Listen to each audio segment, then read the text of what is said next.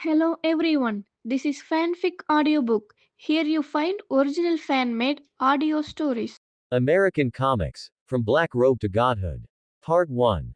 It was a mild afternoon on the city streets, with sunlight gentle and traffic flowing slowly, a scene of peaceful urban life.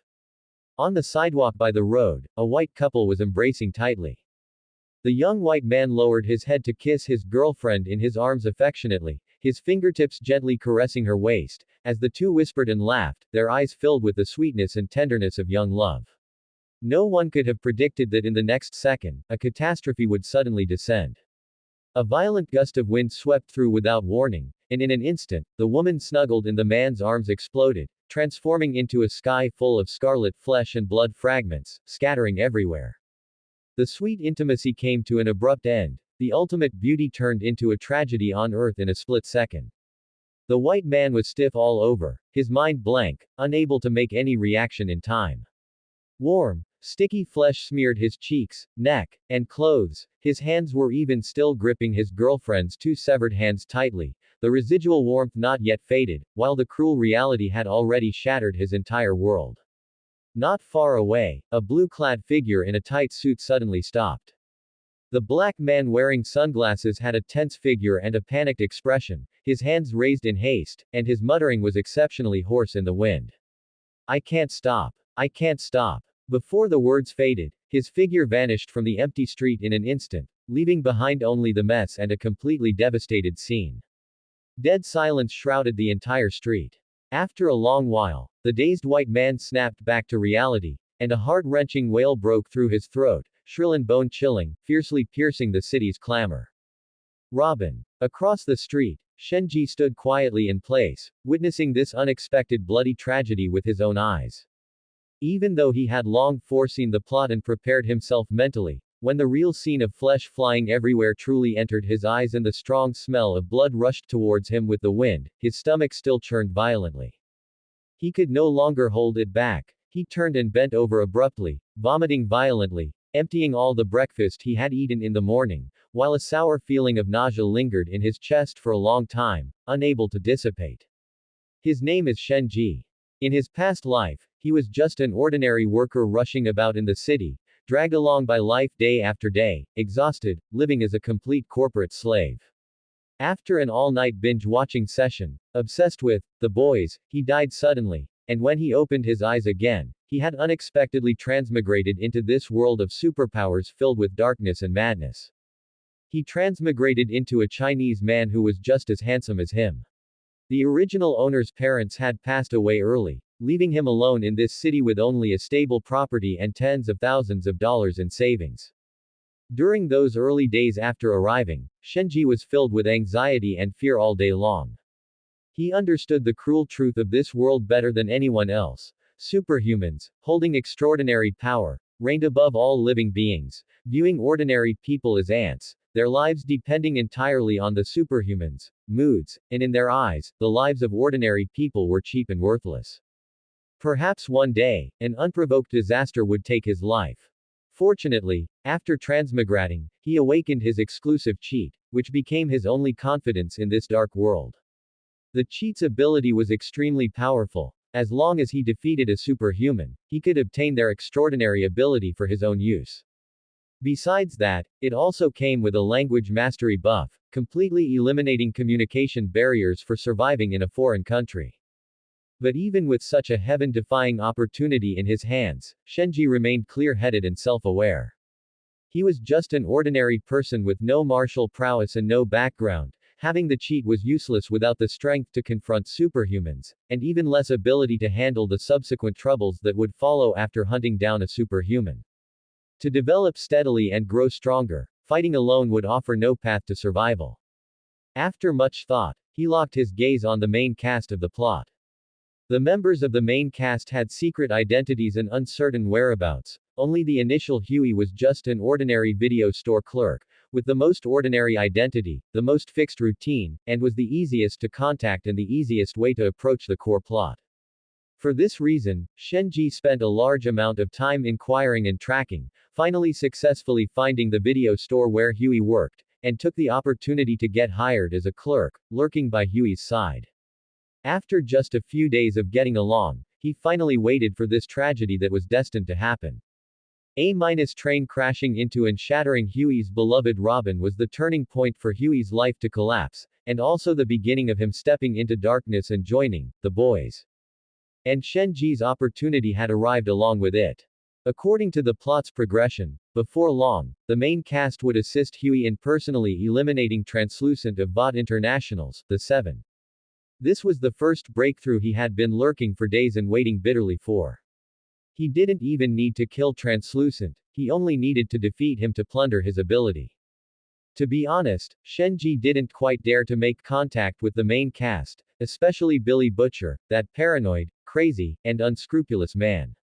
The violent vomiting gradually ceased, the sour feeling of nausea slowly faded, and Shenji straightened up, raised his hand to wipe the stains from the corners of his mouth, and suppressed the waves in his heart. In the middle of the street, Huey sat slumped in the middle of the flesh and blood, lost and soul broken, his eyes hollow and dazed, his body stiff. There was no roaring, no vomiting, it was as if his soul had been instantly extracted, leaving only an empty shell, completely crashed. Shenji pondered for a moment, suppressed all his thoughts, stepped across the road, walked to in front of Huey, and gently patted his trembling shoulder, his voice low and gentle. Huey, my condolences. After speaking, he reached out to slowly help the limp Huey up from the ground, while simultaneously taking out his phone to dial the police. The sound of sirens soon pierced the sky, and police cars arrived at the scene. Shenji accompanied Huey throughout the whole process, staying with him to finish the statement, cooperate with the investigation, and handle all the tedious procedures, until dusk, before leaving alone. Returning home, before Shenji had completely calmed down, a regular and urgent knocking came from outside the door. He had long anticipated that Vought International's reaction speed would be far faster than he had imagined. After opening the door, several Vought lawyers in formal suits with sharp auras stood outside, their intentions straightforward. They brought out a generous compensation, wanting to use money to completely seal his lips and smooth over the public opinion impact of this malicious accident. Shenji did not hesitate at all, he decisively accepted the money and signed the confidentiality agreement. He was extremely clear that in front of Vought International's massive power, the justice and backbone of a mere ordinary person were meaningless. If he insisted on refusing and insisted on being stubborn, he probably wouldn't even live until tomorrow morning. Even though he, as an eyewitness, was captured on camera together with Huey, and the incident had already spread throughout the city and reached the trending searches, he still dared not relax even a little. He was not the protagonist, he didn't have a heaven-defying protagonist halo, he couldn't afford to gamble, and he couldn't afford to lose. For the next few days, Shenji maintained his usual routine, going to work at the video store on time, his expression as calm as ever, without revealing the slightest flaw. He even specifically attended Robin's funeral, observing quietly from the sidelines the entire time. It was at this funeral that he saw the figure he had expected. In a corner of the crowd, a man with a thick beard and sharp, deep eyes was silently watching the distraught Huey. Billy Butcher. Shenji smiled inwardly, the gears of the plot had already begun to turn steadily. Butcher would soon approach Huey on his own initiative and pull him completely into the vortex of opposing Vought International. In the days following the funeral, Shenji used the excuse of keeping him company to stay by Huey's side day and night, voluntarily accompanying him during night shifts and watching the store. As the only other eyewitness to the scene, Huey had long since made him his confidant. Consumed by grief and anger, he had confided in Shenji more than once, wanting to sue Vought International to seek justice for Robin, and even more so, hoping that Shenji would come forward to testify. But Shenji could only politely refuse time and again. He had already signed a non-disclosure agreement and taken the hush money. If he were to rashly testify, not only would he have no chance of winning, but he would also completely infuriate Vought International and bring fatal disaster upon himself. As night fell, the late-night video store was exceptionally quiet. Streetlights spilled through the glass windows, casting a dim, yellow glow across the floor. Just then, a tall figure pushed open the door, bringing with him the night air and a sense of hostility. It was Billy Butcher. Huey tried to pull himself together, habitually stepping forward to serve the customer, politely asking what he needed, only to hear the man start with a series of inexplicable remarks. He frowned, suppressing the doubts in his heart, and maintained his politeness. Is there anything I can help you with? The bearded man turned slowly, his gaze falling heavily on Huey, his tone carrying a hint of mockery and insight. I won't make things difficult for you, Huey. I've heard about what happened to Robin.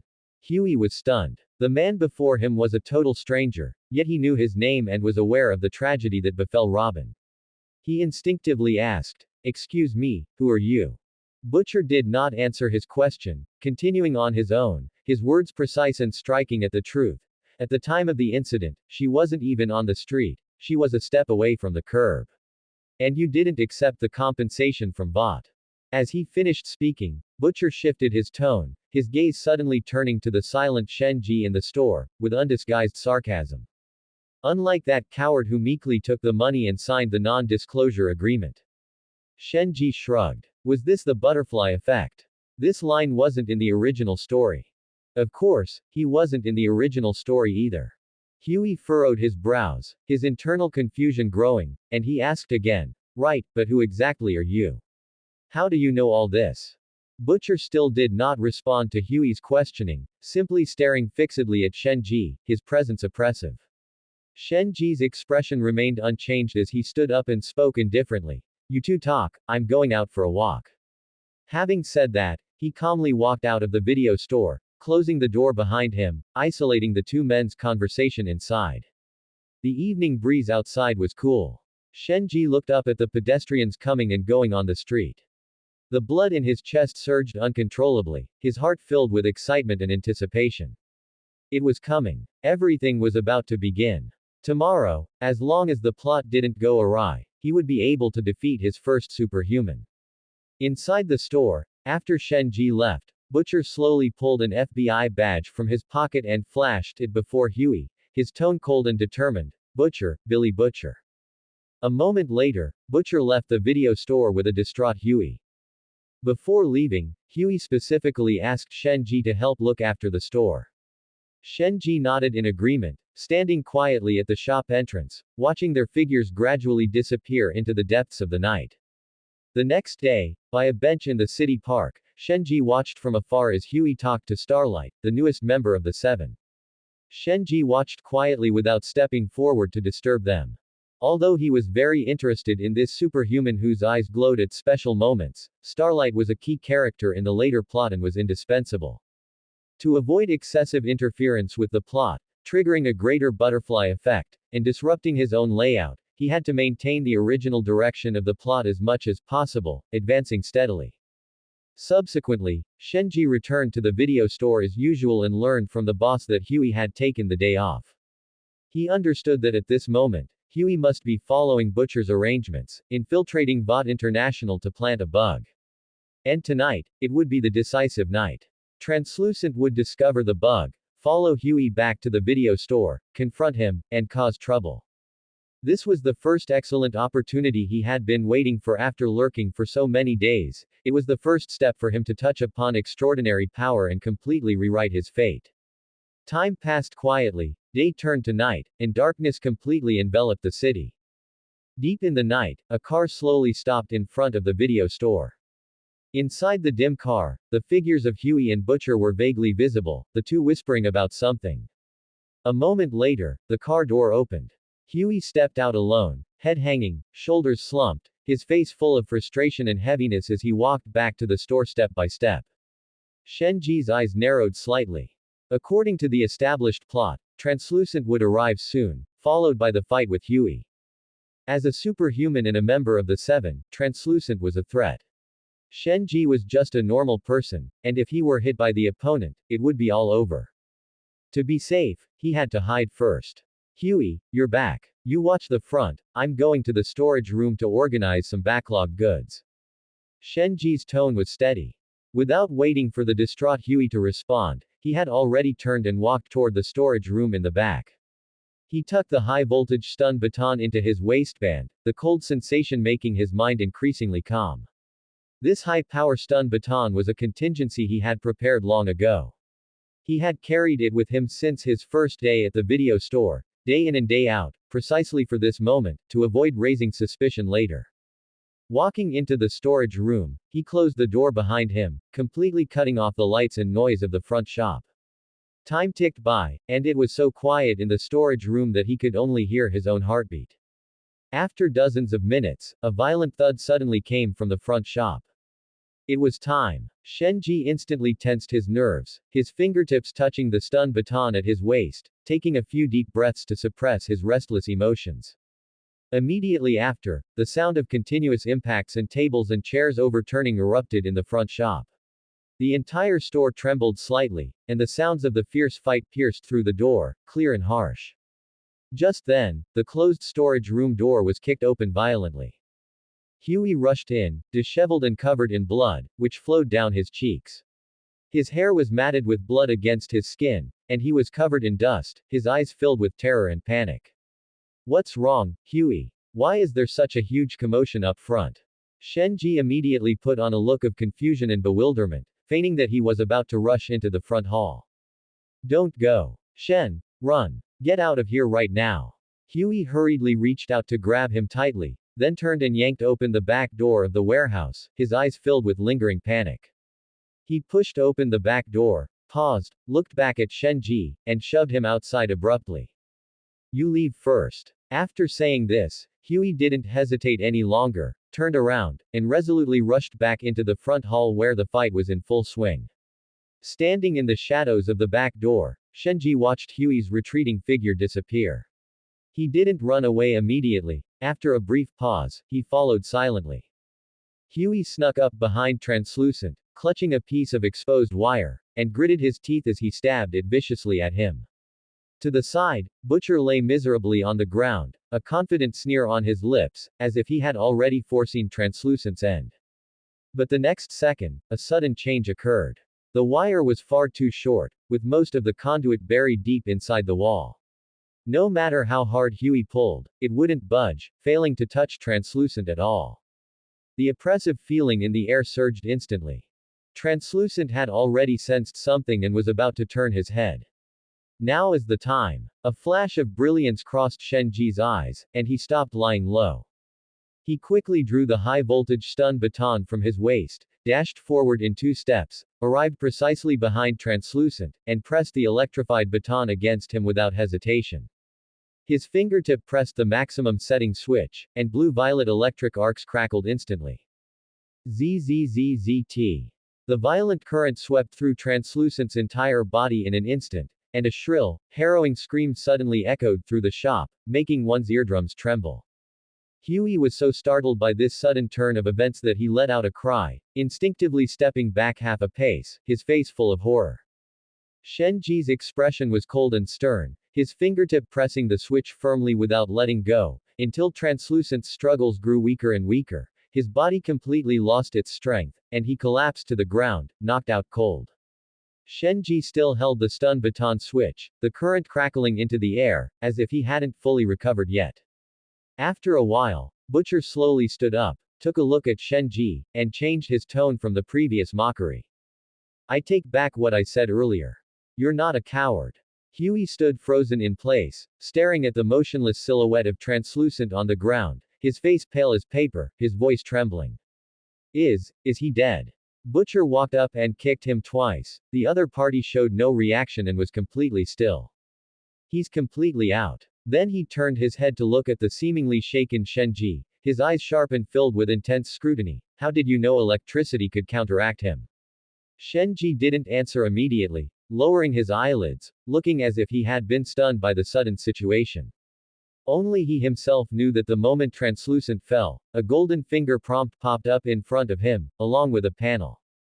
Ding! Successfully defeated Superhuman, Translucent, obtained Superpower Carbon Metamaterial Skin, activated Superpower Panel. Name: Shenji. Strength: Level 1. Defense: Level 2. Hearing: Level 1. Vision: Level 0. Speed: Level 0. Ability: Carbon Metamaterial Skin. Carbon Metamaterial Skin. The skin's surface will transform into a carbon metamaterial, with defensive capabilities comparable to diamond, capable of bending light to achieve optical invisibility, and possesses extremely high electrical conductivity. Looking at the panel, Shenji roughly understood the breakdown of the data. 0 represented attributes the same as a normal human, 1 and above were the basic attributes of a superhuman, and 2 and above represented a level that was quite powerful even among superhumans. The higher the value, the more powerful the ability. Having obtained translucence ability, aside from his defense exceeding that of an average superhuman, only his strength and hearing had reached the basic level of a superhuman, while the rest of his attributes remained at a normal human level. Thinking about it carefully, aside from invisibility and defense, translucent didn't have any other means, so he really couldn't be considered a powerful superhuman.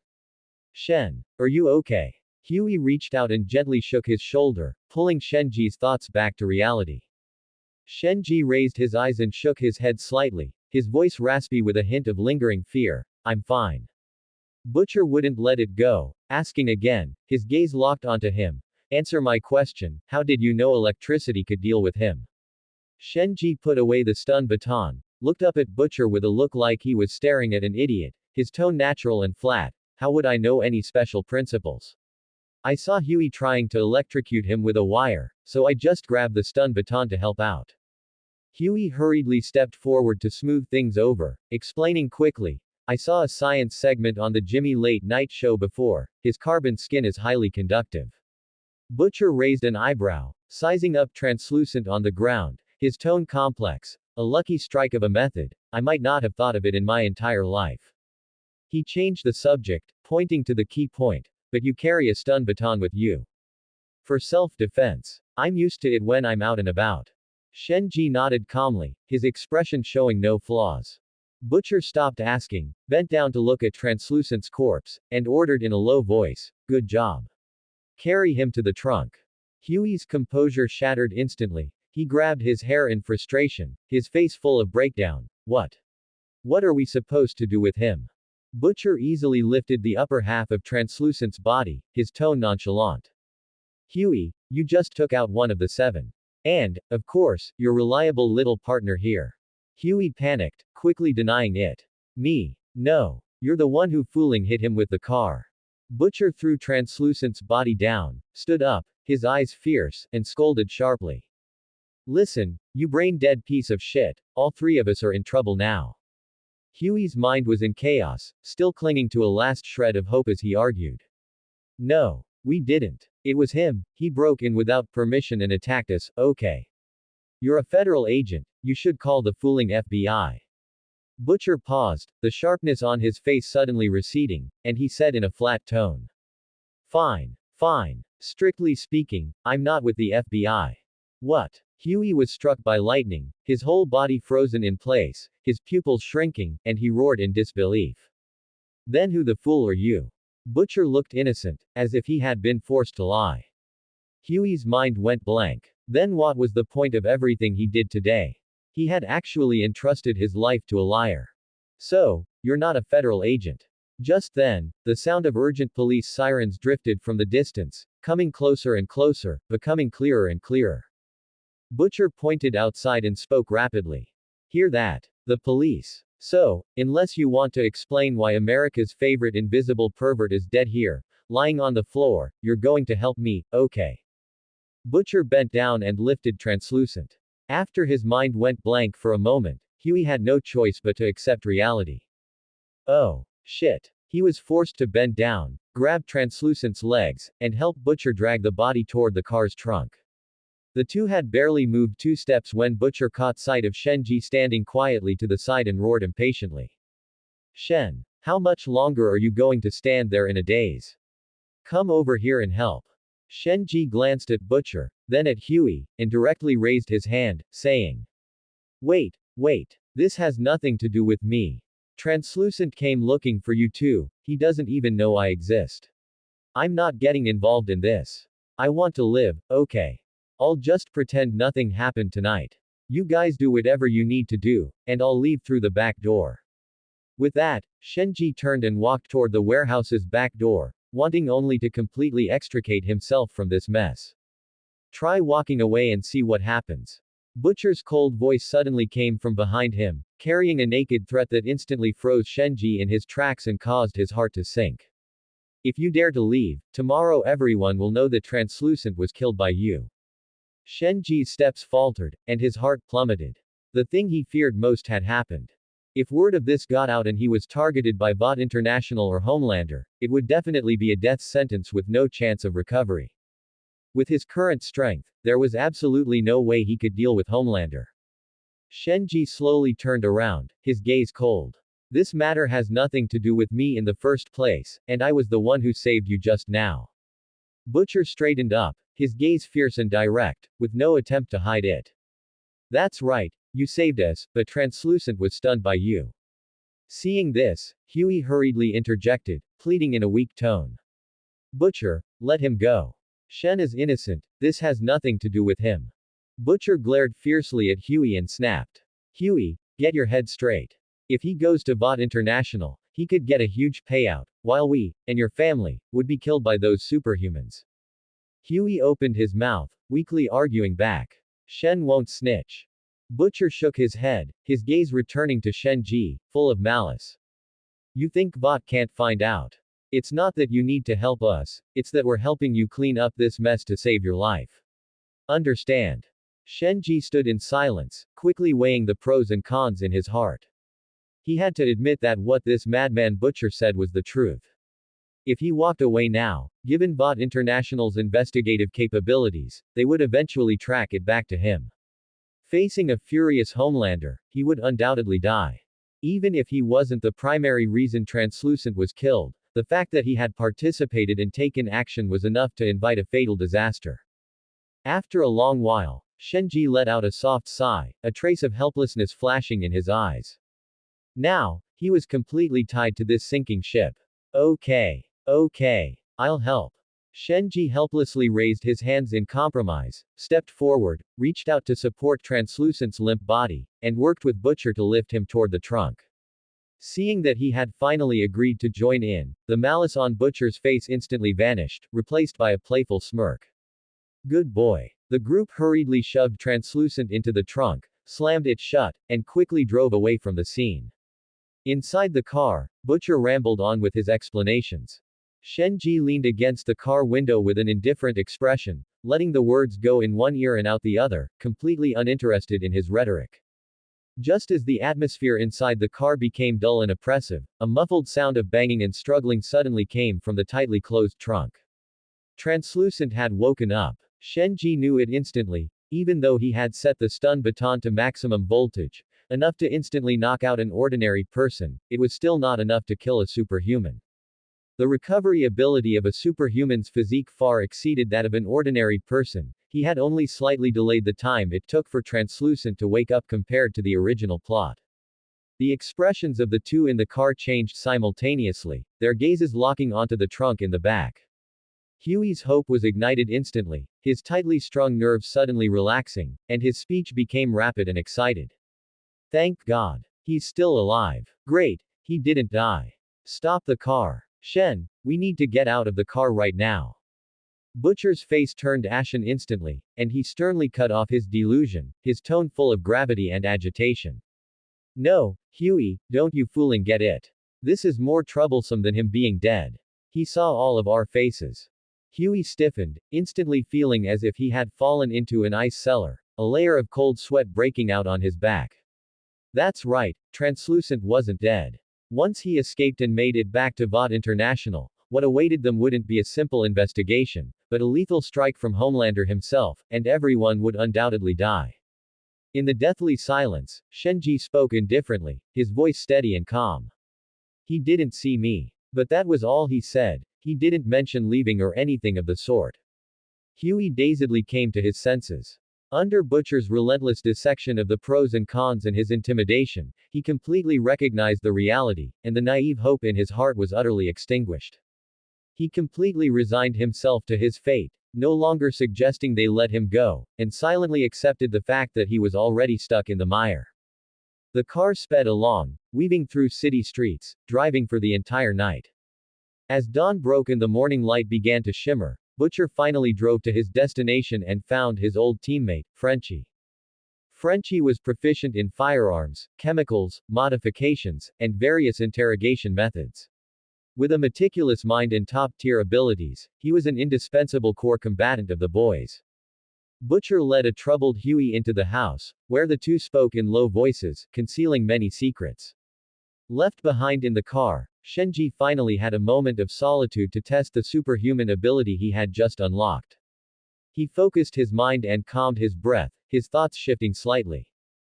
Under his gaze, the outline of his raised right hand gradually blurred and faded, eventually disappearing completely into the air without leaving a trace. This ability seemed like a bug. It could completely conceal his form, making it an unsolvable assassination and stealth skill for ordinary people and even most ordinary superhumans. Yet, in front of truly top-tier powerhouses, it was exceptionally useless. Optical invisibility only deceived the vision, it could not mask his presence, breathing, or heartbeat. Top-tier superhumans like Queen Maeve, even if they couldn't capture an invisible target with their eyes, could precisely lock onto the invisible person's location with their keen hearing and easily break the stealth to kill them. He continued to activate the ability, and in an instant, his entire body blurred, completely blending into the air and vanishing from external view. Only the clothes and accessories on his body remained as they were. Empty clothes were levitating on the back seat of the car, looking both eerie and comical. Optical invisibility only works on the body itself. Any external objects attached to it cannot be concealed. Whether it is clothing, bloodstains, dust, or rain, everything can instantly outline the invisible figure, completely exposing one's position. In other words, to achieve perfect invisibility, one must be stark naked. Shenji's mouth twitched, filled with disgust. He could never bring himself to act like the pervert translucent, roaming around naked all day, or even peeping into women's restrooms, completely devoid of morals and shame. But he had to admit, this was the easiest and safest superhuman ability he could obtain at this stage. In this world of the boys, superhuman abilities are diverse and powerful figures abound. Any named superhuman possesses formidable strength and complex backgrounds, making them impossible to target.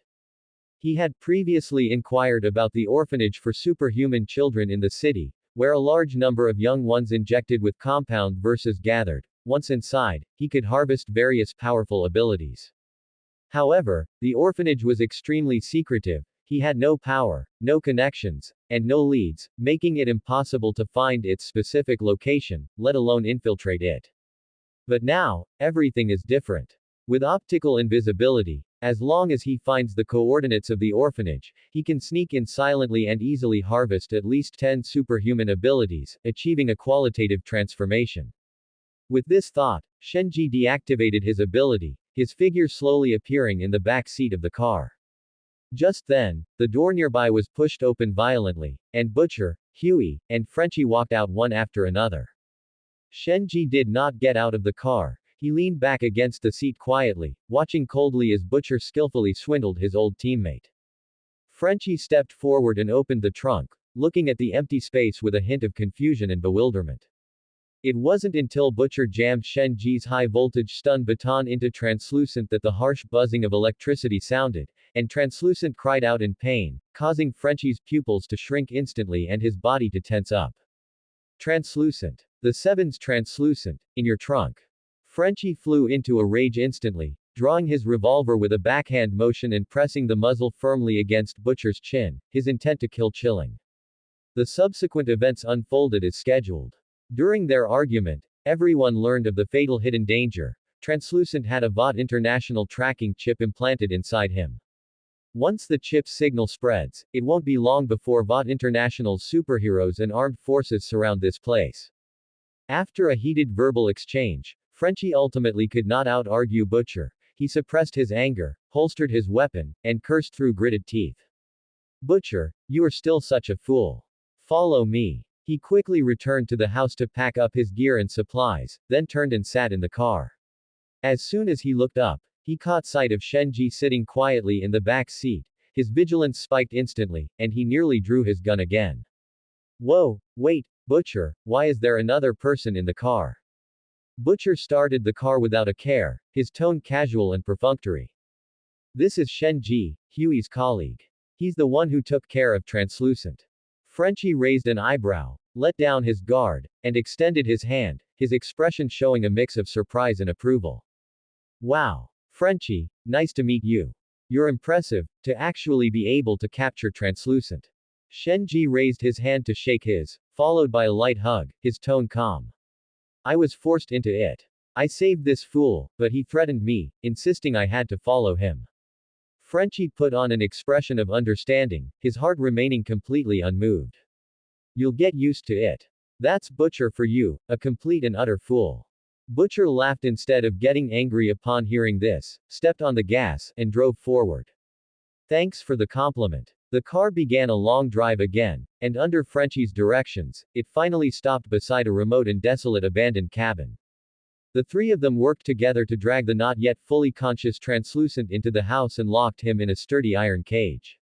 They connected it to a power source to keep the cage electrified, and then wrapped the roof and walls in layers of radio frequency shielding foil to completely isolate the chip's signal, preventing Vought International from tracking his location. Throughout the whole process, Shenji stood to the side, watching as a bystander without the slightest intention of helping. Butcher and the others knew clearly that Shenji still held a grudge and was dissatisfied with being forcibly dragged onto this sinking ship, so they tacitly chose not to urge him. Before long, Translucent slowly woke up, his gaze sweeping across the room and taking everyone in. Butcher smiled and glanced at Shenji. Shen, this matter is now your business too. Shenji raised his eyes, glanced at him indifferently, and silently raised his middle finger. The door was completely shut and locked, and the group inside began to discuss in low voices how to execute Translucent. Shenji knew clearly that Translucent's carbon-based skin was indestructible, comparable to diamond, but his internal organs were still at the fragile level of an ordinary human. As long as a bomb with sufficient power was detonated inside his body, he could be easily killed. However, he did not speak up. According to the original plot, Translucent was supposed to die tomorrow, and Huey would obtain key intelligence from him. Killing Translucent was the critical turning point for Huey to completely shed his innocence and undergo his transformation and growth. Therefore, after careful consideration, Shenji decided. Screw the transformation. He was already a superhuman, so why did he have to be such a coward? Butcher and Frenchie were still discussing how to kill Translucent, while Huey was still naively thinking about sparing Translucent's life. Shenji stopped watching and spoke up suddenly. A bomb. Frenchie was stunned for a moment and instinctively waved his hand in denial. It's useless. His skin is as hard as diamond, a regular bomb can't penetrate his defenses at all. Shenji's gaze was calm, his tone certain, as he said word by word. His skin is just hard, his internal organs are the same as an ordinary person's. Shove a remote-controlled bomb up his ass, and when the time comes, whatever we want to ask, whatever intelligence we want, we'll be the ones calling the shots. Frenchie's pupils shrank instantly, his face full of astonishment.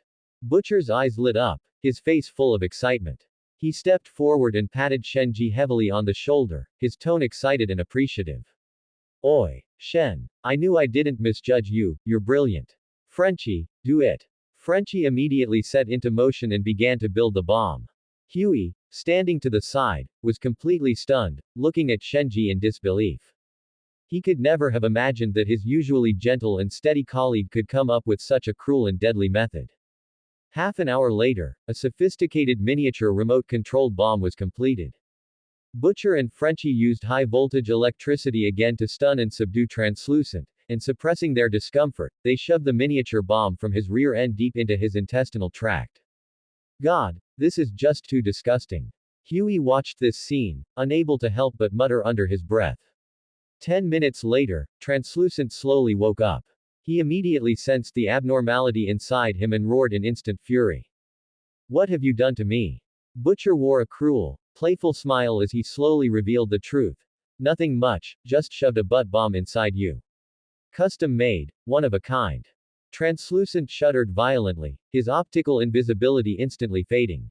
He knelt on the ground naked and disheveled, completely panicked. His tone shifted instantly from rage to extreme fear and begging, don't kill me. Please, don't detonate it.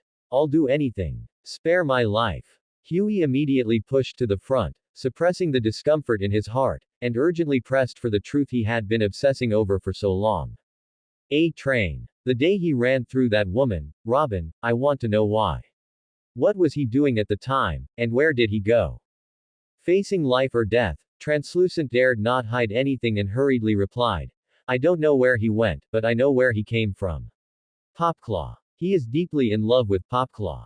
A-train thinks no one else knows, but I do. I know a lot of things. I know A-train goes to her place every night, he might even be there right now. Huey frowned, confirming in a low voice, Popclaw, that hero whose arms can sprout sharp blades. Butcher scoffed dismissively, his face full of disdain. Yeah, a fourth-rate piece of trash. Translucent quickly struck while the iron was hot, desperately trying to survive. If anyone knows what A-train is up to, it's definitely Popclaw. That's all I know, I swear to heaven. But if you want to know anything else, I'll tell you everything. Ask me. Shenji opened his mouth, wanting to ask something, but after a moment's thought, he didn't. Butcher was meticulous, cunning, and suspicious. If he asked questions that were too precise or beyond the knowledge of an ordinary person, it would inevitably expose his anomaly. His greatest advantage right now was hiding himself and developing in secret. With Butcher and his group distracting Vought International and drawing all of Homelander's attention, he could safely hibernate and quietly grow stronger. As long as he had enough time to develop, he would sooner or later surpass Homelander and stand at the pinnacle of this world. Moreover, he already had his next plan in mind and had no need to rely on Translucent for information. Butcher glanced at the three of them and shook his head, signaling them to leave. He wanted to interrogate him personally. Shenji turned and walked out of the room, cutting off the shrill pleas and wails of Translucent behind him. The plot of this life had already completely deviated because of him. In the original story, Butcher would have accidentally damaged the radio frequency shielding foil with a special bullet, leaking the chip's signal and attracting Vought's pursuers. But now, he had provided the perfect solution in advance. There was no need to use special bullets, and the shielding foil remained intact. To this day, Vought International still couldn't track Translucent's whereabouts. They had plenty of time to interrogate for information and plan their next moves. Shenji's goal was clear. He didn't have time to waste watching them interrogate, so he wanted to take the opportunity to go out and find the next superhuman. Just then, the idle TV in the room automatically started playing a news broadcast, and the host's voice came through clearly. The whole city is watching. The 7-member A-train will engage in a super-speed race against the rising superhuman star, Impact, in 3 days. Shenji withdrew his gaze from the TV news and walked straight toward the door. Shen, where are you going? Huey asked hurriedly upon seeing this. Going out for a bit. Shenji didn't stop, his tone calm and composed. Translucent is completely under control now. There won't be any mishaps in the short term, so there's nothing for me to do. Huey immediately caught up, blocked his path, and said with some awkwardness, wait, I'll go with you. I actually wanted to go home for a bit anyway. Shenji stopped abruptly, turned slightly to look at Huey, and gently pressed his hand on his shoulder to stop him. Huey, calm down. Don't you want to find out the truth about Robin's tragic death and get justice for her? Butcher is a ruthless fool, but at this stage, only he and his team have the ability to help you.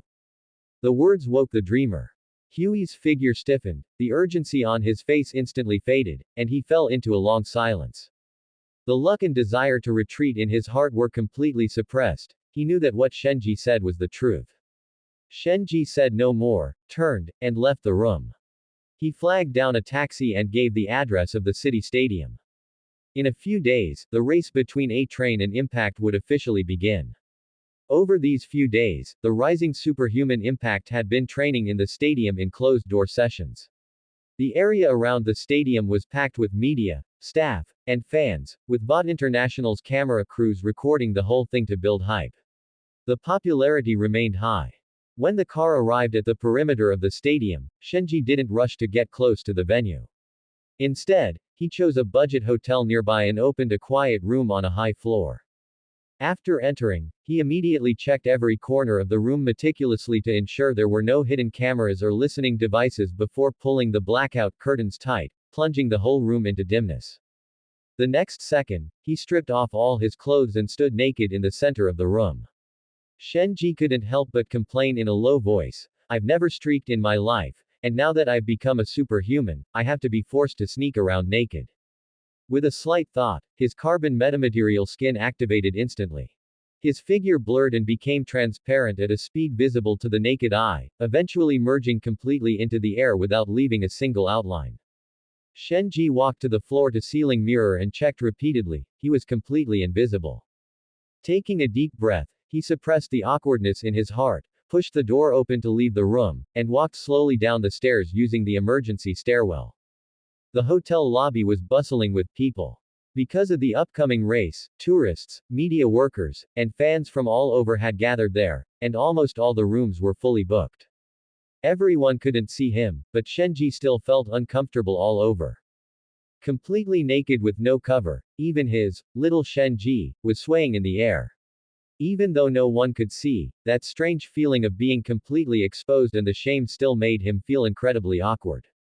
He could only deliberately lighten his steps, moving slowly through the gaps in the crowd, carefully avoiding any contact with anyone, while keeping an eye on water stains, dust, and debris around him to eliminate any flaws that might reveal his outline.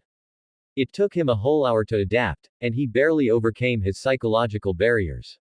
Not only could he walk steadily, but he could even jog, completely adapting to the rhythm of movement while invisible. The time was ripe. Shenji stepped out of the hotel and headed straight for the nearby city stadium. The race hadn't started yet, but security at the venue was tight.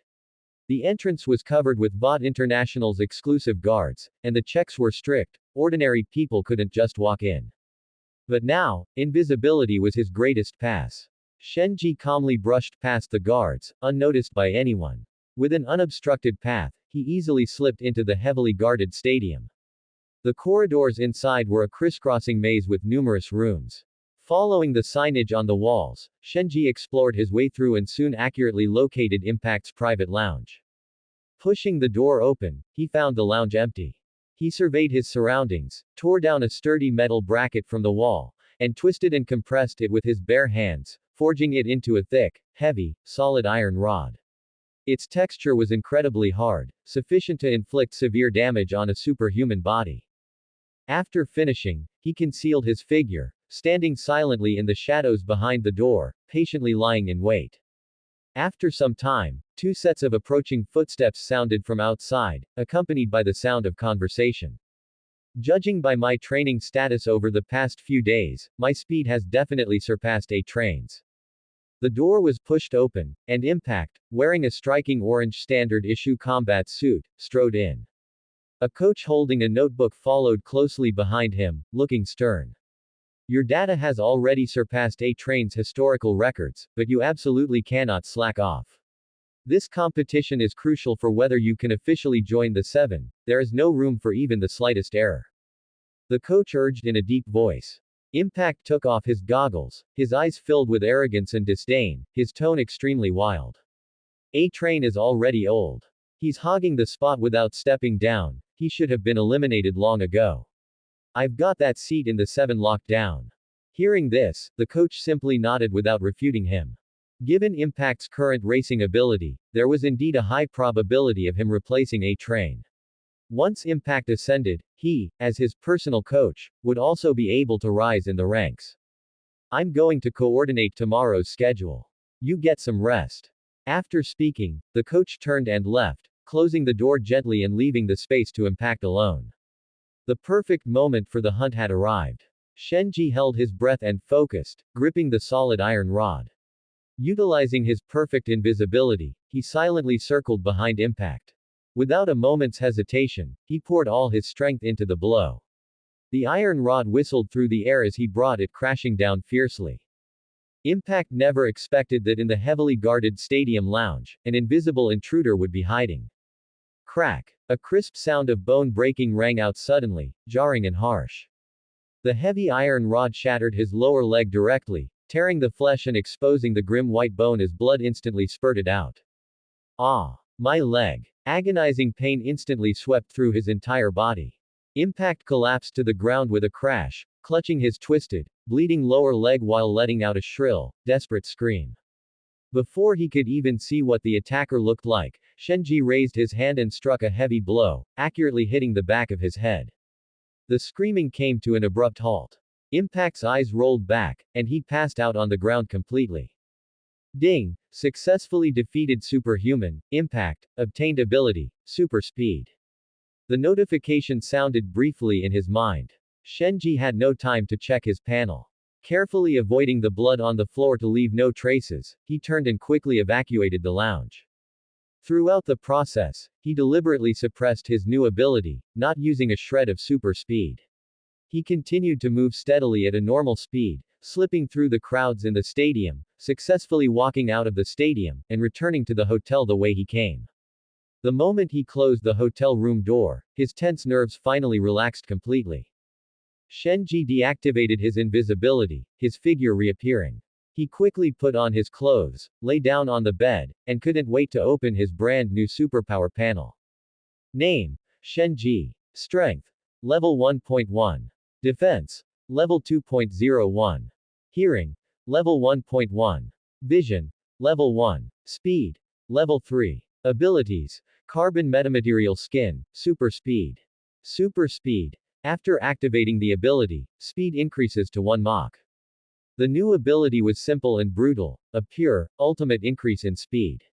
1 Mach is 340 meters per second, which is the speed of sound. But Shenji knew very well that this ability was extremely powerful, yet also extremely difficult to control.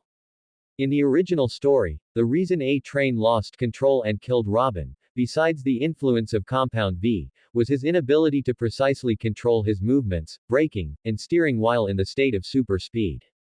His speed was too fast, and his vision, judgment, and physical control couldn't keep up, ultimately leading to tragedy. To perfectly master the speed of 1 Mach, he had to undergo extensive training.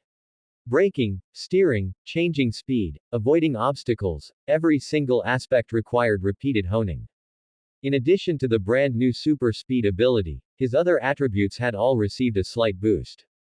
Strength increased by 0.1 levels, hearing increased by 0.1 levels, and defense increased by 0.01 levels. Looking at it this way, perhaps after defeating 9 ordinary superpowered individuals, his strength and hearing should be able to increase by 1 level.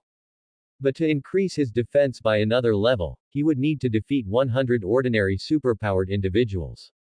It seemed like a weak increase, but Shenji could clearly perceive that his physical strength had directly doubled compared to before.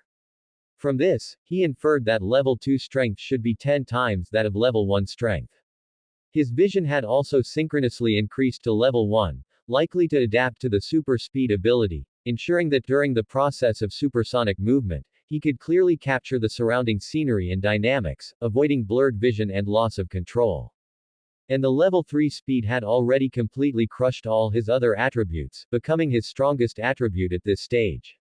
Shenji closed the superpower panel. Not in a rush to check out and leave, he simply decided to stay at this hotel for a while. The most urgent matter for him now was to thoroughly master the super speed ability he had just acquired. In the time that followed, Shenji stayed behind closed doors, repeatedly honing and training his super speed ability within the spacious hotel room. He gradually discovered that the uses of super speed went far beyond simple high-speed movement. With the enhancement of the speed of sound, his limb movements could also receive an ultimate boost. The trembling of his fingertips, the swinging of his arms, all could erupt with a speed invisible to the naked eye. Whether it was close-quarters surprise attacks, dodging and defending, or subsequent offensive and defensive maneuvers, he could form an absolute suppression. Shenji practiced high-speed punches, instant turns, and emergency braking over and over again, slowly exploring the rhythm of force application and body balance in the state of sound speed, bit by bit shedding the awkwardness of having just acquired the ability. On the other side, inside the stadium, Impact's shrill scream from earlier had ultimately attracted the attention of the staff. When everyone rushed to the lounge, they only saw a shocking pool of blood and an empty scene. Only a puddle of wet blood proved the tragedy that had just occurred. The situation was sensitive, so the staff dared not make a scene. They immediately sealed off the scene and secretly transferred the seriously injured and unconscious Impact to the VOT International Exclusive Medical Center, maintaining strict confidentiality throughout to prevent any news from leaking. Inside the VOT medical ward, the pale lights cast a cold chill over the room. Impact lay stiffly on the hospital bed, his entire right leg wrapped in layers of thick plaster. Intense pain continuously eroded his nerves, and his monstrous rage completely overwhelmed his reason. He stared fixedly at the ceiling, gnashing his teeth, his voice hoarse and filled with malice. It must be that fooled A-Train. He was just afraid that I would crush him in the competition, afraid of losing his seat in the 7 completely, so he ambushed me and broke my leg. That coward. Beside him, VOT International Executive Ashley's expression tightened at these words. She quickly spoke up to stop him, her tone carrying a hint of warning. No. Impact. You absolutely cannot speak recklessly without evidence. I will never allow such baseless rumors to leak out and be hyped up and fermented by the media. This afternoon, A-Train was with the production crew for filming the entire time and never left the set. But at this moment, Impact was already blinded by rage. He couldn't listen to any explanation and continued to roar his accusations wildly. He is a speedster. With super speed that crosses hundreds of meters in a second. For him, going back and forth to the track is just a matter of an instant. Besides him, who else has the ability to take me out silently? Ashley wearily raised a hand to rub her temples and sternly interrupted his outburst. The company will investigate this matter thoroughly. You just need to focus on recovering and behave yourself. Having said that, she turned to leave. Seeing this, Impact panicked instantly, pushing himself up from the edge of the bed with a look of panic and anxiety in his tone. Then what about the race? In my current state, there is no way I can compete. How will the race in 3 days be handled? The company will arrange everything that follows. You don't need to worry about it. Ashley waved her hand and walked out, closing the door behind her. The moment the door closed, an enraged roar exploded inside the hospital room. A-Train. I will never let you get away with this. Ashley didn't pause, shook her head helplessly, suppressed the irritation in her heart, and headed straight for Madeline's office. She knocked lightly on the door before pushing it open, but as her gaze swept across the room, she froze in place. On the office sofa, Madeline was sitting across from Homelander, talking in low voices, the atmosphere quiet and subtle. Caught off guard by this scene, Ashley's heart skipped a beat. She quickly lowered her head and turned around, her tone panicked. I'm sorry, Ms. Madeline, Homelander. I didn't know you were here. I'll step out first and report back later. Stop. Madeline said flatly, calling her back immediately. Ashley turned around, her body stiff. Facing Homelander's cold, biting, and emotionless eyes, she couldn't stop trembling slightly, burying her head even lower, not daring to breathe. What happened? Madeline stood up, her expression calm, and asked. It's Impact. Ashley's voice tightened as she reported cautiously. He was secretly attacked and had his leg broken. His injuries are severe, and the race in 3 days will likely need to be postponed. Madeline's brows suddenly furrowed, her tone grave. What happened? Have you found out who did it? There are no clues yet. Ashley shook her head truthfully. Impact didn't see the attacker at all. He insists it was A-Train attacking out of jealousy. But according to the production crew's records, A-Train was at the recording set all day and has a complete alibi. Beside them, the silent Homelander stood up slowly, meticulously adjusting his uniform. Coldness surged in his eyes, and his tone carried a hint of indifferent mockery. That idiot A-Train doesn't have the guts or the brains to do something like this. His tone shifted, and his eyes turned sharp. What about Translucent? His whereabouts have been completely unknown lately. Where is he? Ashley stiffened, instinctively looking at Madeline, not daring to answer on her own. The atmosphere in the room instantly dropped to freezing. Madeline stepped forward in time, softly soothing the cooling emotions of Homelander, and spoke calmly to diffuse the situation. Don't worry, I have been following up on Translucent's matter. This incident was definitely not done by A-Train or Translucent. I will personally investigate it thoroughly. She turned to look at Ashley and ordered in a deep voice. Go to the 68th floor and retrieve the VOT Special Repair Serum. Inject it into Impact to compress the recovery period as much as possible. In any case, the scheduled race cannot be delayed. Yes. Ashley felt as if she had been granted amnesty. Not daring to stay a moment longer, she turned and trotted out of the office. The oppressive aura surrounding Homelander was too suffocating, every second felt like torture to her. The door closed completely, and the office returned to silence. Madeline walked slowly to Homelander, raised her hand to gently caress his cheek, and tenderly soothed his restless emotions. Meanwhile, in a remote area of the city's coastal waters, the night was dark and gloomy. Butcher stood on the shore, watching the surging waves on the sea, his expression cold and hard. After completely draining Translucent of all intelligence and value, he did not hesitate to detonate the bomb inside his ass. After a muffled thud, Translucent, who was once ranked among the seven, was blown into a pile of shredded flesh. Butcher packed all the remains into a zinc box. Homelander's vision could not penetrate zinc, then drove to the seaside and casually tossed it into the pitch-black ocean. The storm had temporarily subsided, and the team members each performed their duties, acting separately. Frenchie took Huey to Popclaw's residence, preparing to plant a surveillance program to completely monitor her movements, dig deep into A-Train's secret intelligence, and seek justice for Robin. Meanwhile, Butcher set off alone to find the next teammate, Homelander's favorite, Mother's Milk. Mother's Milk, originally named Marvin T. Milk, once served in the Marine Corps. He was meticulous and possessed powerful combat strength, and was also an old teammate of Butcher's from the past. As for Shenji, Butcher only casually asked about his whereabouts once and then paid no further attention to him. He knew clearly in his heart that Shenji was completely different from Huey. Huey was filled with thoughts of Robin. In order to find the truth, he could only be tied tightly to their boat, with no other way out. But Shenji was different. He had been passively drawn into this conflict from the beginning. He had no attachments, no worries, and no grudges. He had no obsession or hatred toward the Seven or Vought International. He was an outsider from the start and could walk away at any time. At the moment, Shenji was useless in the team, and it didn't matter if he left, so Butcher simply couldn't be bothered to restrict or control him. However, he had already made his calculations in his heart. Translucent had indirectly died at Shenji's hands, and this was a handle that could never be washed away in this lifetime. Based on this alone, Shenji would never be able to completely escape in this lifetime. Whenever Butcher needed him, he could drag him back into the game at any time to be used for his own purposes. In the blink of an eye, 3 days passed, and the highly anticipated super speed race kicked off as scheduled at the city stadium. Thanks to Vought International's special repair serum, Impact's leg injury had completely healed, and he was in peak condition. On the track, he stared fixedly at A-Train not far away, his eyes churning with undisguised malice.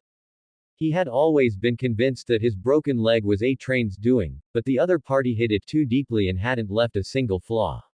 Sensing his hostile gaze, A-Train, who had just taken Compound V, felt excited and restless. He spread his hands innocently, wearing a hypocritical smile on his face. Hey, brother, I've heard about your situation. But I have to clarify, this has nothing to do with me. He swayed his body slightly, the high brought on by the drug making his confidence skyrocket, his tone flamboyant and arrogant. I'm not afraid of your challenge at all. On the contrary, I'm incredibly looking forward to this race. I'll make sure everyone sees clearly who the fastest person really is. A-Train rocked his body. Having taken Compound V, he was incredibly excited at this moment. In the stands, Butcher, who had been staring at A-Train, noticed the change in him at a glance. He's already drugged up. Looks like we won't be getting anything out of this. Butcher withdrew his gaze and looked around casually. Suddenly, his eyes paused, and a playful smirk tugged at the corner of his mouth as he caught sight of a familiar figure. Oi tilde oi tilde oi tilde, look who I found. Isn't this Shen? You actually came to watch A-Train and Impact's race too. I thought you weren't very interested in A-Train. Hearing that familiar, punchable voice, Shenji's brow twitched. He turned to look at that bearded face full of mockery, a surge of irritation rising instantly in his heart. Why did I have to run into you fool here? Butcher stepped forward 2 paces and raised his hand, pointing toward the VIP box at the highest point of the stadium. Oi tilde, we're friends who went through thick and thin together, aren't we? Look up there. Shenji instinctively looked up, his heart tightening instantly. Homelander was standing on the high platform with his hands behind his back, scanning the audience from above. Those sharp eyes had already taken in the figures of him and Butcher. However, he didn't think too much of it, assuming they were just two fans who liked him. Shenji withdrew his gaze expressionlessly and glared coldly at Butcher. This guy had screwed him over again, letting Homelander see his face. Once the shitty things Butcher did were discovered, he would also be branded as Butcher's accomplice. The more he thought about it, the more annoyed he became. Shenji couldn't be bothered with small talk, he simply raised a middle finger at Butcher, turned around, and prepared to leave the arena. Oi tilde, we're getting ready to leave. Want to come with us? Shenji's footsteps came to a sudden halt. He quickly weighed the pros and cons in his mind, calculating the plot points. Kimiko was about to make her appearance. Kimiko's healing ability was absolutely a top-tier talent. Even when suffering a fatal head injury, she could completely repair her body and return from the dead. It was a life-saving skill he absolutely had to acquire. It was just that he didn't know Kimiko's specific location at the moment, and the only clue still required Butcher to dig it up. Shenji felt incredibly helpless. He really didn't want to get entangled with this madman who kept screwing him over, but he had no other choice. Trying to search for the scattered super-powered individuals on his own was no different than looking for a needle in a haystack. Only by following the rhythm of the main cast could he firmly keep up with the plot and harvest abilities. In an instant, a bold idea flashed through his mind. What if he could infiltrate VOT International? With VOT's intelligence network spread across the country, any scattered super-powered individuals or compound versus test subjects couldn't escape their records. At that point, there would be no need to search laboriously, all resources would be within his grasp. It was just that it was a bit difficult for him to enter VOT right now. The elevators inside VOT required fingerprints or things of that sort. Even though he was invisible now and could follow others into VOT International, he had no way to make people investigate those super-powered individuals. Unless he had a sufficient status within VOT. For example, one of the seven. This thought flashed through Shenji's mind, but it was just a fleeting one. It would be easy for him to join the seven. After all, he possessed translucence ability and could completely take his place. But the risk was equally fatal. Once he joined the seven, he would have to face the temperamental, violent, and bloodthirsty Homelander day and night. This twisted, love-starved man-child acted entirely on his mood. A single misstep could lead to death. Shenji was absolutely unwilling to entrust his life to a mentally unstable madman. As his thoughts fluctuated, the crisp sound of the starting gun echoed across the stadium. Two figures shot out instantly, air currents exploded, and afterimages crisscrossed on the track. The race ended extremely quickly, with no suspense. Boosted by the drugs, A-Train steadily suppressed Impact, who was recovering his condition, and firmly secured the victory. Shenji glanced indifferently at the high-spirited A-Train, pushed down all distracting thoughts, and silently followed Butcher's group as they left the venue. The group drove away. Inside the car, the moment Huey saw Shenji, his face was full of surprise, and he immediately stepped forward to give him a hug. Hey, Shen, what are you doing here? Shenji smiled faintly and patted his back, his tone helpless. I got screwed over by this fool Butcher, so I had no choice but to follow along. Butcher turned his head and grinned, his tone carrying a hint of appreciation. Shen, I've said it before, you're smart. Very smart. Far more capable than you look. After speaking, he changed the subject and looked at Huey, asking with interest. By the way, how do you know Starlight? Shenji leaned against the car window, listening to the two of them talk, and slowly closed his eyes, reviewing the results of the past 3 days of training. After continuous training, he had already initially mastered the super speed ability, able to steadily complete straight-line sprints and circular runs, rivaling the basic racing standards of A-Train and Impact. But the shortcomings were still extremely obvious. Once his speed was maxed out, his body control would drop significantly, he could only make minor left and right adjustments and was completely unable to perform high-difficulty maneuvers like rapid turns or instantaneous speed changes. This wasn't due to a lack of proficiency, but a dual limitation of his physical attributes and the ability itself. In a supersonic state, the inertial force was terrifying, Forcing a turn would only cause his body to lose balance and be thrown away directly by the inertia. At this moment, he completely understood a train's loss of control. When a speedster sprints at high speed, visual anticipation simply cannot keep up with the movement speed. While distant obstacles can still be avoided, there is absolutely no room to dodge sudden, close-range situations. Tens of minutes later, the vehicle pulled over steadily to the side of the street. Everyone transferred to another covert surveillance vehicle. Inside the car, a black man with a beard was staring intently at the screen, monitoring Popclaw's apartment around the clock. Seeing the unfamiliar Shenji, Mother's Milk frowned slightly and asked, "Who is this?" "Shenji, one of us." Butcher was concise and to the point, his tone carrying a hint of approval. His brain works extremely fast. The lethal method to take down Translucent was something he came up with. Surprise flashed instantly in Mother's Milk's eyes. He looked Shenji up and down and sighed sincerely. "Wow, that's truly impressive." Butcher leaned close to the surveillance screen and asked in a deep voice, "What's the situation now?" "She's been working out like crazy for an hour." Mother's Milk stared at the figure on the screen, his tone flat. "After hitting that compound V, she's been abnormally hyper." On the surveillance screen, Popclaw was lifting a barbell weighing hundreds of kilograms with her bare hands, training repeatedly at high intensity. While exerting herself frantically, she muttered angry curses to vent, her emotions extremely agitated. Shenji glanced at the screen indifferently. Objectively speaking, Popclaw had outstanding looks, so it was no wonder A-Train was infatuated with her. It was just a pity that Popclaw's superhuman ability was somewhat laughable, two bone spurs like ivory tusks extending from her wrists. He didn't pay much more attention, found an empty seat, and sat down to recall the subsequent plot in his mind.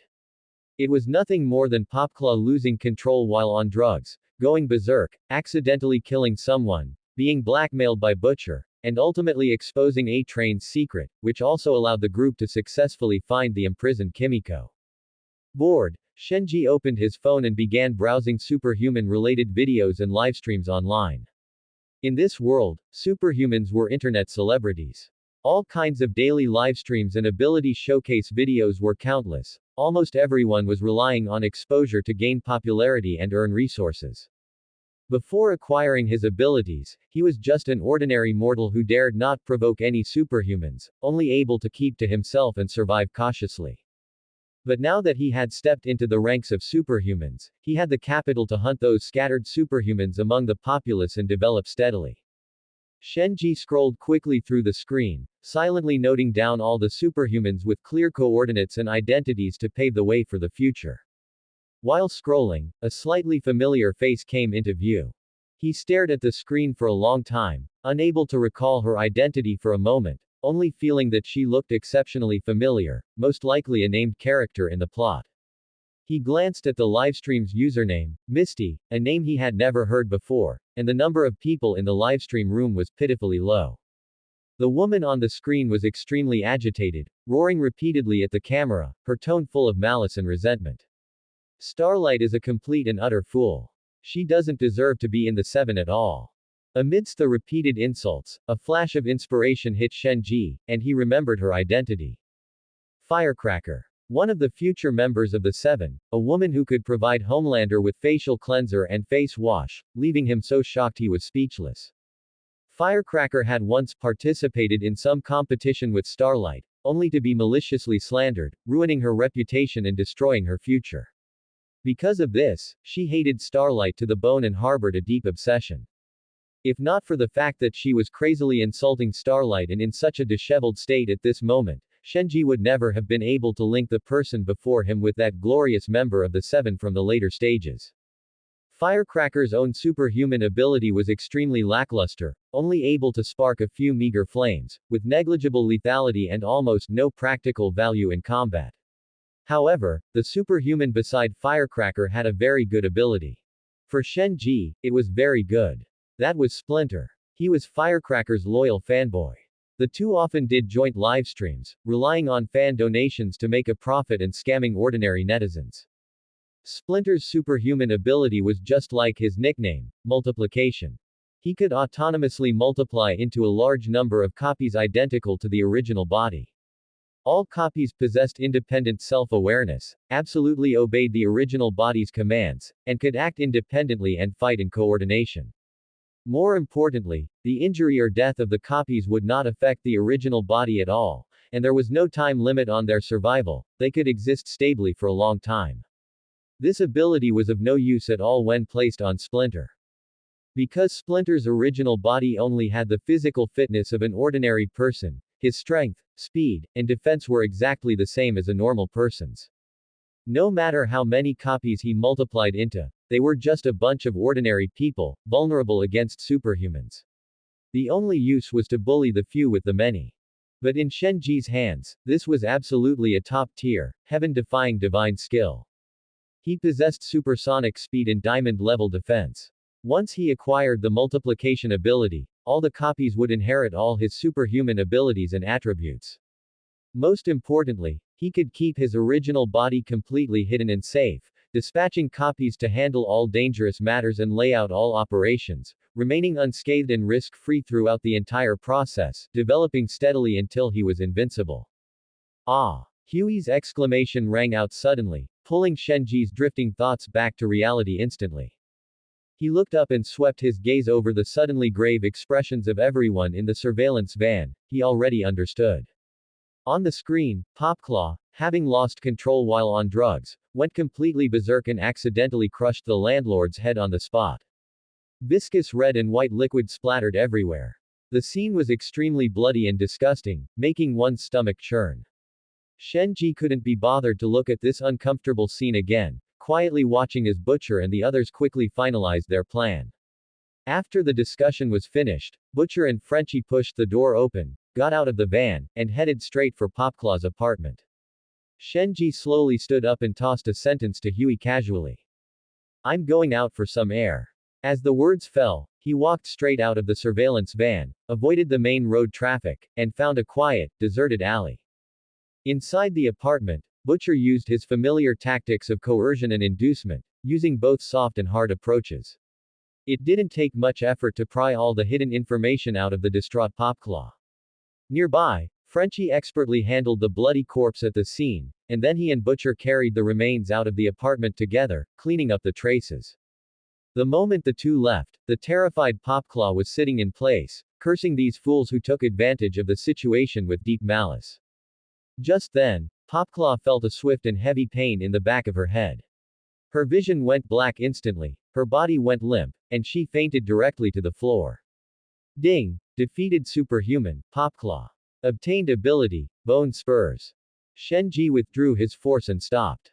The whole process was clean and neat, leaving no trace, and he turned and quietly retreated back into the alley.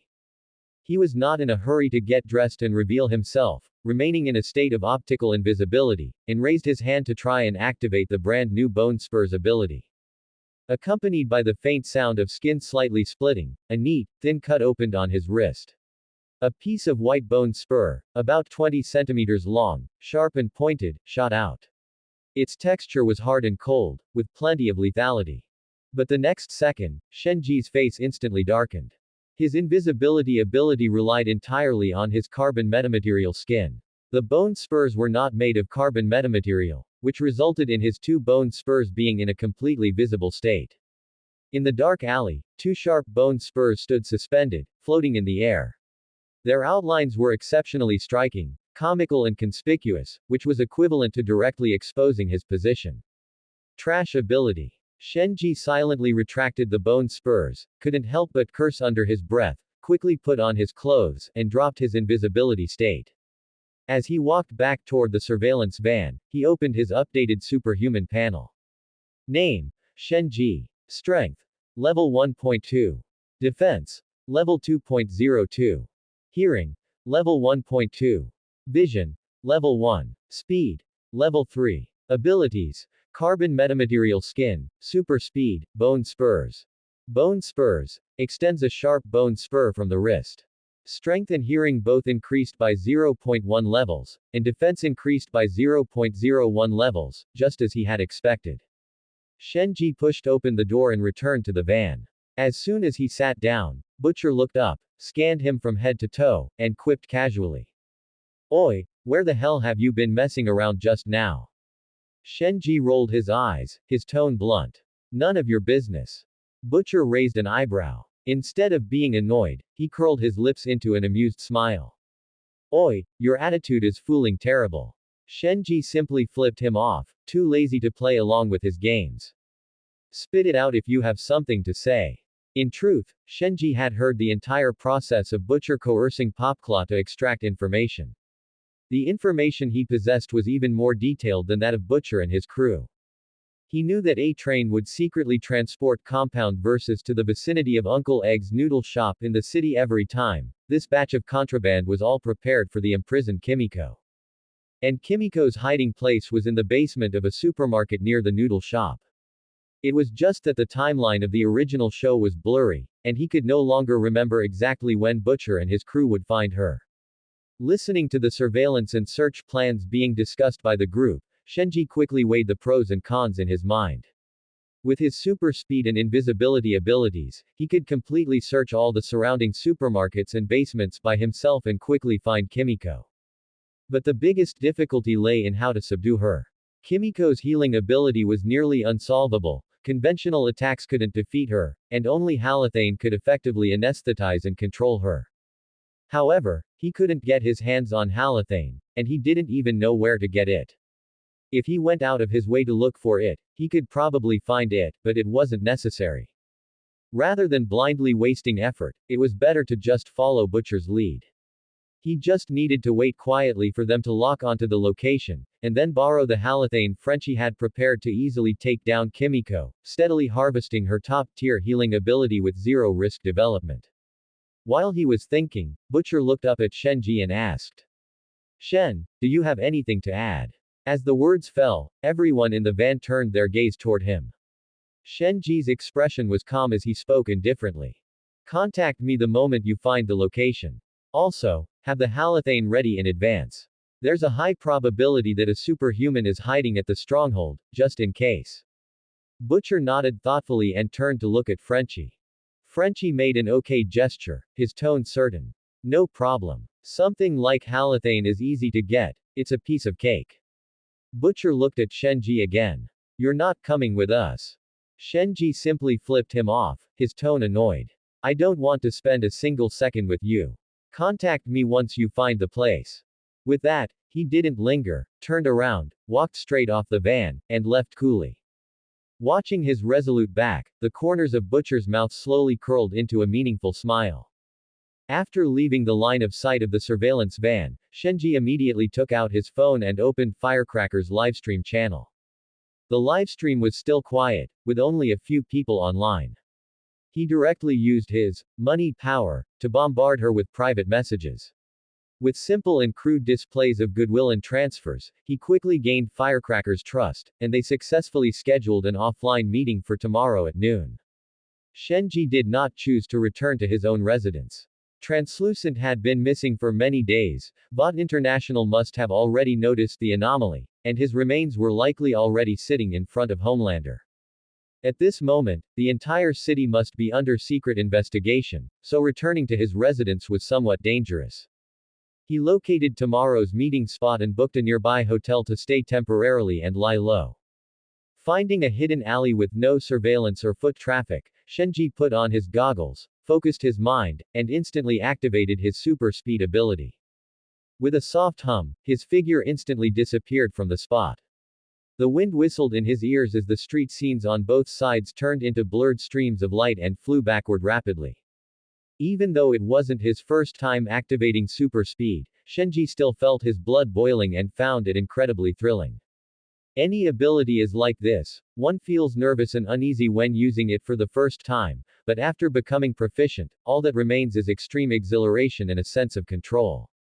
He sped all the way, constantly fine-tuning his body balance, practicing turning and braking while moving at high speed, slowly polishing his proficiency in controlling super speed, and continuously smoothing out his shortcomings.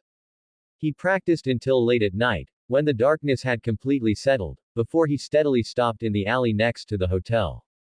The next day at noon, in the hotel room. Shenji stripped off all his clothes, moved his mind, and his figure became completely translucent, perfectly blending into the air. The embarrassment and awkwardness of being naked while invisible for the first time had long since dissipated. Repeated adaptation had made him accustomed to this state.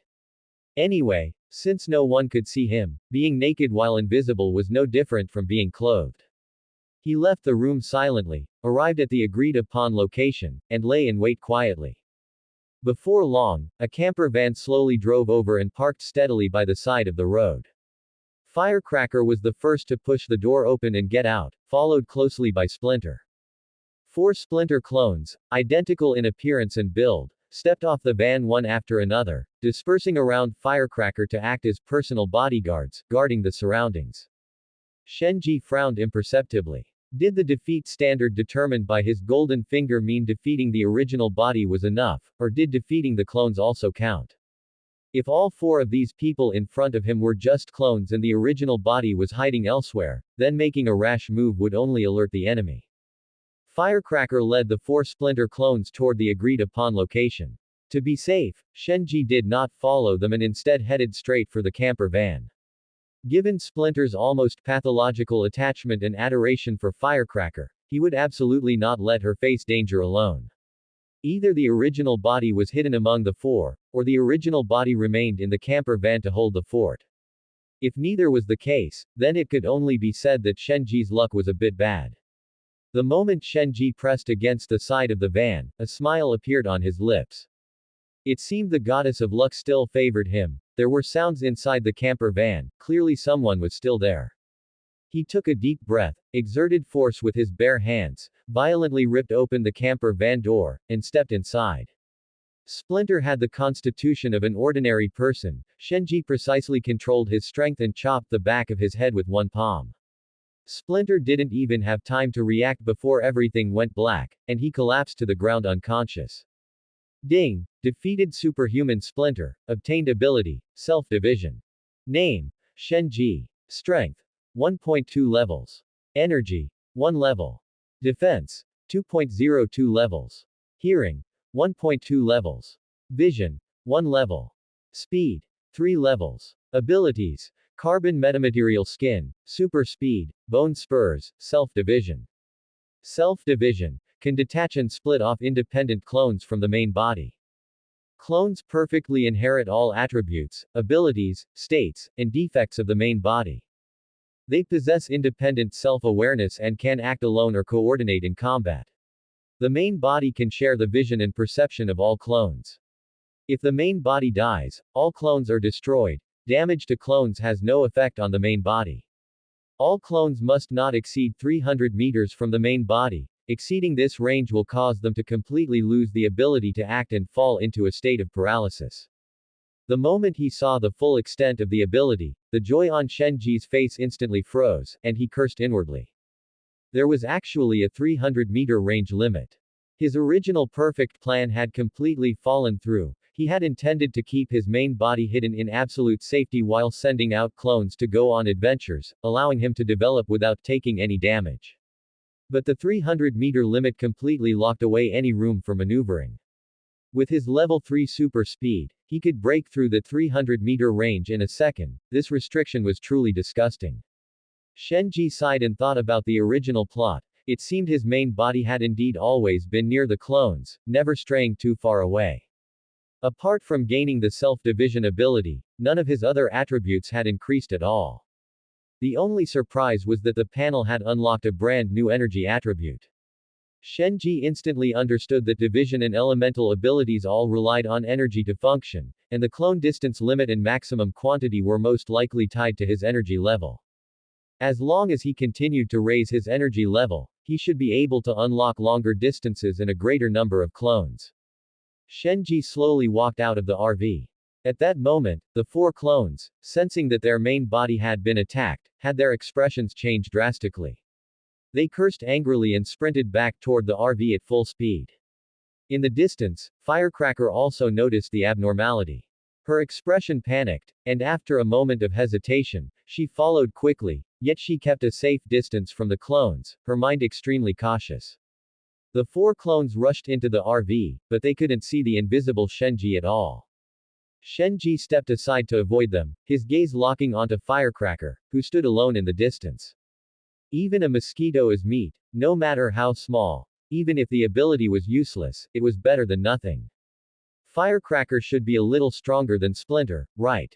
His figure flickered, super speed activated instantly, and in the next second, he appeared behind Firecracker, delivering a clean hand chop. With a thud, Firecracker collapsed to the ground, completely unconscious. Ding! Defeated superhuman Misty, obtained ability, Spark. Name, Shenji. Strength, level 1.3.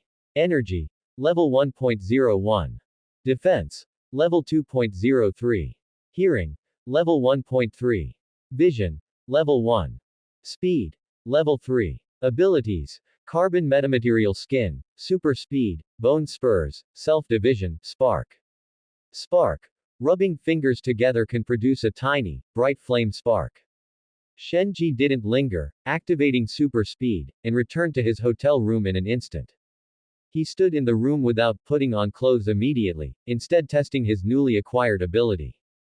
He rubbed his thumb and middle finger gently, a crisp snap sounded, and a cluster of tiny, bright flames flashed at his fingertips, disappearing in a flicker of light, exactly like the spark of a regular lighter. Wow, what a trash superpower. Firecracker's superpower should have been Facial Cleanser. His energy only increased by 0.01 levels, which was 1/10 of a regular superhuman. Fortunately, his strength, hearing, and defense had also increased. A brilliant combination idea instantly flashed through Shenji's mind. If this ability were combined with Lamplighter's superpower, it might have some other uses. Lamplighter was one of the former members of the Seven. His superpower was the ability to control flames, but he could only control them, not create them. This little spark should count as a flame. If he had Lamplighter's superpower, this spark would actually be useful. Even such a small fire could be infinitely controlled and amplified, turning into a raging inferno and becoming a highly lethal elemental attack method. After briefly experiencing the useless spark ability, he shifted his focus to the brand new God-tier skill, Self-Division. Shenji focused his mind and calmed his breath, his thoughts shifting slightly. There were no exaggerated light effects, nor any bloody, horrifying tearing of flesh. There was only a strange, quiet physiological mutation that made one's hair stand on end. His main body's torso first stiffened slightly, the muscle lines of his neck and shoulders undulating and bulging slightly, and a faint ripple appeared on the surface of his skin, like the surface of water being stirred by an invisible force. Immediately afterward, the flesh on the back and sides of his body began to slowly delaminate. It wasn't a tearing wound, but rather like a mold being removed. The entire outline of his torso slowly bulged, shifted, and pulled away. His back, limbs, and waist separated in sequence, and two completely overlapping figures slowly split and became independent. Where the flesh was connected, a layer of translucent, delicate tissue stretched out, then quickly healed and smoothed over in an instant. His main body's skin was as smooth as before, leaving no traces or scars. In just 1 second, a clone completely identical to the main body in appearance, physique, expression, and temperament was fully formed. The newborn clone swayed slightly, its eyes instantly recovering from a hollow, dazed state to become lively. Its limbs hung naturally, perfectly replicating the posture and consciousness of the main body. Meanwhile, the main body remained standing in place, his physique neither thinner nor damaged, merely looking slightly fatigued. The entire process was silent, rapid, strange, and efficient. There were no agonizing roars, no flying flesh and blood, only the silent proliferation of a figure. Shenji and the clone turned their heads simultaneously to look at each other. This feeling was too wonderful. He could see himself through the clone's eyes, and he could also feel everything the clone felt. The clone raised its hand and rubbed its fingertips, a cluster of sparks instantly lighting up. It flipped its wrist, and sharp bone spurs broke through its skin, gleaming with a cold light. Then, he raised his hand and slashed hard at his own skin with the bone spurs. The tough carbon metamaterial skin easily deflected the bone spurs, remaining completely unscathed. Finally, the clone's mind stirred, its figure instantly becoming ethereal, perfectly entering the optical invisibility state. It replicated all of the main body's abilities throughout the entire process, without any deviation. The self-division ability was still very strong. The only downside was that he had to be naked, otherwise, his clothes would be torn apart directly. A second naked superpower. I'm going further and further down this path of nudity.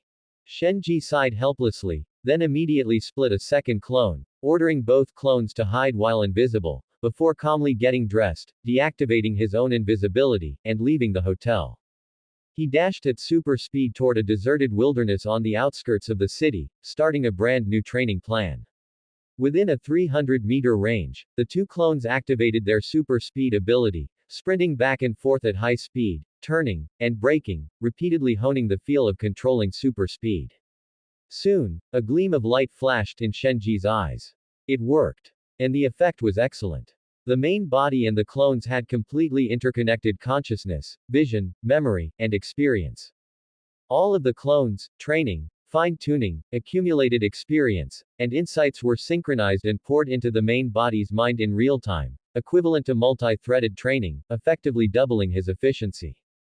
The clones, vision and thoughts were shared with the main body, and the results of the training would also be directly reflected in the main body's brain. This meant that not only could he rely on his clones to quickly hone his superpower proficiency, but he could also learn fighting, tactics, and various other skills simultaneously. In superhuman battles, overwhelming attributes were certainly important, but refined fighting techniques and tactical maneuvering were equally critical. Just like Homelander, he possessed top-tier attributes, but his fighting techniques were crude and unbearable, only capable of crushing with brute force. Once he encountered an opponent with equal attributes, he would be instantly crushed. He had been learning fighting before, but his progress was relatively slow, and he hadn't trained since obtaining superpowers. It seemed it was time to start training again. Shenji glanced at the two clones. The self-division ability had one more drawback. It could only split out people, but it couldn't take the clones back. Each clone was an independent, living individual, made of flesh and blood, requiring food, water, and rest. They possessed complete vital signs, and if killed in battle, they would leave behind a complete corpse, unable to dissipate into thin air. Night had completely enveloped the city. Vought Tower shone with brilliant neon lights, but tucked away beside the glamorous building was a dark, damp, and secluded alley. The dead silent alley was empty, save for a set of casual clothes floating in midair, moving slowly down the lane without any body to support them, a bizarre and absurd sight. The clothes stopped steadily before a heavy iron door deep in the alley, and the floating cuff moved slightly, gently knocking on the door panel. The narrow observation window in the center of the iron door was suddenly yanked open, and the face of a bodyguard with a solemn and vigilant expression poked out. The bodyguard instinctively scanned outside. When his gaze fell upon the set of empty, floating clothes, his pupils constricted sharply. His tense expression disintegrated instantly, replaced immediately by a fawning and respectful smile. "It's Mr. Translucent. Please, come in. Welcome to the club." He hurriedly pulled open the heavy iron door, bowed in an inviting gesture, and respectfully welcomed the invisible Shenji inside. Shenji remained silent the entire time, not saying a word, and walked steadily through the door while in his state of optical invisibility. This was the private underground nightclub exclusive to Vought International, extremely secretive and not open to the public. Almost all male superhumans were regulars here. It was a private venue tacitly approved by Vought for superhumans to indulge and enjoy themselves. Here, worldly rules and moral bottom lines were rendered null and void. An atmosphere of extravagance and indulgence permeated every corner. Service staff catering to the superhumans could be seen everywhere, along with a large number of idle Vought superhumans reveling wantonly, unrestrained and without care. Shenji's purpose in coming here was obvious. It was for these superhumans. With his status as an unknown, unregistered superhuman, he had no qualifications to enter this exclusive circle. But with his ability to use optical invisibility, entering this place was as simple as going home. Among the currently registered superhumans, only Translucent possessed the ability of optical invisibility. There had never been a second person with the same power. Because of this, all Vought personnel, upon seeing an invisible person, would instinctively assume it was Translucent and would never harbor further suspicion. Passing through the entryway, the decadent and extravagant scene inside the club instantly came into view.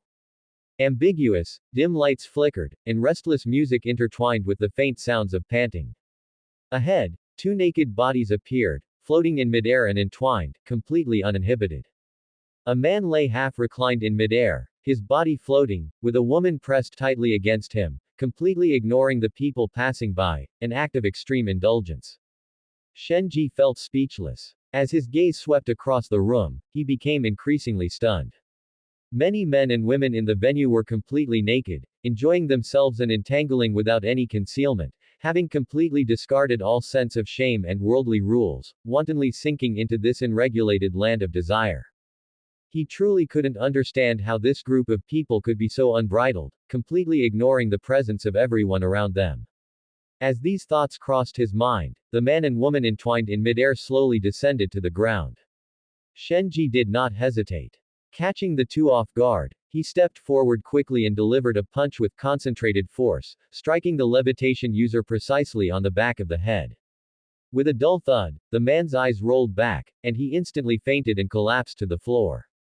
Ding! Superhuman defeated. Gained ability. Levitation. Levitation. Can float in place up to a height of 3 meters. A purely trash ability. He had expected a flight ability that allowed for free soaring, but it turned out to be just a stationary float limited to 3 meters in height. Fortunately, the defeat reward wasn't completely useless. His strength, defense, and hearing all received a slight boost, so it was considered a small gain, not a wasted effort. The woman nearby was startled by the sudden turn of events and backed away repeatedly, shaken. But when she saw that there was only a set of floating clothes in front of her and no person to be seen, she realized instantly that it was Translucent who had struck. The terror in her eyes vanished instantly, replaced by fanatical adoration. She took 2 steps forward voluntarily, her slender palm reaching directly toward Shenji's invisible chest. Mr. Translucent. I am your loyal fan, I can serve you at any time. As she spoke, she pressed her body against him, her behavior ambiguous and flirtatious. Shenji felt a chill of disgust. Without showing any mercy, he raised his hand and delivered a precise chop, striking the woman hard on the neck. Everything went black for the woman, she collapsed at the sound and fainted completely on the ground. The rest of the revelers in the venue caught a glimpse of this scene, but no one dared to speak up to stop it. In their eyes, this was just Translucent losing his temper on a whim. As a member of the Seven, Translucent possessed absolute privilege in this underground venue. No one dared to provoke him or say a word, so everyone silently averted their eyes, pretending they hadn't seen anything. Shenji scanned the room coldly, his gaze suddenly locking onto an ugly, semi-bald middle-aged man in the corner. The man was staring fixedly at him, his eyes filled with shock, suspicion, and disbelief, his expression particularly abrupt. Shenji frowned, a sense of vigilance rising in his heart. This face looked inexplicably familiar, but he couldn't recall the man's identity for a moment. What made him even more guarded was that this man's shock was definitely not the typical reaction of an ordinary person seeing Translucent. What was he shocked about? Shenji remained calm and walked steadily up to the middle-aged man. The next second, the man spoke abruptly, his tone filled with certain questioning. Who are you? The moment the words fell, Shenji was certain. This person likely knew the truth that Translucent was dead. He was definitely not an ordinary low-level superhuman, he was very likely a high-ranking member of VOT. It was just that Shenji couldn't for the life of him remember what this person was called. Shenji did not hesitate in the slightest.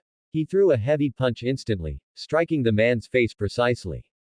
The middle-aged man didn't even have time to say another word before he was knocked out by the punch and collapsed to the ground.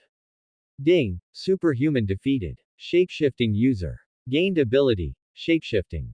Shapeshifting can perfectly transform into the appearance, physique, demeanor, tone, and voice of any person contacted or seen, regardless of gender. The longer the transformation lasts, the greater the physical load and mental pressure.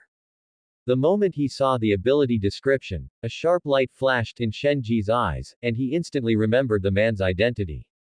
In the original plot, after Madeline died, this person had been coerced by Homelander to transform into Madeline's appearance for him to vent his emotions.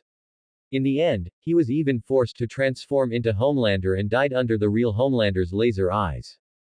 He quickly scanned the refreshed panel attributes, only his energy increased by zero point 0.1 points, while strength, defense, and speed remained unchanged.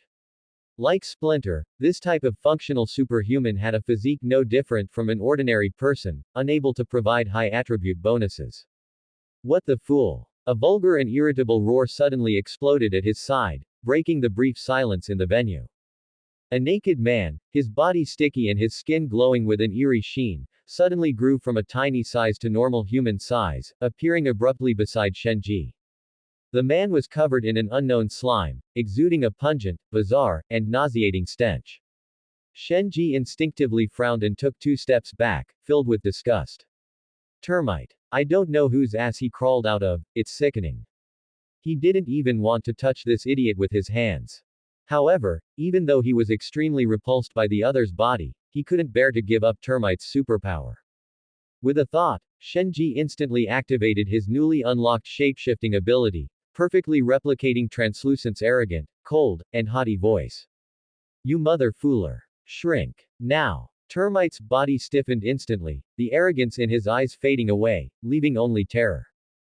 In Bot International's hierarchy, the 7 held absolute authority. A single word from them could determine the resources and future of low-level superhumans, so he dared not disobey.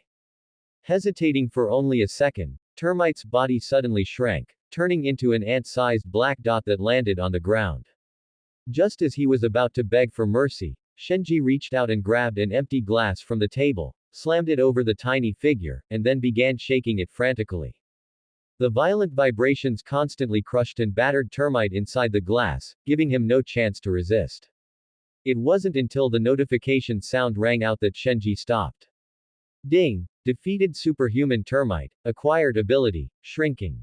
Name, Shenji. Strength, level 1.5. Energy, level 1.11. Defense, level 2.05. Hearing, level 1.5. Vision, level 1. Speed, level 3. Abilities, carbon metamaterial skin, super speed, bone spurs, self-division, spark, levitation, shapeshifting, shrinking. Shrinking. Can freely shrink body to the size of an ant or return to normal size. All base attributes are fully retained with no attenuation. Shenji sighed inwardly. This underground nightclub was truly a top-tier paradise for development. In just a short moment, he had defeated 3 superhumans in a row, gained 3 brand new superpowers, and seen a small, simultaneous increase in all attributes. The gains were extremely bountiful. The remaining superhumans in the venue looked at each other, none daring to act out, and no one dared to step forward to talk. The whole place fell into an eerie silence, everyone filled with fear. No one knew that in the furthest, darkest corner of the nightclub, a green figure had already witnessed the whole incident and immediately secretly sent out the message. A mysterious invisible person suspected to be translucent has appeared in the underground nightclub.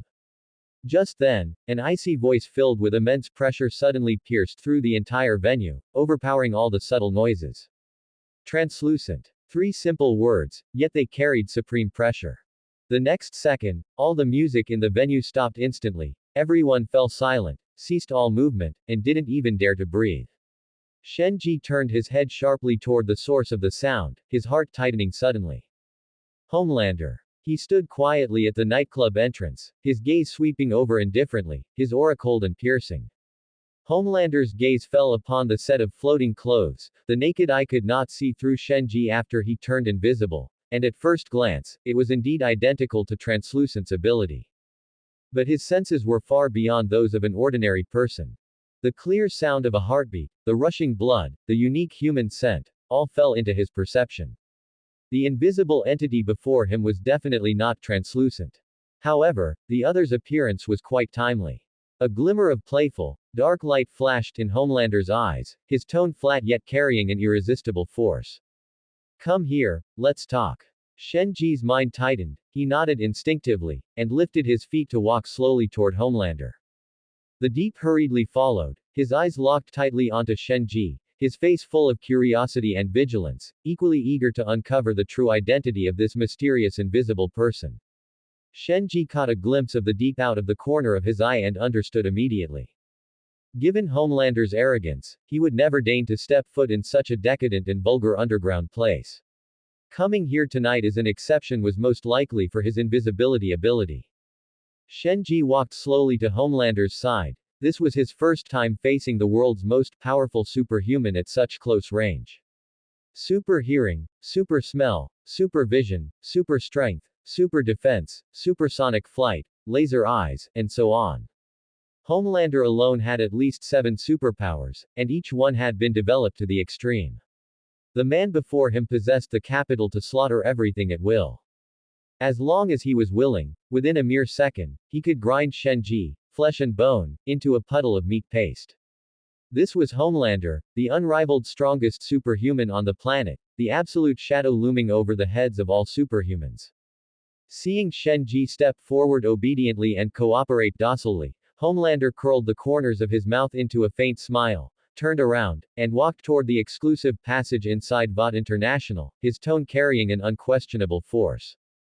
Follow me. Shenji followed silently behind, his gaze falling on the other's iconic attire. The crisp, tight hero uniform, the stars and stripes cape fluttering slightly in the wind, and the red rubber gloves that looked the most comical and abrupt in the whole outfit, rigid yet flamboyant. The Deep, who was behind them, hurried forward, past Shenji, and sidled up to Homelander, eager to claim credit. Homelander, I sensed something wrong as soon as I came in. This person isn't the real translucent at all.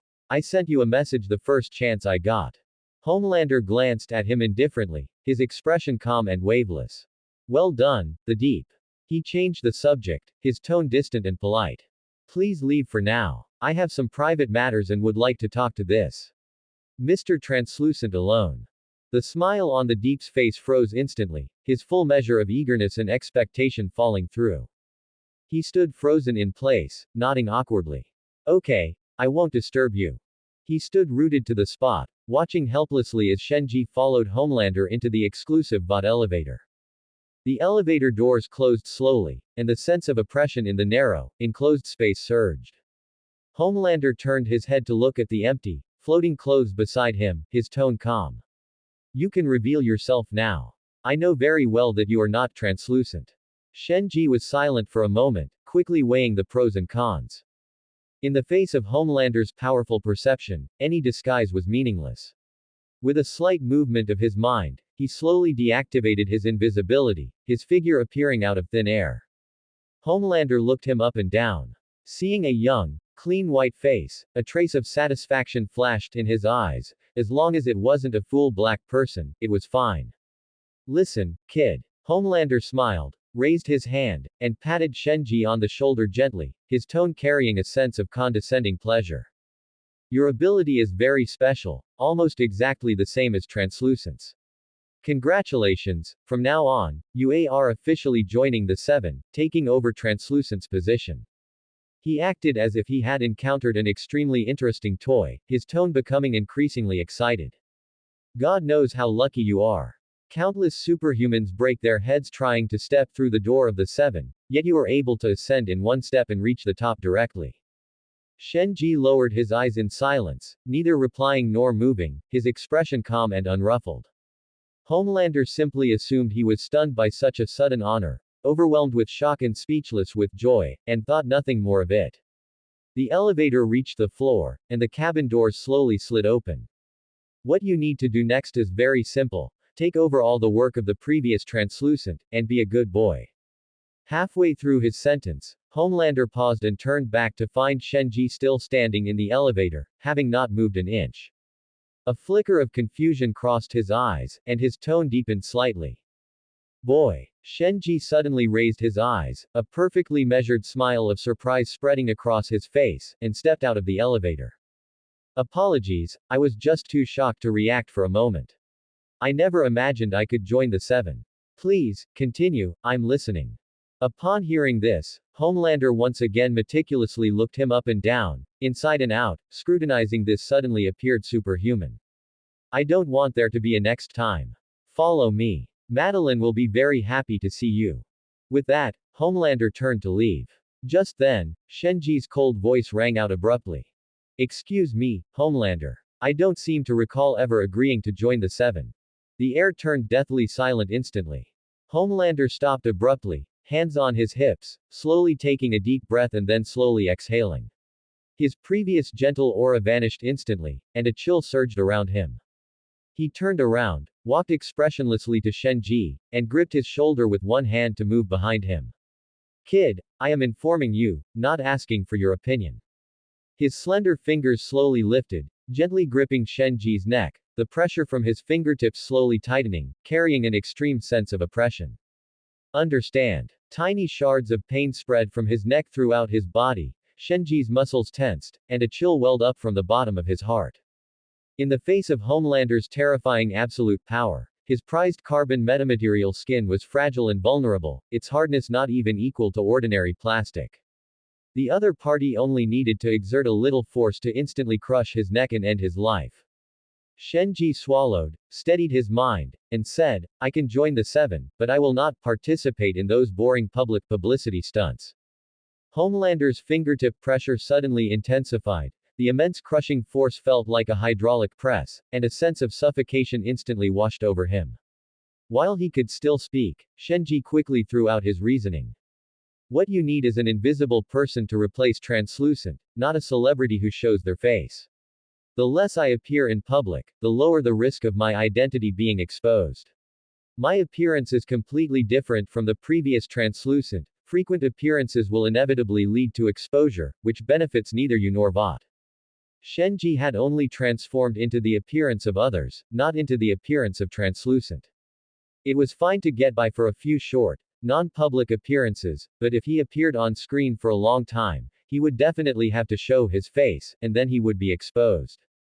Upon hearing this, the pressure from Homelander's fingertips dissipated instantly. He released his grip and instead patted Shenji on the shoulder, his expression returning to normal. Of course. You decide your own affairs. Let's go, we're going to find Madeline. Shenji breathed a slight sigh of relief and seized the opportunity to strike while the iron was hot, revealing his true purpose. Besides that, I want the detailed files on all superhumans. I want to teach them each a lesson myself. Homelander was slightly taken aback. Originally, he thought the young man had just been offended at a nightclub and was harboring resentment, but now he realized that this young man seemed to hold intense hostility toward all superhumans. He pointed at himself with great interest and asked with a raised eyebrow, all superhumans. Including me. His eyes held a playful scrutiny, waiting to see the cowardice and retreat of the youth before him, wanting to watch a farce of an ignorant person's wild talk. Shenji looked into Homelander's eyes, wondering if, should he say yes, red lasers would shoot from the other's eyes and blow his head to smithereens. A moment later, he said with a frank tone, without any retreat, of course that includes you. It's just that I'm not strong enough right now, so I can't beat you for the time being. But as long as I become strong enough, one day, I will defeat you too. The anticipated murderous intent and rage did not descend. Homelander was stunned for a moment, then threw his head back and laughed loudly, as if he had heard the most ridiculous, yet most agreeable, words in the world. Ha ha ha. Good kid, you really are naive and cute. He reached out and patted the top of Shenji's head, his tone carrying a condescending appreciation. What on earth have you been through to make you hate superhumans so much? It's a pity, though, you have no idea how powerful I am. Defeating me is something that will never happen in this lifetime. You know that. But I really like your ambition. The Seven is most in need of newcomers with drive like you. I grant your request. In his eyes, this was just the arrogant vow of a youth who didn't know the heights of the sky and the depths of the earth, childish, yet pleasing, and posing absolutely no threat. Shenji finally breathed a sigh of relief in his heart. As long as he could get the files of all superhumans, he could openly defeat the super-powered individuals, harvest their abilities, develop steadily, and keep everything in his plan under perfect control. From this moment on, he officially joined the Seven, possessing Vought's top-tier status and resources. Shenji composed himself, followed in Homelander's footsteps, and arrived together at Madeline's office. Madeline, look at the surprise I've brought you. Madeline was hunched over her desk handling official business. Hearing the voice, she looked up and saw the unfamiliar young white man beside Homelander, her eyes filled with confusion. Homelander, who is this? Homelander only then realized that he didn't even know the other's name, so he simply waved his hand dismissively. What his name is doesn't matter. From now on, he is the new translucent. Come on, kid, show us your ability, don't be shy. Madeline stared at Shenji with curiosity, having already guessed what it was. Shenji moved his mind slightly, his figure slowly blurred and instantly vanished into thin air, leaving only an empty set of clothes. This is translucent's ability. My god, Homelander, where did you find a guy with the same ability as translucent? A gleam of light instantly shone in Madeline's eyes. Unable to hide her joy, she walked up quickly and reached out to grope carefully in the area where Shen Ji was invisible, from the collar to the cuffs, repeatedly confirming there were no flaws. It's exactly the same. This is great. What is your name, kid? Shen Ji deactivated his invisibility, his figure reappearing, his tone indifferent. You can call me JS, or just address me as translucent. JS were the initials of his original name reversed. It was a brand new identity he had tailored for himself. The new translucent, JS. Homelander immediately stepped forward, head held high and chest puffed out, like a child eager to claim credit, his face full of pride. I found this one myself. That's the end of part 1. Part 2 is coming soon. Thanks for watching. Please subscribe and support our channel for more stories. Hello everyone, this is Fanfic Audiobook. Here you find original fan-made audio stories. American Comics, From Black Robe to Godhood. Part 2. Madeline cast a look at him that was both helpless and doting, then turned her gaze back to Shenji, her tone formal yet gentle. JS, welcome to the 7. Just go to the office next door and find Ashley. She will help you handle all the onboarding procedures, identity registration, and follow-up arrangements.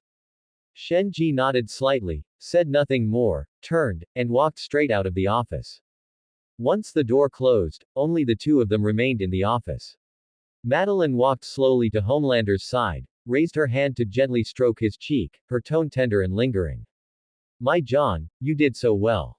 It's all thanks to you. She pulled Homelander to sit on the sofa, letting him rest his head on her lap, whispering tender praises to this volatile superhuman. On the other side, the moment Shenji stepped out of the office, he activated his ability, turning invisible again, while simultaneously dropping his white person disguise to revert to his original appearance. While the shapeshifting ability was useful, the longer he maintained the transformation, the heavier the physical and mental burden became, leaving his body feeling sore, exhausted, and extremely uncomfortable. Unless necessary, invisibility was always his safest and most worry-free choice, flawless and burden-free. He arrived at the door of Ashley's office and knocked gently. Come in. Shenji pushed the door open and entered. Inside, Ashley was buried in complex paperwork. As Madeline's chief assistant and the head of human resources and public relations for the 7, she held real power and was constantly swamped with various matters, keeping her extremely busy. When she looked up and saw that familiar figure, she froze instantly, her pupils contracting, and her face turning deathly pale. Trail. Translucent. Aren't you dead? Ashley's voice trembled violently, and she pushed herself and her chair backward unconsciously, her heart and eyes filled with extreme terror. Ashley's voice was shaking, and she looked at Shenji's figure in horror, her body retreating unconsciously along with her chair. She had seen Translucent's body parts with her own eyes, and she had personally arranged for the subsequent cleanup and destruction of evidence. She knew better than anyone that it was impossible for the previous Translucent to have survived. Shenji chose that moment to drop his invisibility, revealing a completely unfamiliar face, and spoke calmly. My name is JS, but you can also call me Translucent. Seeing the unfamiliar face, Ashley's tense nerves relaxed instantly. She let out a long sigh of relief, patted her chest, and stood up, still shaken. You scared me to death, I thought. She steadied herself and quickly entered work mode, explaining rapidly. I understand, you're the newcomer replacing him. You've come at just the right time. Translucent has been out of contact for too long, and there are already quite a few rumors outside. You just need to briefly wrap up the few routine engagements he left behind to stabilize public opinion. We will pave the way gradually and then officially announce your new identity, JS, the new generation of Translucent, officially joining the 7. Later, you will have your own dedicated fan base, personal programs, and resource allocation. But before that, you absolutely must not show your face casually. You must maintain the public persona of translucent. I don't need to do frequent public shows. Shenji said calmly. Homelander has already promised me that. Ashley nodded. I'm aware of that. You only need to fulfill the minimum exposure to stabilize public perception. This arrangement suited Shenji perfectly. He had no desire to participate in boring public performances or fake persona maintenance. Shenji turned invisible again and added in a calm tone, also, Homelander promised to give me the complete archives on all superhumans. Ashley paused slightly upon hearing this, looking hesitant. What do you need those files for? Shenji's tone was neither humble nor arrogant. You don't need to ask. If you don't believe me, you can go ask Homelander yourself. Ashley's expression stiffened, and she instantly fell silent. Ask Homelander. She didn't have the nerve for that. Who would dare to question the decision of that volatile, top-tier existence? Since it was promised by Homelander himself, I will grant you access later. Ashley compromised helplessly. Now, let me first familiarize you with the internal environment of Vought International, as well as all the files, persona, and work guidelines of the previous translucent. Under Ashley's guidance, Shenji completed the entire onboarding process for Vought International. Information entry, identity registration, and access authorization, every step was rigorous, rigid, and subject to layers of verification. And the final step for all Vought employees and superhumans joining the company, the one that could not be avoided, was the subcutaneous chip implantation. A micro-tracking chip was implanted under the skin of Shenji's upper arm. It was tiny and almost imperceptible, but it allowed Vought's backend to pinpoint his location and monitor him in real time around the clock. This was Vought's iron rule, and no one was an exception. Whether it was an ordinary clerical employee or a powerful superhuman, everyone had to be forced to have the chip implanted, keeping them firmly under the company's control. Throughout the entire Vought Tower, only one person was above the rules. That person was Homelander. After all the paperwork was completely finished, Ashley took Shenji on the exclusive high-speed elevator, straight to the 99th floor of Vought Tower, the top floor of the entire building. This was the exclusive private area for the Seven, combining private residences, high-level conference rooms, and leisure areas, isolating it from all the noise and chaos below. The floor-to-ceiling panoramic glass windows on the top floor were vast and clear. One could look up and overlook the bustling scenery of the entire city, with lights crisscrossing and buildings standing tall, offering an extremely expansive view. The previous Translucent's exclusive dormitory had now been completely renovated. All personal items and traces of life belonging to the original owner had been cleaned out completely. The furnishings in the room had all been replaced, clean and tidy, with no remnants of old items, waiting quietly for its new owner. The nearly 100 square meter space was reasonably laid out with a minimalist and high-end style. The open-plan living room was airy and spacious, the independent bedroom was private and quiet, and the bathroom and leisure areas were fully equipped. Although it was small, it had everything needed, fully satisfying daily living and resting requirements. Shenji looked around and was quite satisfied. If there is anything you want to change in the room, you can let me know at any time. Ashley stood to the side, her tone professional and gentle. We can completely redecorate and renovate it according to your preferences and style. After she finished speaking, she looked down at her phone schedule and then continued. If there are no issues, we will proceed to the next step. The PR department is already in place and waiting. Translucent has been missing for too long, and rumors are flying outside. Now, you need to make a brief public appearance to stabilize public opinion.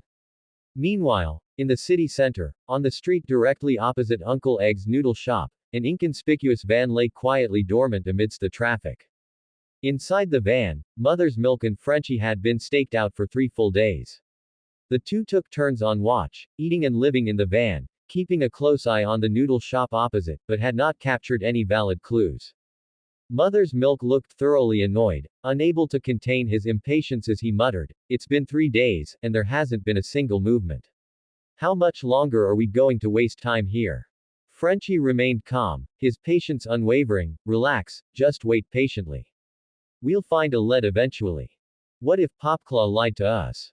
Mother's milk was still full of doubt.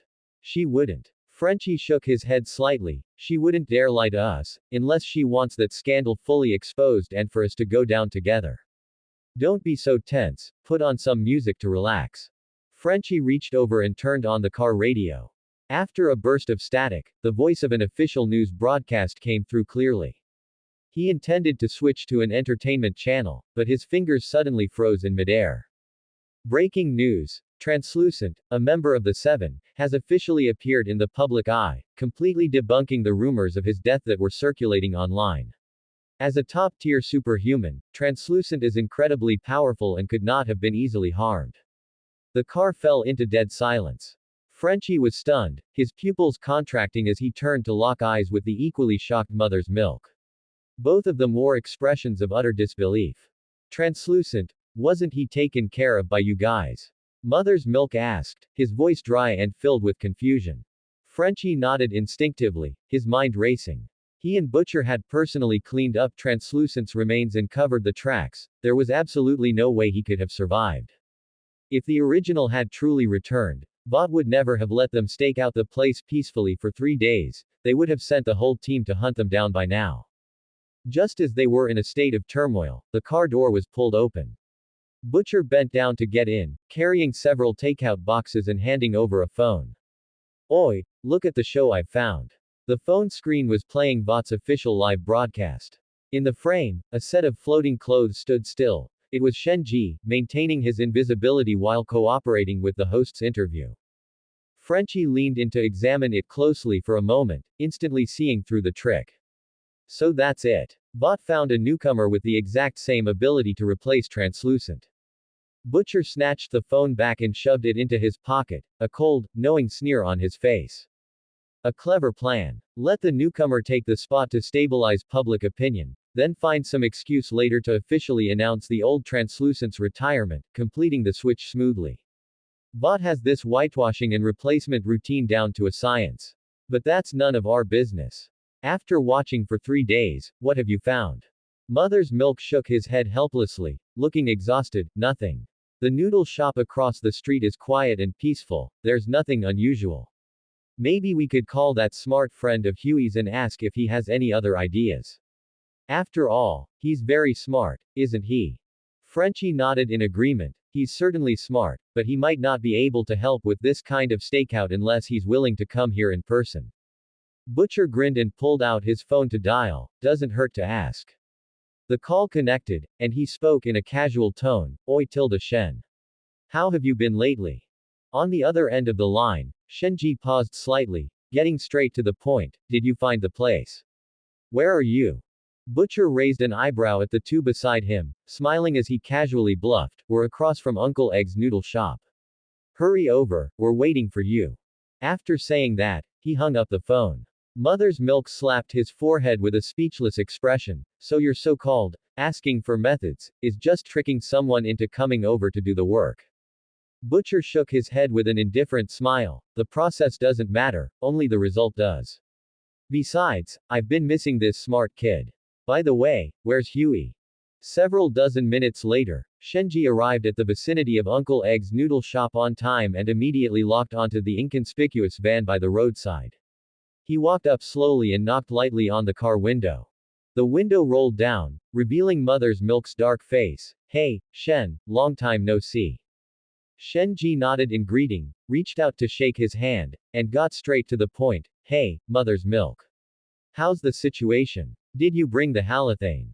Frenchie nodded and pulled out the halothane from the back. It's been ready for a while. Let Butcher tell you the specifics. The next second, Butcher's signature raspy voice came from the back of the van. Oi tilde, Shen, you're here. Have you heard? Translucent is back at Vought Tower. Shenji glanced inside, and sure enough, that detestable bearded man was looking at him with a grin. I've heard. It's just a superhuman with similar abilities, nothing to worry about. Where's the place? Why aren't you guys in any rush? Butcher pushed the car door open and stepped out, patting Shenji on the shoulder and spreading his hands frankly. Just as I thought, it's just a similar superhuman. As for the place, we've been staking it out for 3 days without a single clue, just waiting for you to come over and figure out a way to lead us to the person. He came to Shenji's side and patted his shoulder. Shenji watched him in silence, his eyes calm and waveless. So, you haven't found the place at all. Facing the blunt exposure, Butcher showed no sign of embarrassment. He simply stroked his beard and smiled in a roguish yet frank manner. Yes, we've been watching for 3 days without any information, so we wanted to ask if you have any ideas on how we can search together. Shenji sighed. He really wanted to punch Butcher and send him flying. This guy's words couldn't be trusted at all. He did know the general location, but he couldn't state the exact spot directly. He had to find a reasonable entry point that wouldn't reveal any flaws or make them suspicious of him. After a brief thought, Shenji spoke slowly, analyzing with clear logic. A train risked smuggling compound versus here. Someone must be picking it up at a specific point. Compound V is a serum exclusive to superhumans with specific uses. The user is most likely also a superhuman. This neighborhood is crowded. Normal superhumans wouldn't hide here. It's highly likely someone is conducting secret transactions or hiding a base here. We don't need to search aimlessly. We should focus on checking shops with basements or large warehouses, especially underground locations with high concealment and low foot traffic. The target is most likely among them. Butcher nodded repeatedly upon hearing this, feeling it made perfect sense, and immediately began assigning tasks. Mother's milk, stay in the car and keep watching the noodle shop. Huey, Frenchie, Shen, and I will split up to check the surrounding shops. If you find a suspected base, report it immediately. Do not act rashly on your own, especially you, Huey. Huey in the back seat hesitated and spoke up. How about I stay behind to keep watch and let Mother's milk go out to search? As he finished speaking, 4 gazes landed simultaneously on Huey. Huey, do you even know what to look for? If the target walked past here, would you be able to tell if there was something wrong with him? Frenchie asked with a sincere tone, speaking bluntly. Huey, do you know what clues you're supposed to be looking for? Even if the target walked right past you, would you be able to detect anything unusual immediately? Huey was instantly rendered speechless. Having no rebuttal, he could only silently push open the car door, get out, and walk to Butcher's side to rejoin the team.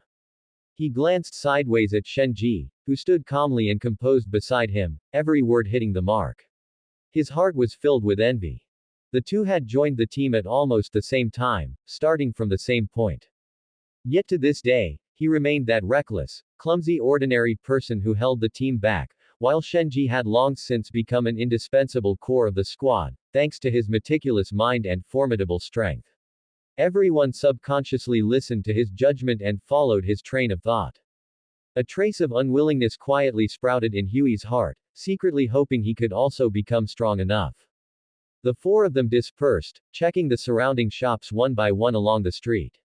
Less than 10 minutes later, Shenji received a message from the squad. He hurried to the alley behind the noodle shop and saw Butcher and the other 2 standing before the entrance of an underground supermarket from afar. Shenji raised an eyebrow, understanding in his heart.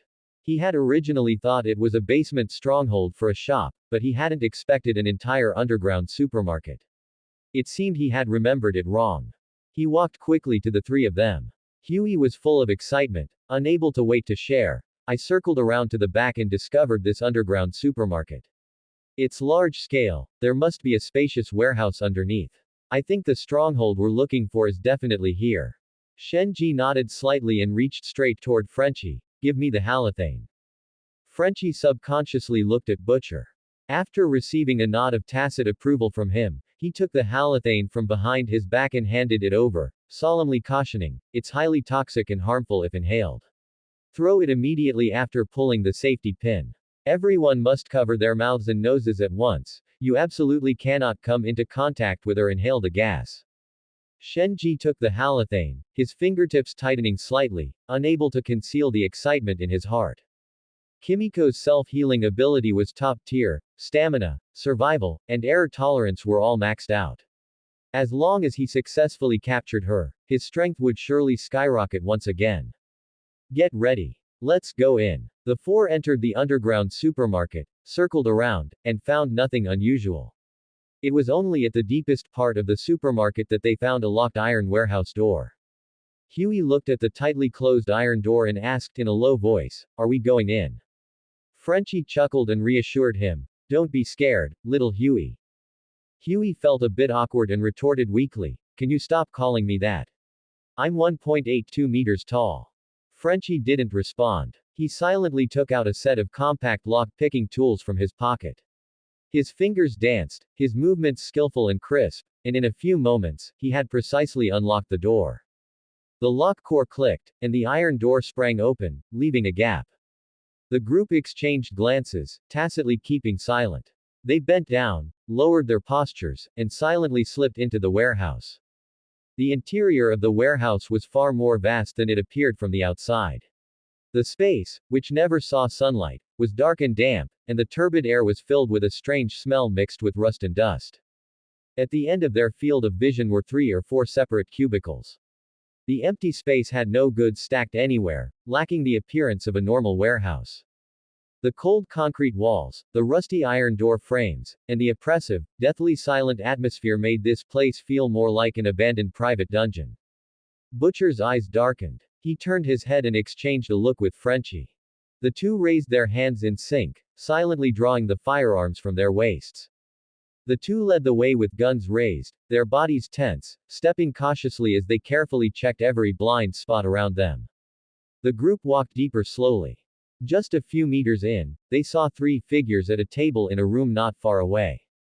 3 guards were sitting lazily, resting. Several rifles were neatly placed beside them, the cold muzzles exuding a strong sense of deterrence. They were clearly full-time guards armed to the teeth. Shenji and his group held their breath, perfectly concealing their figures in the dim shadows. They hugged the wall and carefully made a detour, not daring to make the slightest sound, and successfully avoided the line of sight of the 3, reaching the deepest part of the warehouse. At the end of their view, a pile of messy boxes was placed on the floor and tables. Split up and look for the compound V, Butcher commanded in a very low voice. Shenji, however, did not stop. His gaze was firmly locked onto the single iron door room at the innermost side. He gripped the halothane in his hand with one hand and stepped forward steadily on his own. The iron door was embedded with bars. Through the gap, one could clearly see a heavy iron cage standing in the center of the room. Inside the cage, a woman sat alone with her legs curled up and arms wrapped around her knees. Her long hair hung low, covering her face. Her figure looked thin and helpless, exuding a fragility that made one's heart ache. Shenji's eyes remained calm, he had already confirmed the target in his heart. Kimiko. He didn't hesitate. Using force with his fingertips, he pulled the safety pin of the halothane. Just as he was about to raise his hand to throw the halothane inside, his wrist was suddenly gripped tightly by a force, and his movement instantly stalled. What are you doing? Frenchie's voice carried an urgent restraint. His palm was tense, gripping Shenji's wrist tightly, his eyes full of confusion and obstruction. Shenji did not struggle or use force. His expression was calm, and his tone was flat but firm. She is a superhuman. Frenchie looked past the bars at the frail Kimiko in the cage. Seeing her lonely and helpless appearance, a strong sense of empathy instantly surged in his heart. That curled up, helpless figure looked exactly like himself when he was young, mired in suffering with no one to save him. In an instant, all reason was covered by compassion. How is that possible? Frenchie's brows were locked tight, his tone carrying unbearable pity. She looks just like a poor person imprisoned here. What we should be doing is rescuing her.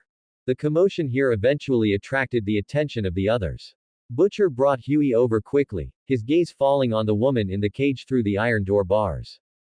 Shen is right. Butcher's eyes were sharp. He instantly saw through the flaw and reminded him in a serious tone, "Wake up, Frenchie." 3 armed guards heavily guarding the place, and they're keeping an ordinary person imprisoned alone in an iron cage. That's too unreasonable. He paused, further analyzing. This is a secret stronghold for compound verses. This batch of serum is most likely prepared for her. She is definitely not an innocent ordinary person. Frenchie's body stiffened slightly. His expression was hesitant, the struggle in his heart becoming increasingly intense, and he still wanted to argue. Butcher raised his hand to press on his shoulder, shaking his head slightly, signaling him with his eyes not to be impulsive. Frenchie was silent for a long time. He looked up at Butcher, his eyes filled with pleading. Just let me communicate with her once, just once. He gazed at the lonely Kimiko in the cage, his eyes full of emotion, his heart full of pity. Just at this moment of stalemate, rapid footsteps and shouting suddenly came from the back of the warehouse, breaking all the silence. Several heavily armed guards rushed over upon hearing the noise. Their gun muzzles were aimed squarely at the group, and they shouted sternly, "Who are you guys? Get away from that door." They had been discovered. Shenji sighed inwardly and stopped delaying. He abruptly broke free from Frenchie's grip, stepped forward to unlock the iron door, and simultaneously backhanded Frenchie, who was caught off guard, pushing him hard away. No. Seeing this, the guards outside had their pupils constrict, and they roared in terror. The moment the iron door swung open, Kimiko, who had been huddled with her head bowed, suddenly looked up. The frail and helpless aura she had just displayed vanished completely, replaced instantly by a piercing, crimson ferocity in her eyes. Her aura of violence surged, and she shot out like an arrow released from a bow. Butcher reacted extremely fast. The moment Shenji made his move, he immediately reached out to pull the stunned Huey behind him for protection. Everyone retreated, and with no one to stop her, Kimiko rushed out of the iron door without hindrance, charging straight at the guards approaching her. Gunshots suddenly erupted in a dense volley. Bullets accurately struck Kimiko's torso and limbs, instantly tearing through skin and flesh as hideous bloody holes appeared, and blood sprayed out. Yet, Kimiko seemed to feel no pain. Her momentum did not falter in the slightest, and she continued to charge forward, fearless of death. Her physical defense was not particularly strong, not even reaching the level of an average superhuman, but her extreme vitality and ferocity far exceeded ordinary imagination. In an instant, she had pounced in front of the first guard, her sharp fingernails slashing across his neck, and her razor-sharp claws directly tearing through his carotid artery. Before the guard could even scream, she slammed him hard to the ground. Kimiko's eyes were blood red, filled with extreme madness and violence. Her sharp claws slashed repeatedly at the man's face and neck, the sound of tearing flesh and breaking skin piercingly loud. The second guard frantically pulled the trigger, pouring all his bullets into Kimiko, but it could not stop her actions at all. The gushing blood and gruesome wounds did not affect her killing instinct in the slightest. Only after the guard on the ground had his head clawed into a bloody mess and had completely stopped breathing did Kimiko slowly rise, and without a moment's hesitation, she turned to pounce on the second guard who had been firing. It was another one-sided, bloody slaughter. In just a few seconds, the second guard also died miserably under her claws, his body mangled and lifeless. The last guard witnessed the entire scene, his psychological defenses completely shattered by this bloody and eerie sight. Looking at Kimiko, who was approaching step by step, covered in blood yet still fierce and brave, his eyes were filled with nothing but absolute despair. He completely gave up resistance, trembling as he raised his pistol to his own chin and pulled the trigger without hesitation. Bang! With a single gunshot, it was over. The last guard committed suicide on the spot and fell dead to the ground. The storeroom instantly returned to dead silence, with only the heavy scent of blood permeating the surroundings. Just as Kimiko had finished her slaughter and her body and mind were slightly relaxed, Shenji precisely threw the halothane in his hand. Once it landed, the colorless and odorless gas quickly filled the entire space. Kimiko's body stiffened, the fierce light in her crimson eyes instantly faded, and her brain suddenly fell into a state of dizziness. She didn't even have time to react to what had happened before her body went limp, and she collapsed to the ground, unconscious, having completely lost the ability to act. Ding! Defeated superhuman Kimiko, obtained ability, rapid regeneration. Shenji immediately focused his mind and opened his superpower panel. Name: Shenji. Strength: Level 1.8. Energy: Level 1.11. Defense: Level 2.05. Regeneration: Level 3. Hearing: Level 1.6. Vision: Level 1.1. Speed: Level 3.005. Abilities: Carbon Metamaterial Skin, Super Speed, Bone Spurs, Self-Division, Spark, Levitation, Shapeshifting, Shrinking, Rapid Regeneration. Rapid Regeneration can rapidly heal all bodily injuries, supports limb regrowth, restoration from being cut in half, and repair of severe head trauma. As long as at least 30% of the brain tissue remains intact, the regeneration ability will continue to take effect. The more severe the injury, the slower the recovery rate relative to the severity. Powerful. An incredibly powerful ability. As long as the core of the brain is not completely destroyed, even if suffering from near-fatal injuries or missing limbs, one can recover perfectly. Decapitation, being cut in half, or having one's body shattered can all be regenerated. It is almost equivalent to having a second life. This is definitely the top tier, most unbeatable superpower he has obtained so far. The fault tolerance is maxed out, completely eliminating the risk of dying from near-fatal injuries. Besides this, after defeating Kimiko, all of his basic attributes received a slight boost, and his overall strength steadily improved once again. Strength increased directly by 0.3, which is equivalent to Kimiko's strength being equal to the sum of the strength of 3 ordinary superhumans. Besides this, hearing increased slightly by 0.1 levels, vision improved by 0.1 levels, and even speed increased by 0.005. Kimiko's movement speed was actually a full 5 times that of an ordinary speed-type superhuman.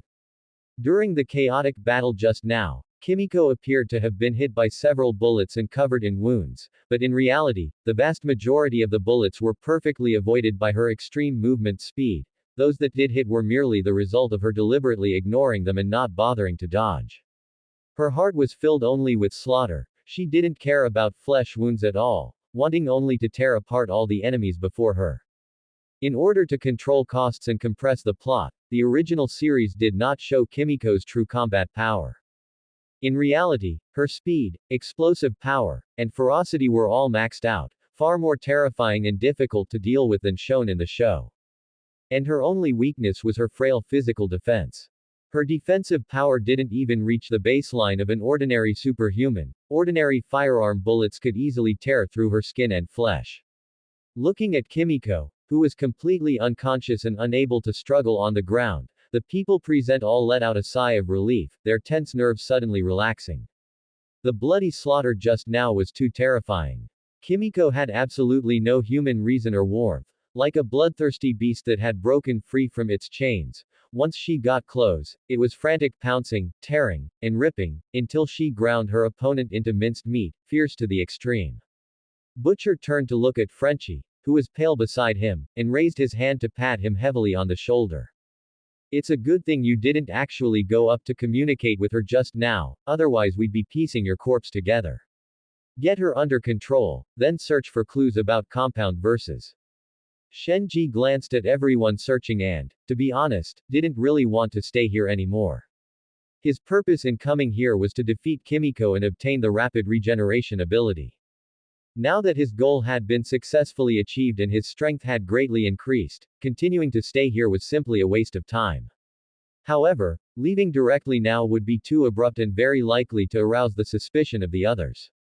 Shenji sighed inwardly and simply stopped overthinking it. Since he was idle anyway, he might as well pretend to search along with them. He walked casually to a pile of junk in a corner and searched through it, never expecting that he would actually find something. A used compound versus syringe. The subsequent events were similar to the original plot. Butcher, relying on his keen insight, soon deduced the truth. A-train had risked danger to secretly transport compound versus here, the purpose being to continuously inject the agent into Kimiko. As for who was behind it or what the ultimate goal was, no one knew for the time being. Fortunately, information had been left behind in this underground storage room. As long as they investigated and organized it, they would be able to peel back the layers of fog and reach the core truth of the incident. But these so-called truths were meaningless to Shenji. He had no intention of getting involved in the protagonist group's plot entanglements. Obtaining the abilities he wanted and completing his growth in strength was his biggest gain. After lingering for a moment, Shenji found a reasonable excuse to part ways with the others, turned around, and headed straight back to his brand new residence. His apartment was right next to Vought Tower, located on the 20th floor of a high-rise. Real estate around Vought International headquarters was worth its weight in gold. Just for this small apartment, the monthly rent was as high as $10,000, an astonishing expense. But this expense was well worth it. Only by having his main body stationed around Vought Tower could his split clones move freely and operate perfectly between the top floor and the underground levels of the tower, as it was exactly a 300-meter distance. Yes, the one who had joined the Seven to replace Translucent was not him personally, but merely a clone. He wasn't foolish enough to enter Vought himself. Homelander was moody and paranoid, and no one could say what kind of malice he might harbor in the next second. Once in close proximity, any slight carelessness could result in the other party instantly blowing his head off. Fortunately, he now possessed the rapid regeneration ability, and this top-tier talent also applied to his clones. Even if a clone suffered heavy damage, it would no longer perish instantly, significantly increasing its survival rate. Shenji lay back on the soft bed and let out a deep breath, his thoughts drifting back to the beginning of his transmigration. Upon first entering this world rampant with superpowers and violence, he had been terrified and cautious every step of the way, fearing that he might encounter a high-level superhuman and end up meeting a miserable, unexplained death. Yet, in just a short time, by taking the opportunity to follow the protagonist group, he had undergone a transformation and now possessed the capital to calmly protect himself in this world. Although his strength and defense weren't top tier, he possessed top tier speed and an uncrackable rapid regeneration. It would be hard for him to die even if he wanted to. More importantly, he held the two major abilities of self-division and shapeshifting. With countless clones and the ability to disguise himself at will, his stealth capabilities were unparalleled. Even for Homelander, who possessed invincible combat power, trying to find and kill him would be as difficult as ascending to heaven. Furthermore, while Homelander had invincible combat power, his mind was extremely unstable, he was paranoid and irritable, and not very bright. Shenji sighed inwardly, traveling to another world and following the protagonist group to tag along on the plot and pick up opportunities was indeed the fastest shortcut for development. Now that his clone had joined the Seven, he could access a massive amount of classified superhuman files, and his subsequent growth in strength would only become easier and easier. He opened his superpower panel again, carefully examining his own shortcomings. To stack all attributes and achieve an all-around breakthrough, he needed to defeat a large number of ordinary superhumans or directly harvest the attributes of high-level super-powered individuals. Currently, his advantages lay entirely in self-preservation, stealth, and escape. His frontal assault and burst damage were slightly weak, only capable of crushing ordinary super-powered individuals. The most important attributes to prioritize improving right now were strength and energy.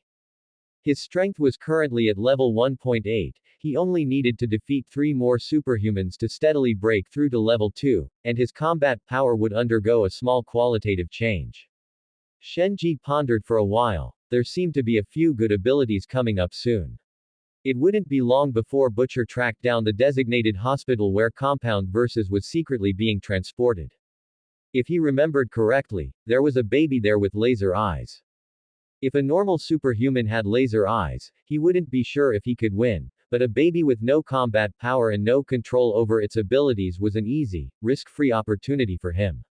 Laser eyes. Homelander's signature top-tier ability. He was determined to get it, he had to have it. It was just a pity that the matter of Compound Versus was also a high-level secret within Vought. He couldn't access it at all right now, let alone find out where that hospital was. However, Vought also owned orphanages specifically for housing super-powered children, which hid a large number of children who had awakened various superpowers, and there even seemed to be a superhuman child who could teleport. Having sorted out what he needed to do next, Shenji wanted to test his rapid regeneration ability. He tightened his right hand into a fist, and a sharp, pointed bone spur instantly protruded from the skin of his wrist, gleaming with a cold light. Immediately after, he slashed the bone spur hard against the skin of his forearm. The next instant, a crisp clinking sound rang out. The hard, sharp bone spur was deflected directly by the carbon metamaterial skin on his body surface, not even leaving a shallow white mark. It was completely unable to break through his own defense. Shenji smiled helplessly. His strength level was too low, so even the bone spur couldn't break his defense, making it impossible to create an injury to test his rapid regeneration ability. He simply gave up on the idea of testing it. He couldn't just gouge out his own eyes or cut a hole in his mouth to verify his rapid regeneration, right? He wasn't a masochist and had no need to suffer just to test an ability. The 99th floor of Bot Tower, the exclusive area for the Seven. Shenji's clone, wearing a custom-tailored translucent uniform, walked slowly out of his exclusive dormitory and headed toward the conference room. Just a moment ago, he had received notification that Homelander was holding a full meeting of the Seven. In the original plot, there didn't seem to be this meeting. He walked into the conference room with a puzzled expression. Everyone had already arrived, and he was the only one missing. Homelander, wearing a stars and stripes cape, stood with his hands behind his back in front of the floor-to-ceiling panoramic window, looking down at the city scenery below with a relaxed expression, an air of condescending oppression radiating from him. The first thing Shenji saw upon entering the door was that flashy stars and stripes cape, which instantly caught his attention. In the center of the conference room sat a specially designed conference table, triangular in shape with the top cleanly cut off, leaving an exclusive head seat. That was the exclusive seat of the Seven's leader, Homelander, symbolizing his unshakable core position.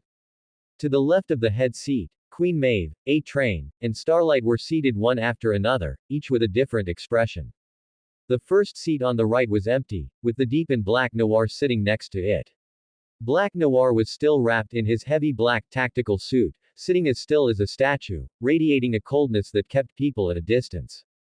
Shenji raised an eyebrow, looking at the empty seat in surprise. He really didn't remember Translucent's seat being so far forward. The sound of footsteps startled Homelander at the window. He turned around slowly, a seemingly gentle smile instantly spreading across his face, and he raised his hand to beckon Shenji. Come, sit here. He pointed with his fingertip to the empty seat at the head of the table on the right, then lifted his eyes to scan the room. Let us officially welcome the new member of the Seven, the new Translucent, JS. As his voice fell, the expressions in the room varied.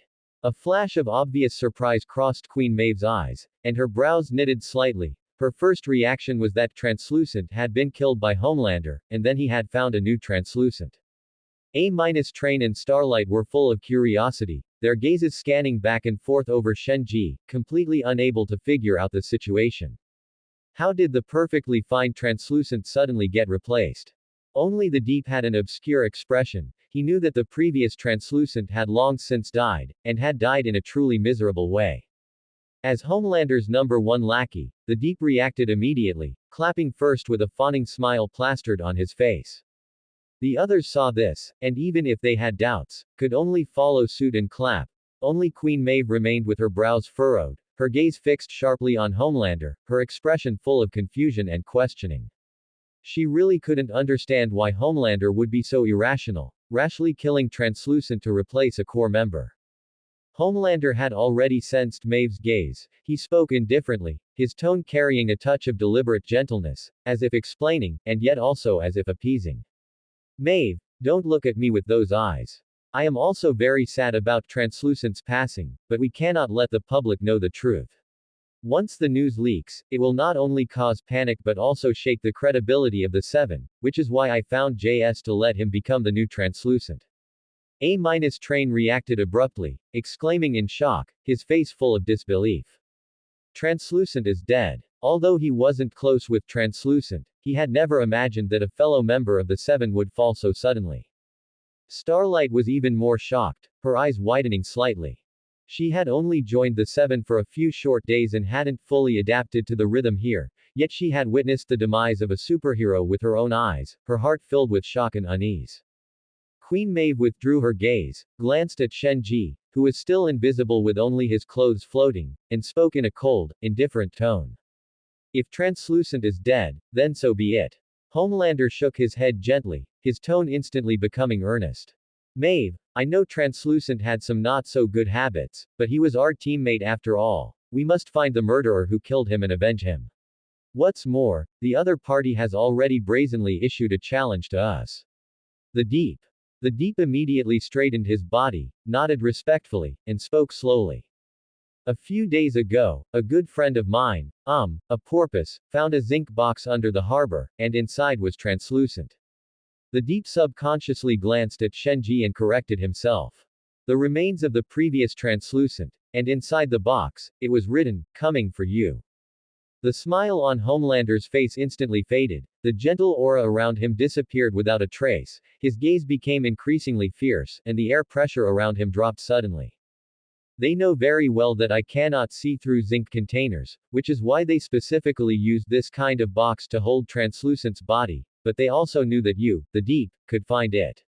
This is not a simple murder, it is a declaration of war against me, a provocation against the entire Seven.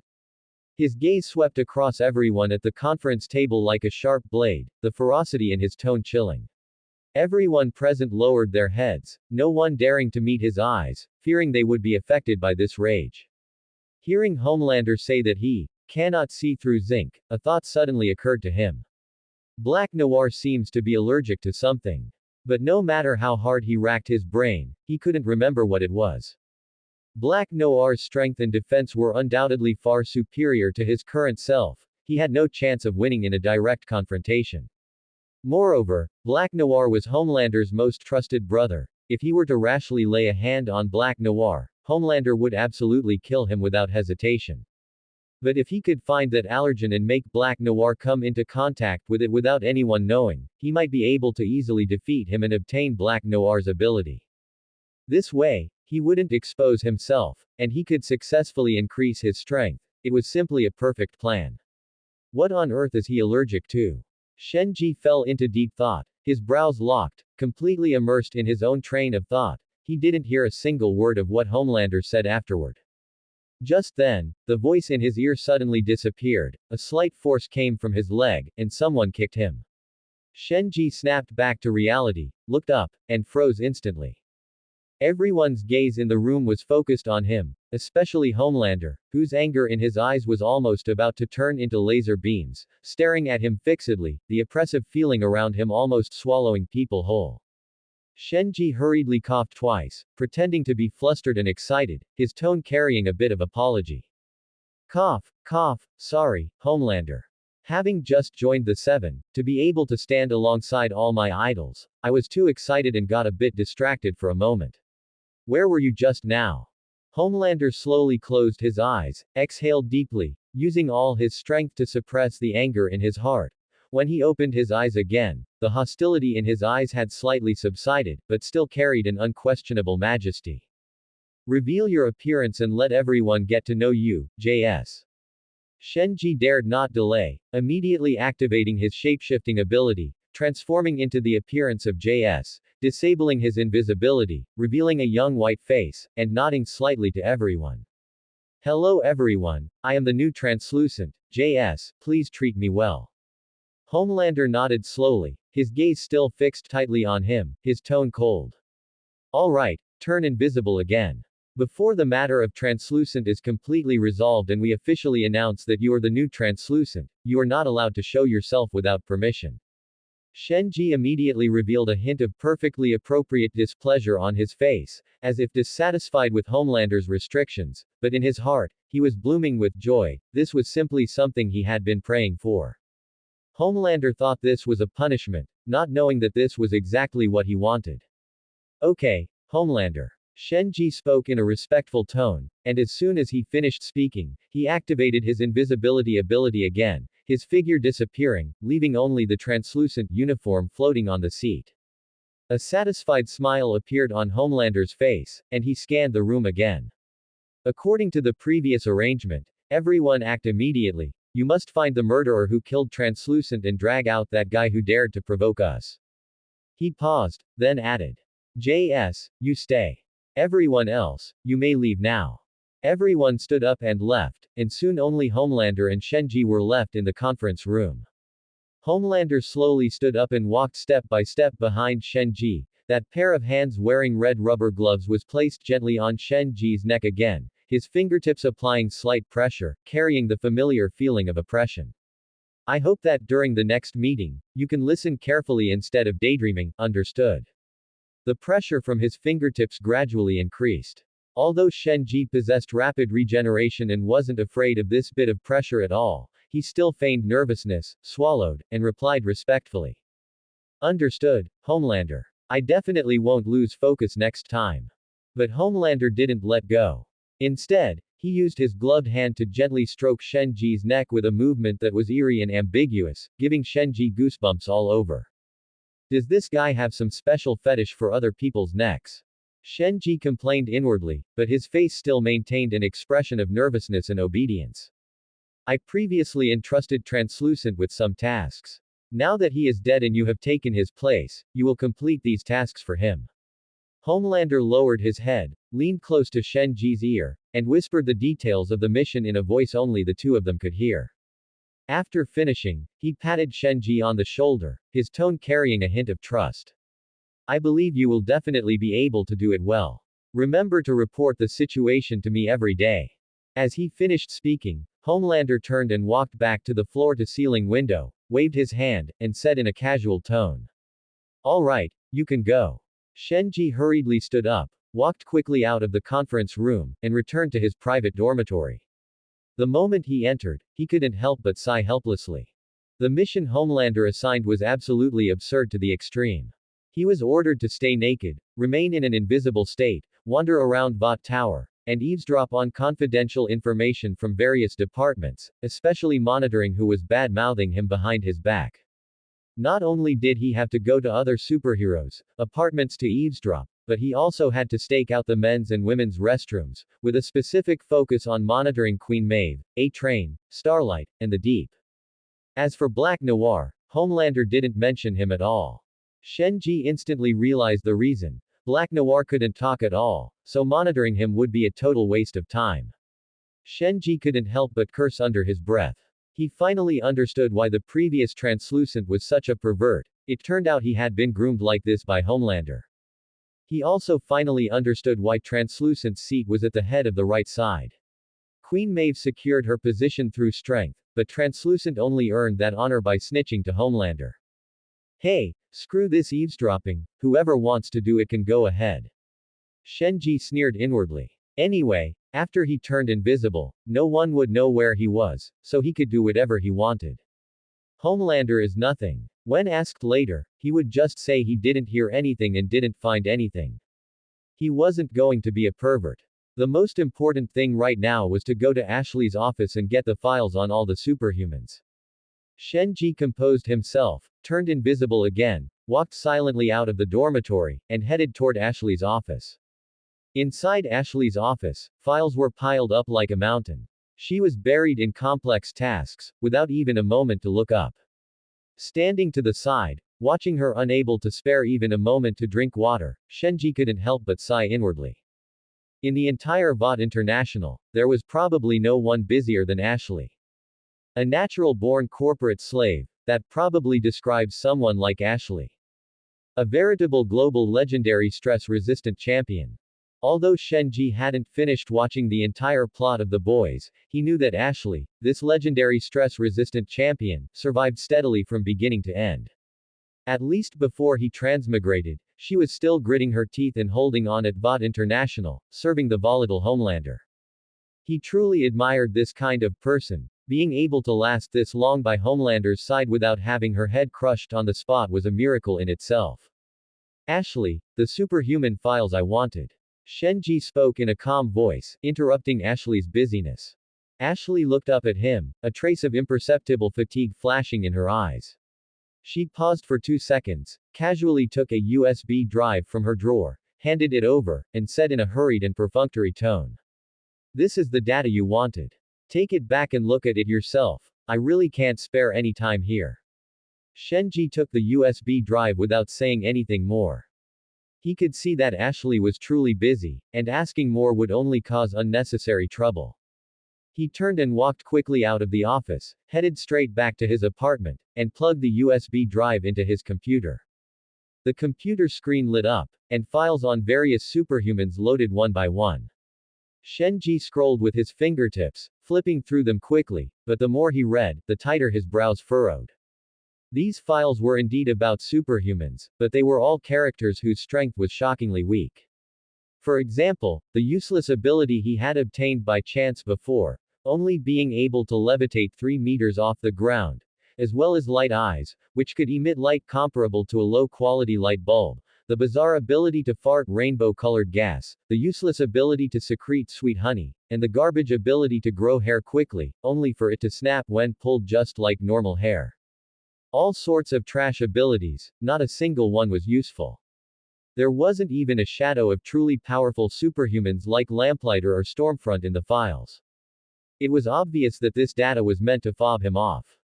However, having said that, the level of detail in the files was impeccable.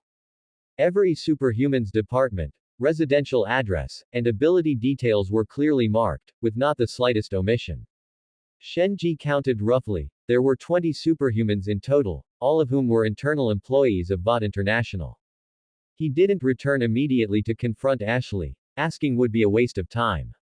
If Ashley dared to give this list, it was highly likely she had obtained tacit approval from the higher-ups, perhaps it was even Homelander or Madeline's intention.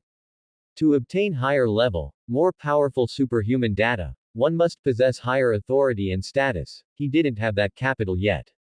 Although the abilities of these 20 superhumans were weak, defeating them could still improve his base attributes.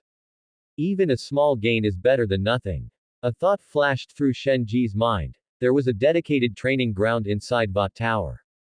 If he asked Ashley to call these 20 people together so he could defeat them in one go, wouldn't that be more convenient? But upon second thought, he abandoned this idea. Although Ashley was a normal person, she hardly paid attention to the requests of other superheroes except for Homelander. Moreover, once he told Ashley, this matter would inevitably reach Madeline's ears, and the Bot higher-ups would all know. This kind of private strength enhancement was naturally better kept secret from as many people as possible. He flipped through the files again and found that among these 20 superhumans, most of them had a common hobby, hanging out at clubs. Rather than hunting them down one by one, it would be more efficient to just wait at the club and catch them as they come. As for those who do not like going to the club, I will just have to find time to make a special trip for them later. As night fell and the city's neon lights turned on, Shenji turned invisible and headed to the superhuman club.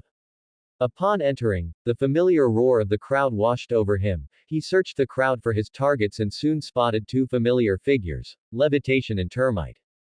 These two guys seemed to spend every day here, and they were also on the list of 20 superhumans. Shenji continued to scan the area and, aside from them, unexpectedly discovered a superhuman who was not on the list. A rubber man whose limbs could extend at will, just like rubber. But that did not matter. Meeting him was fate, and there was no reason not to accept attributes delivered right to his doorstep. Shenji walked up slowly and stopped in front of the rubber man. At this moment, the rubber man's arms were stretched out long, wrapping around 6 or 7 men, groping them unscrupulously with a flirtatious and ambiguous expression. Seeing a set of empty clothes floating in front of him out of thin air, the rubber man raised an eyebrow, his tone flirtatious and bantering. Wow, it is translucent. What? You want to join in the fun too? Want me to share too with you? As soon as he finished speaking, he pulled 2 of the men and shoved them forcefully towards Shenji. Shenji's eyes turned cold. He swiped those 2 men away, then reached out to grab the rubber man's neck while clenching his other fist and smashing it hard into his face. But the rubber man did not show any intention of dodging, letting Shenji's fist strike his face. The moment the fist landed, his cheek dented like rubber, ripples spreading outwards, before quickly snapping back to its original shape, completely unharmed. The rubber man frowned, retracted his extended arms, sat up straight, and spoke with a hint of dissatisfaction. Translucent, I did not offend you, did I? Why are you acting crazy? Shenji silently withdrew his fist, cursed inwardly, and turned to leave. My attack power is still too low, I cannot break through his defense at all. This guy's defense is not top tier, but his body is soft and elastic enough. Without sufficient strength or a sharp blade, I cannot hurt him in the slightest. If I had a knife, combined with my strength about to break through to level 2, I might be able to barely break his defense, but to defeat him, I would likely have to kill him. Knocking him out is simply impossible. But there are too many eyes here, all superhumans and bot-related personnel. If I kill someone in public, it will inevitably bring unnecessary trouble. Since I cannot deal with this guy, I will just ignore him for now. He is not the only superhuman here.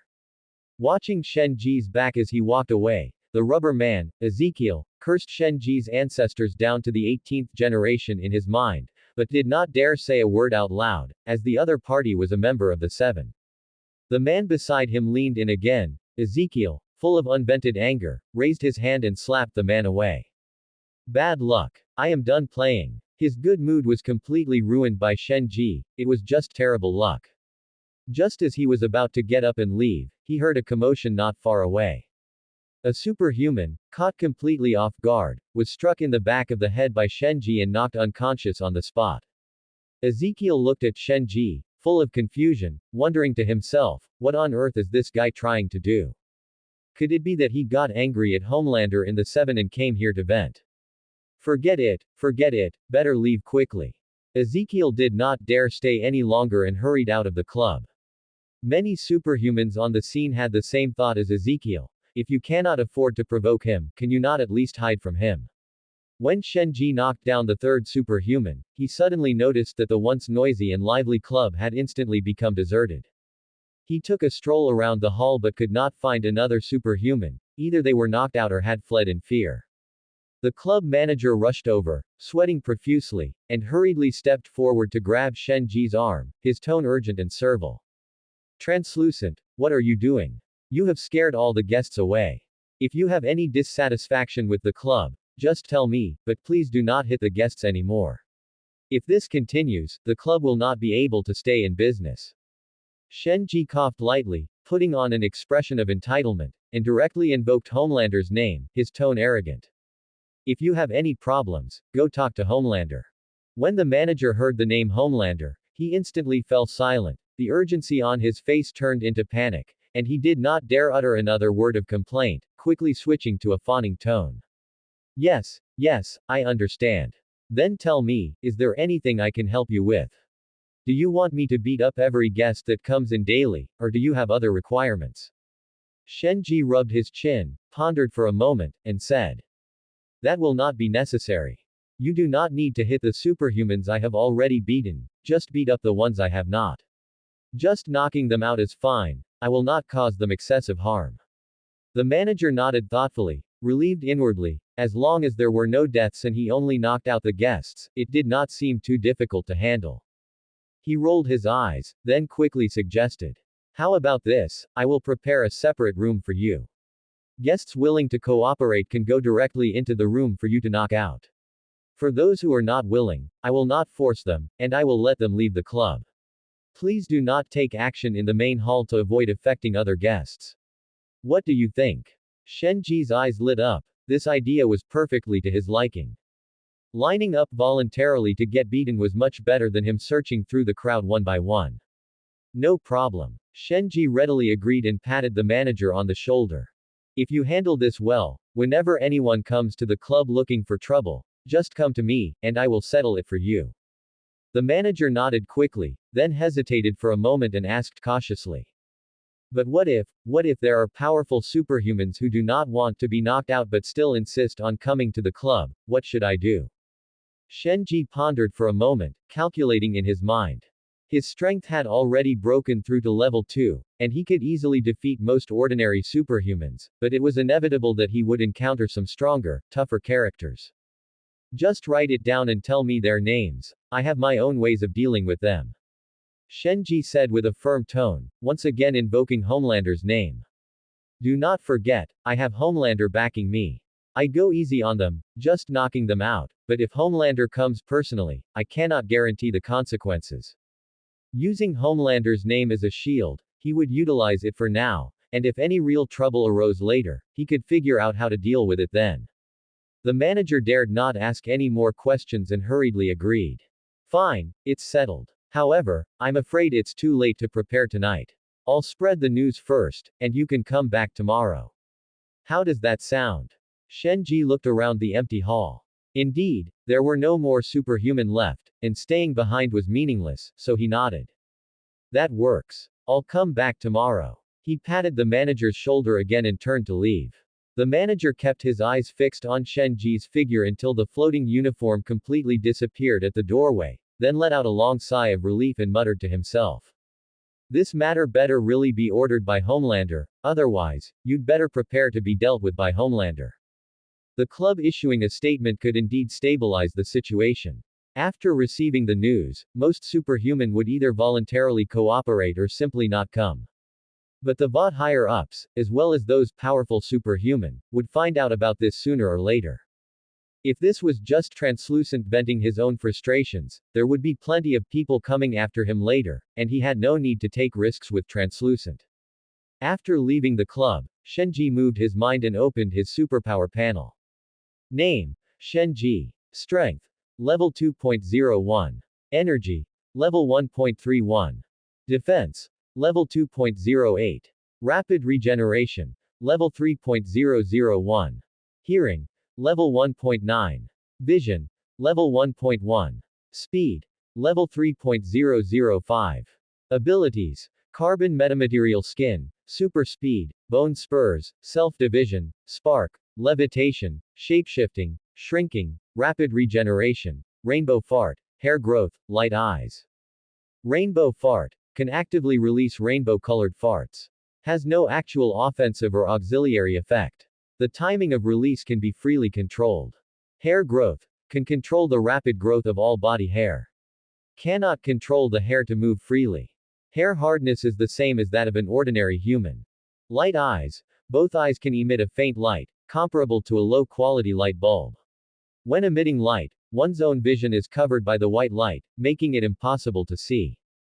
Shenji looked at the three new abilities on the panel and couldn't help but roll his eyes. What the hell, these three abilities are trashier than the last.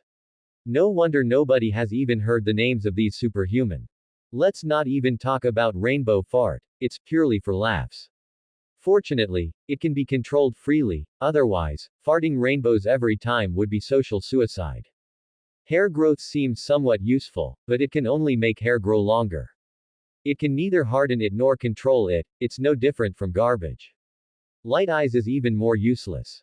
It's weak enough as is, and on top of that, you can't see anything when it's active. It's just making things harder for yourself. Despite the complaints, Shenji still managed to find a sliver of utility. Hair growth might be paired with future abilities that increase hair hardness or allow for hair manipulation, complementing each other. Although Light Eyes is useless, if paired with Starlight's light-based attack abilities, it might be able to play a small role. Starlight's abilities rely on a light source. Without light, she cannot launch attacks. Light Eyes happens to be able to provide a weak light source. Even if one cannot see while emitting light, as long as the target is locked on beforehand, one might be able to use the light to launch an attack. Aside from these three useless abilities, his base attributes had also received a significant boost. Strength successfully broke through level 2, reaching the level of a relatively powerful superhuman. It wasn't weak anymore.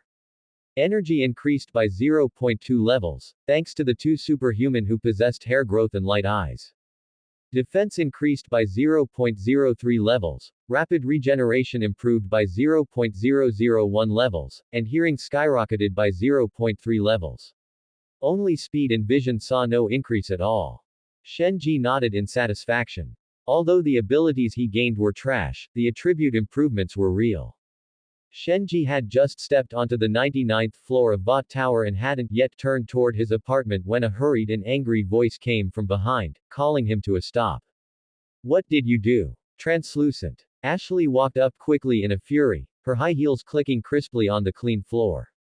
Her face was full of anxiety and reproach, and she went straight to the point as soon as she spoke. You hit 3 superhuman at the club. And you laid a hand on Ezekiel. Do you know that Ezekiel is about to hold the Faith Expo? That event is crucial for Vought and for the church. Shenji spread his hands, his face full of confusion. He hadn't even remembered the name of that rubber man, and he asked back casually. Who is Ezekiel? Oh, I remember now, that rubber homoromantical. Ashley's face changed in fright. She immediately raised her hand to cover her mouth, lowered her voice, and urgently scolded. Shish. Do you have a death wish? Don't talk nonsense. Ezekiel is a member of the church and has always publicly advocated against homosexuality.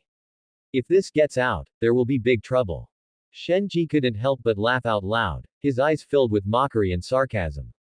Anti-homosexuality. That guy was hugging 4 or 5 men in the club, his behavior frivolous and ambiguous. What kind of anti-homosexuality is that? Don't joke, Ashley. His tone was dismissive. Could it be that the church's way of promotion is to let him crawl into a man's ass? Besides, I didn't hurt him at all and let him leave just fine. If there really is a problem, go find Homelander. He's the one who agreed to let me do this. Ashley snorted coldly, her eyes full of disbelief, but she didn't refute further and said in a stiff tone. It had better really be what he agreed to. Madeline is looking for you. Oh, and Homelander is in her office too. Shenji was taken aback for a moment, then shrugged indifferently. He wasn't lying, it really was Homelander's tacit approval back then.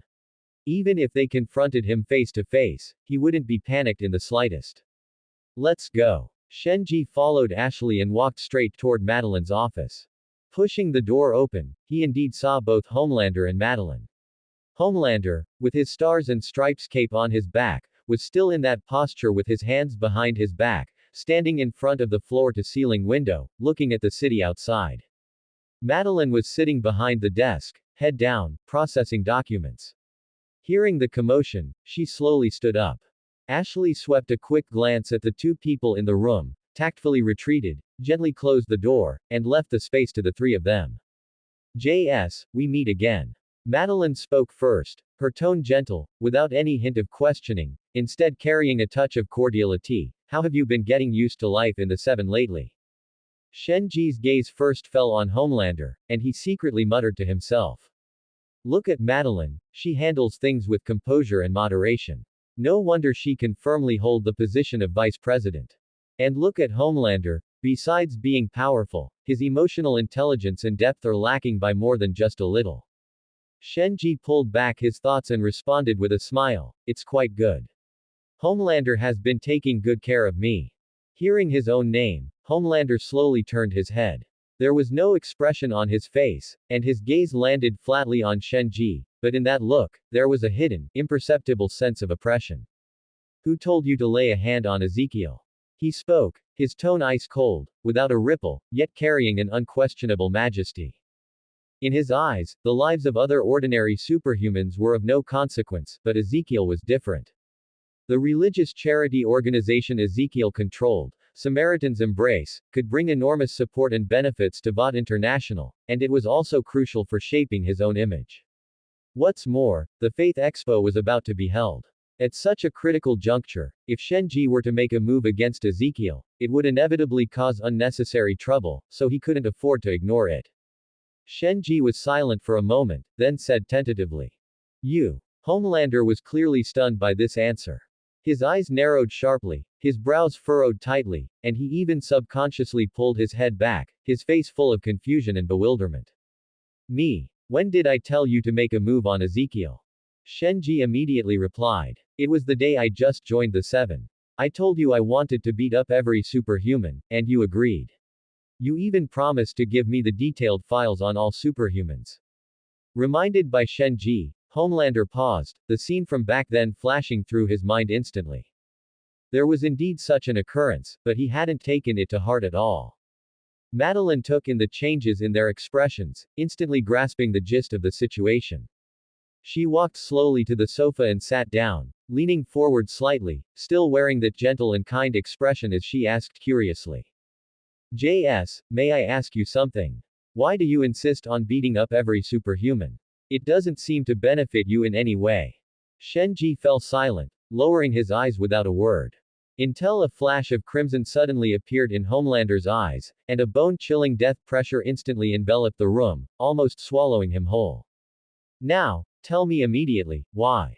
He knew that Homelander had lost his patience. If he didn't say something, he was afraid he would really be killed on the spot. Shenji slowly recited the excuse he had prepared long ago, enunciating every word. My parents were killed by a superhuman. His voice carried a faint, barely perceptible tremor, and he deliberately stained his eyes with grief and indignation. I was so scared that I fainted on the spot that day, and it was precisely at that moment that my translucent ability was activated, allowing me to narrowly escape death. That's why I hate all superhumans. I swore that I would beat every one of them up, until they fainted. By the end, Shenji deliberately emphasized his tone, becoming agitated. His voice rose involuntarily, filled with monstrous hatred and unwillingness. All superhumans. Even Homelander. As the words fell, the anger in Homelander's eyes instantly vanished without a trace. He glanced at Madeline, didn't say another word, turned around, and walked back to the floor-to-ceiling window, hands behind his back, continuing to overlook the city outside. Madeline looked at Shenji, a flash of genuine sympathy crossing her eyes, and her tone softened a bit. I'm very sorry, JS, I didn't expect you to have such a painful experience. I can understand how you feel, but you can't act recklessly like this, attacking superhumans whenever you see them. It will bring a lot of trouble to VOD International. She paused, changed the subject, and suggested. How about this? Perhaps we can create a dedicated program for you later, fair fights between superhumans. It would satisfy your wishes without causing unnecessary disputes. What do you think? Shenji's heart sank. He instantly understood Madeline's subtext. This was a roundabout way of stopping him from beating up superhumans at will. He looked up at Madeline, his tone firm, carrying a hint of a threat. I'm sorry, Madeline. The reason I joined the Seven in the first place was because Homelander promised me I could teach superhumans a lesson whenever I wanted. If that can't be done, then I can only leave VOD International and finish the job myself. He had already calculated in his heart that if Madeline dared to refuse, he would immediately find someone to expose the news of Translucent's death. He was betting that VOD International wouldn't dare to bear the consequences of a stock market crash and the collapse of public opinion. Madeline's brows instantly furrowed, and her face darkened. If it were anyone else who dared to threaten her like this, she would have ordered them to get lost, or even taken care of them directly. But Shenji wouldn't do. He was not only a member of the Seven but also Translucent's stand-in, the key to stabilizing public opinion. Once the news that Translucent was dead leaked, VOD International's stock price would inevitably plummet. No one could bear this consequence, and it absolutely must not happen. Madeline turned her head helplessly, looking at Homelander in front of the floor-to-ceiling window, hoping Homelander could persuade Shenji. Homelander, what do you think about this? Homelander exhaled slowly and turned around. There was no expression on his face, and his tone was so casual it was almost perfunctory. They're just some ordinary superhumans. If he wants to beat them up, let him. It's not like he's going to kill them. Changing the subject, he added. But not Ezekiel, at least not now. Until the Faith Expo is over, he is not to be touched. Madeline stood up in anger, her chest heaving violently, looking at Homelander in disbelief. Homelander. She had asked Homelander to speak up to stop Shenji, not to condone Shenji's reckless behavior. Homelander didn't even look at her. Instead, he raised his hand and pointed at Shenji. Kid, I believe in you. You are the real hero. Go ahead, Madeline and I still have things to discuss. A smile appeared on Shenji's face. Who said Homelander was hateful? This was clearly extremely lovable. Thank you, Homelander. After saying this, he didn't linger, turned around, and walked quickly out of the office.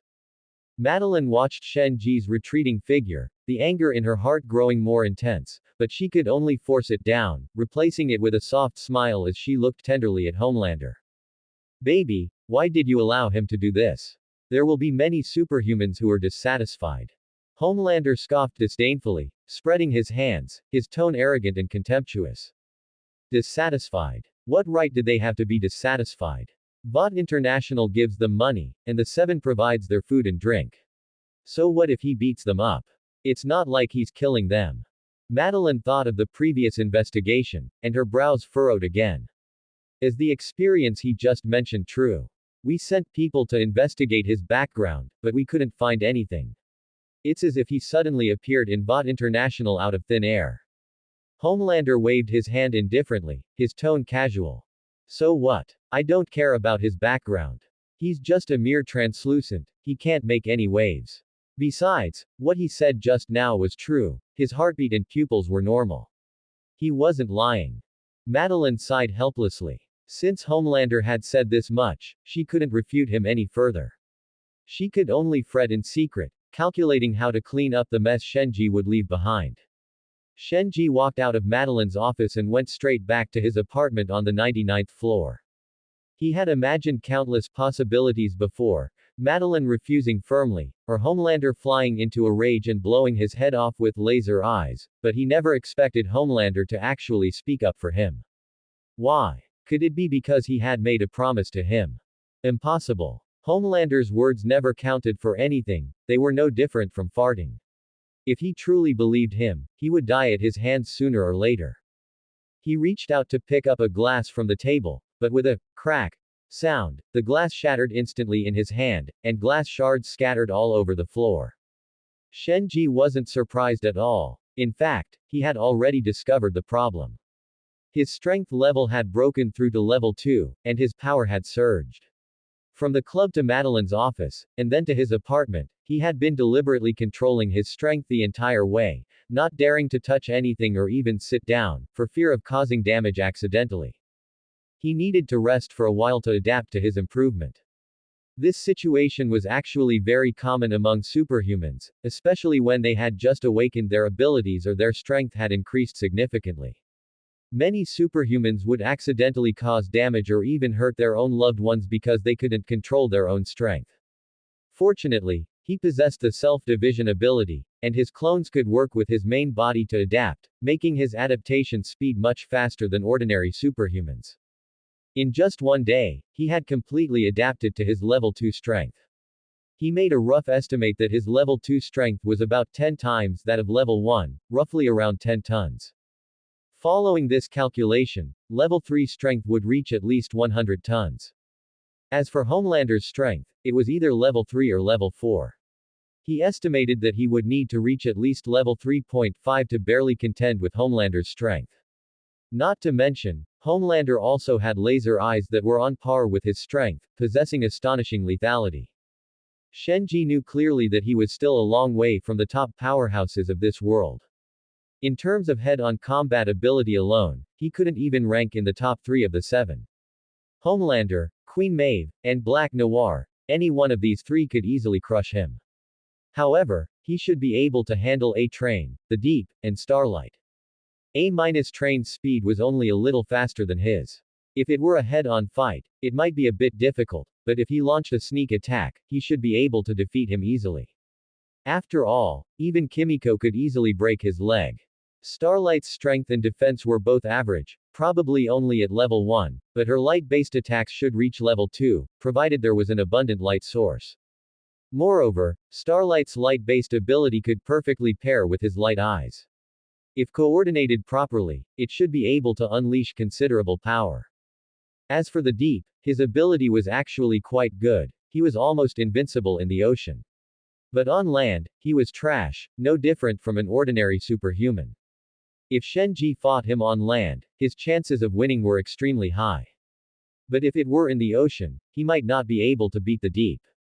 If he wanted to obtain the superpowers of those 3, the Deep was definitely the easiest, followed by A-Train, and lastly, Starlight. Shenji stroked his chin, calculating in his mind. He already possessed A-Train's super speed ability, so there was no rush for that. The Deep's ability was of no use to him in the short term, and he didn't go into the ocean often. Instead, energy attacks were what he lacked the most at the moment. It would be better to get Starlight's ability first.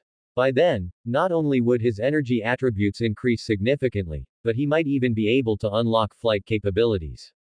Flight, after all, was a dream humans had held since ancient times. Thinking of this, Shenji could no longer sit still.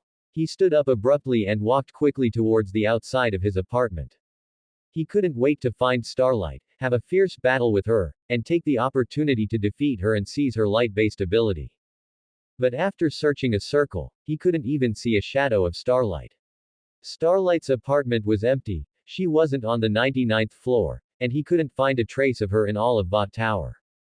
Shenji was helpless and could only go to ask Ashley, but the answer he received was that Starlight had no filming schedule or other work arrangements today. Huey. Shenji suddenly remembered that it was around this time that Starlight got together with Huey.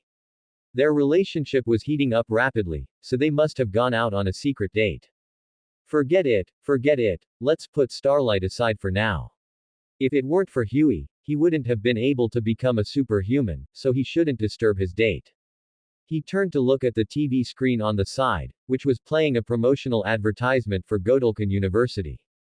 In the footage, a group of young superhumans were training, displaying various abilities one after another, which instantly captured Shenji's attention. Maybe he could go take a look at Godhood University. Shenji's heart stirred. Godhood University was the only university in the world exclusively for superheroes. A-Train, the Deep, and even Queen Maeve had graduated from this university before joining the Seven directly. If one wanted to join the Seven, the most convenient path was to stand out from Godhood University. More importantly, all the students at Godhood University were superhumans, possessing various abilities.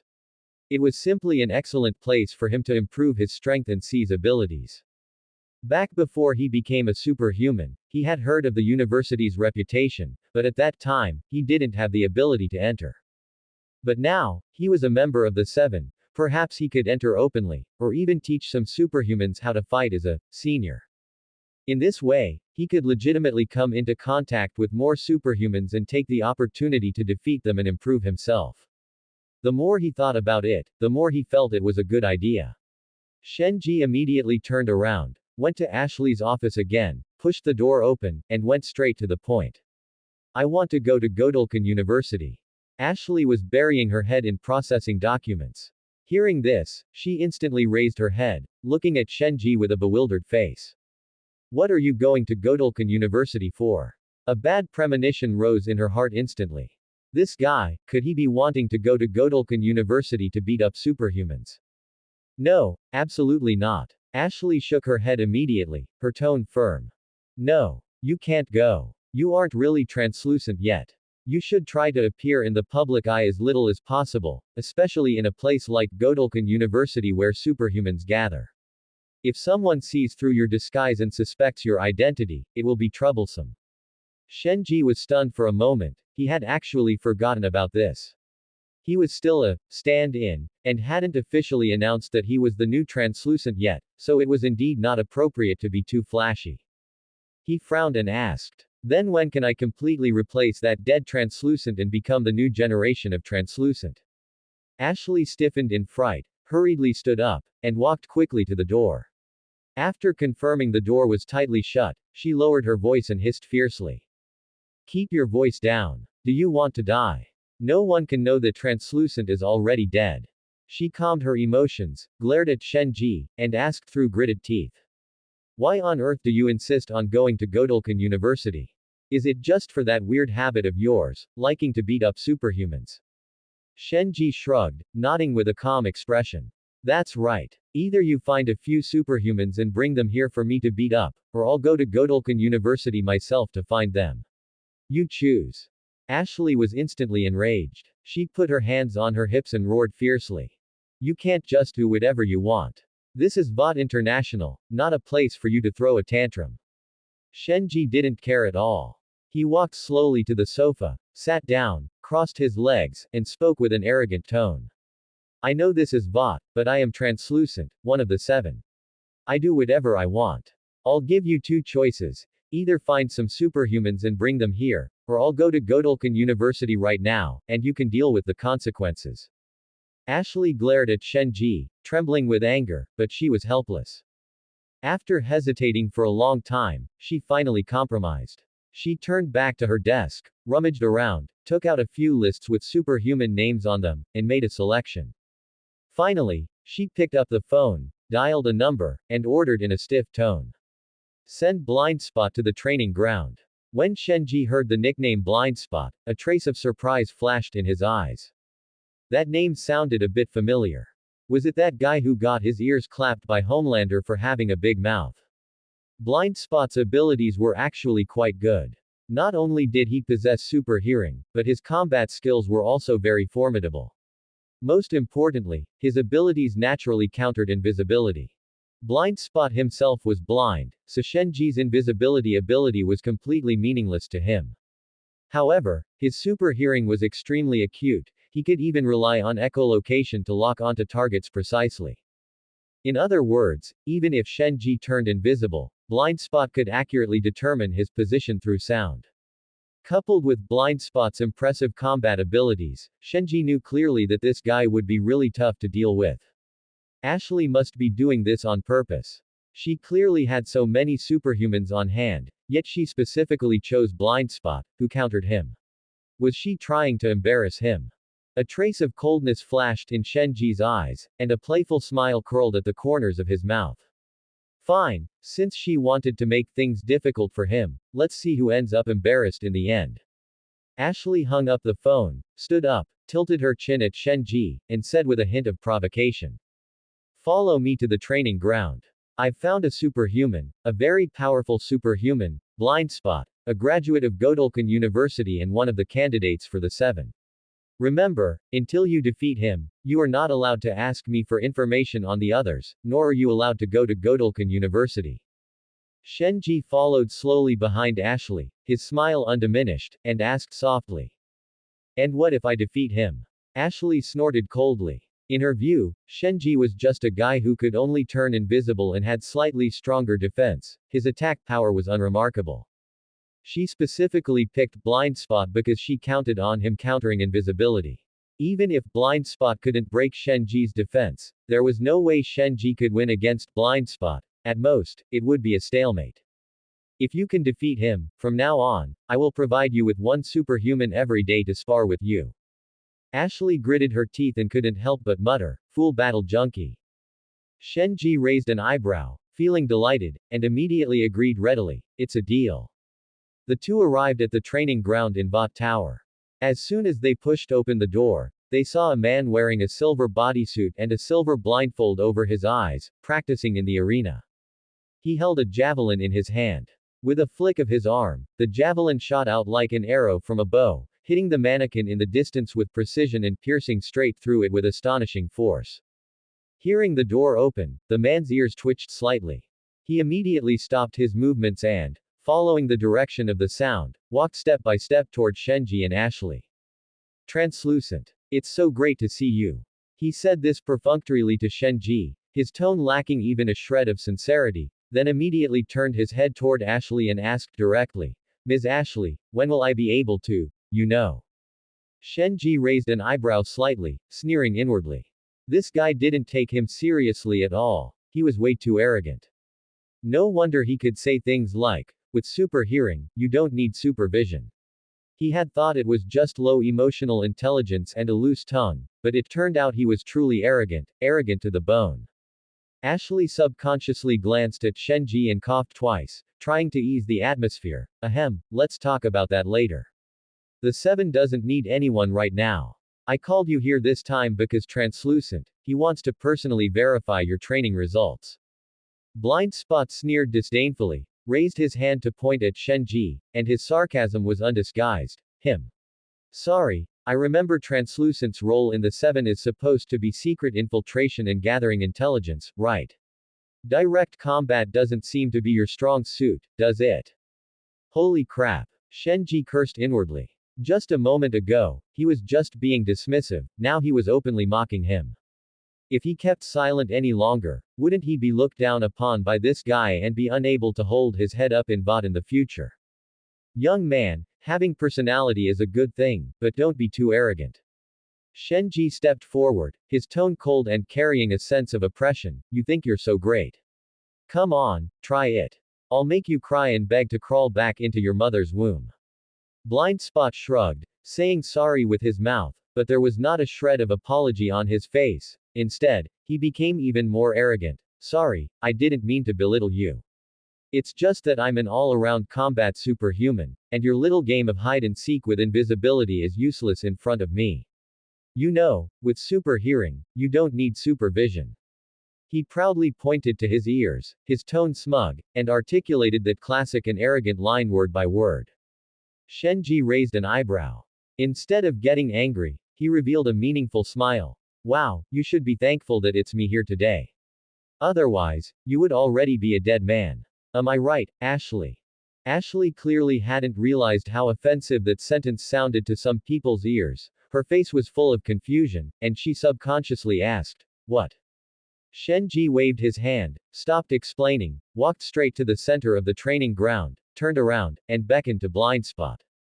It's nothing. Come on, blind spot, let me properly witness your super hearing that you're so proud of. If you beat me, I'll give you my spot in the 7.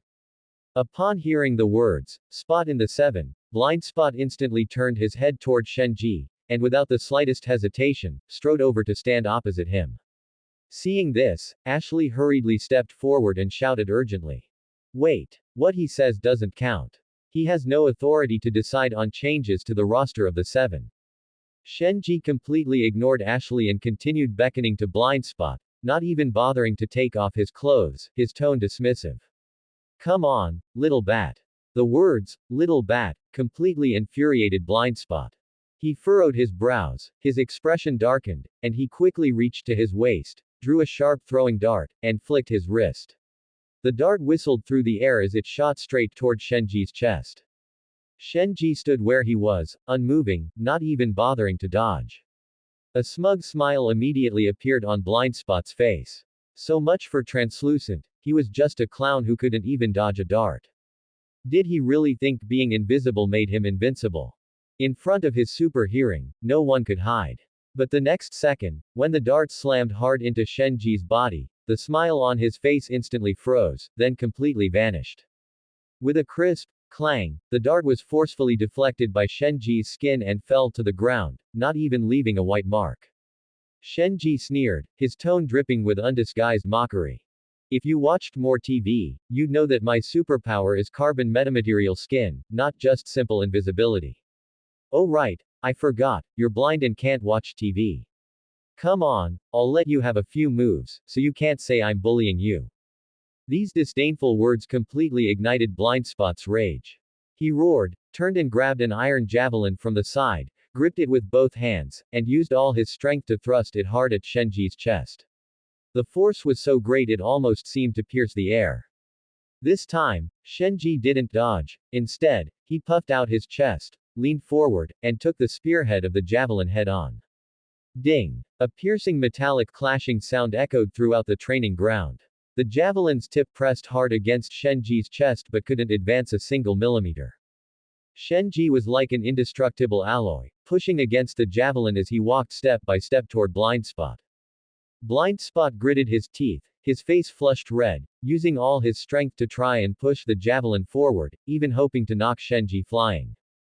But no matter how much force he exerted, Shenji remained unmoved. Instead, he pushed blind spot back step by step, leaving faint marks on the ground beneath his feet. Ashley, standing to the side, was completely stunned. Her eyes widened, her mouth hung open, and she muttered to herself.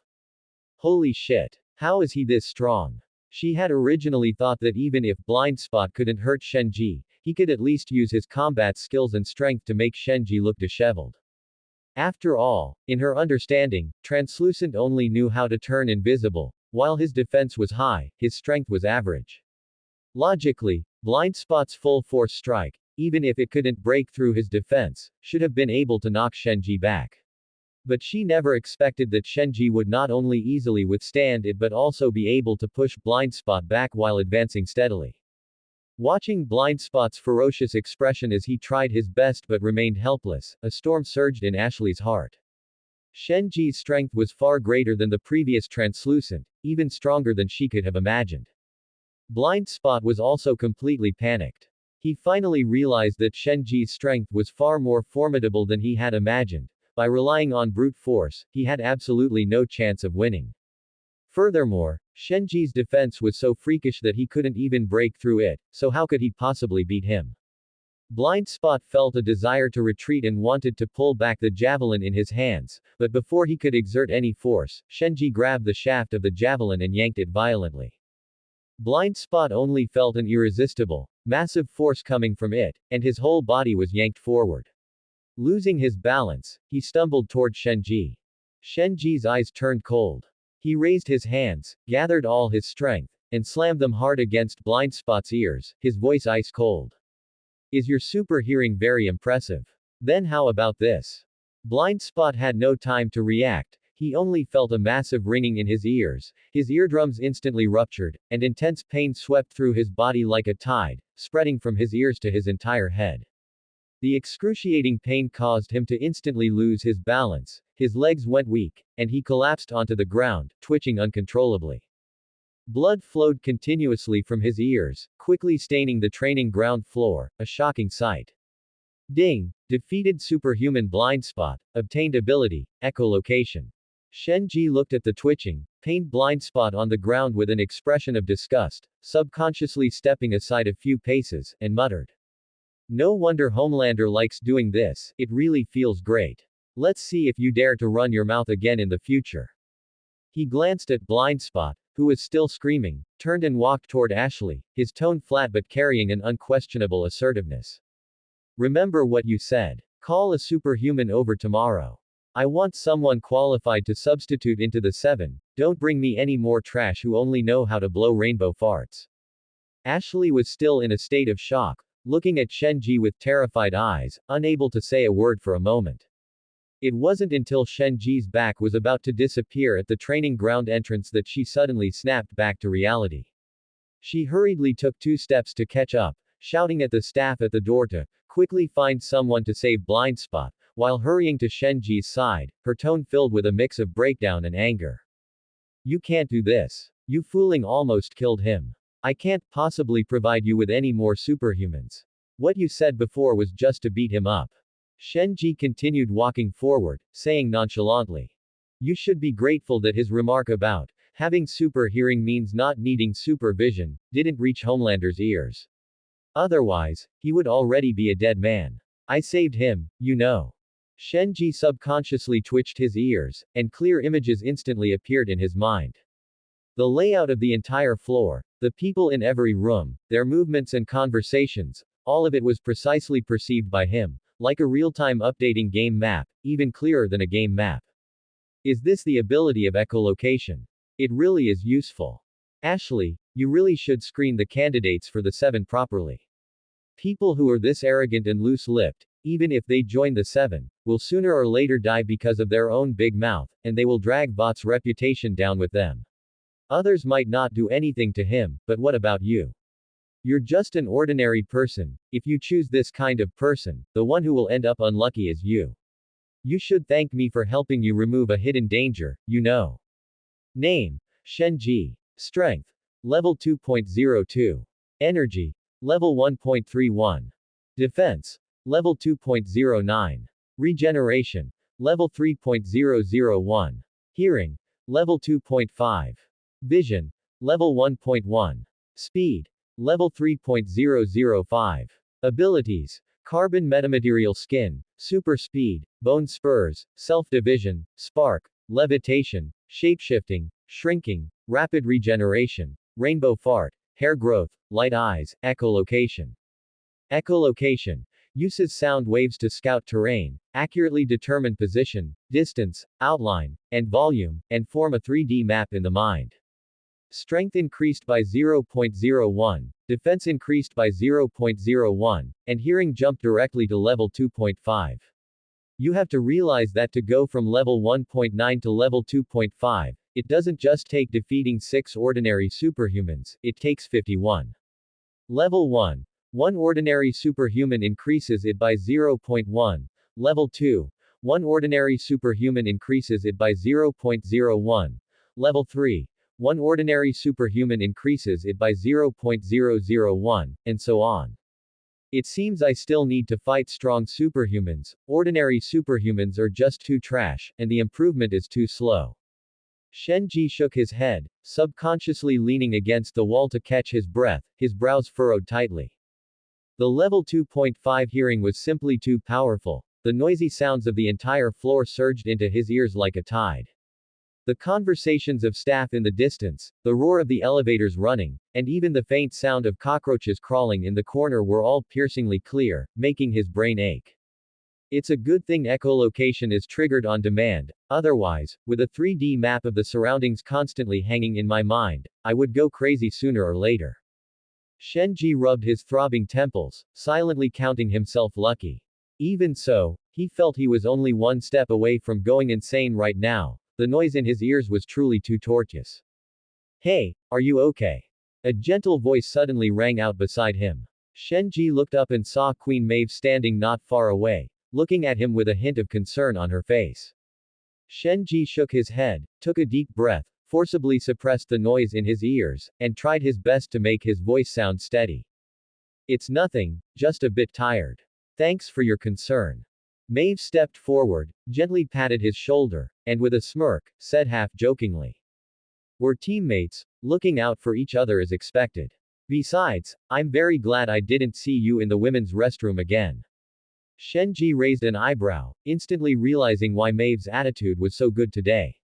It turned out the previous translucent always secretly went to the women's restroom to eavesdrop on her. Now that he had taken his place and hadn't done such sleazy things, she naturally had a bit more favorable impression of him. Maeve. Madeline's voice came from the side. She and Homelander walked out from a nearby apartment and waved at Maeve. Maeve nodded at Shenji and turned to walk toward them. Before leaving, Homelander deliberately stopped, turned his head, and gave Shenji a meaningful look. Shenji's heart sank instantly. He cursed inwardly. Homelander heard it. Fool Maeve, this person is definitely doing it on purpose. He hadn't listened to Homelander and gone to the restroom to eavesdrop on Maeve, and Maeve was even pretending to think highly of him. She clearly just wanted him to be targeted by Homelander.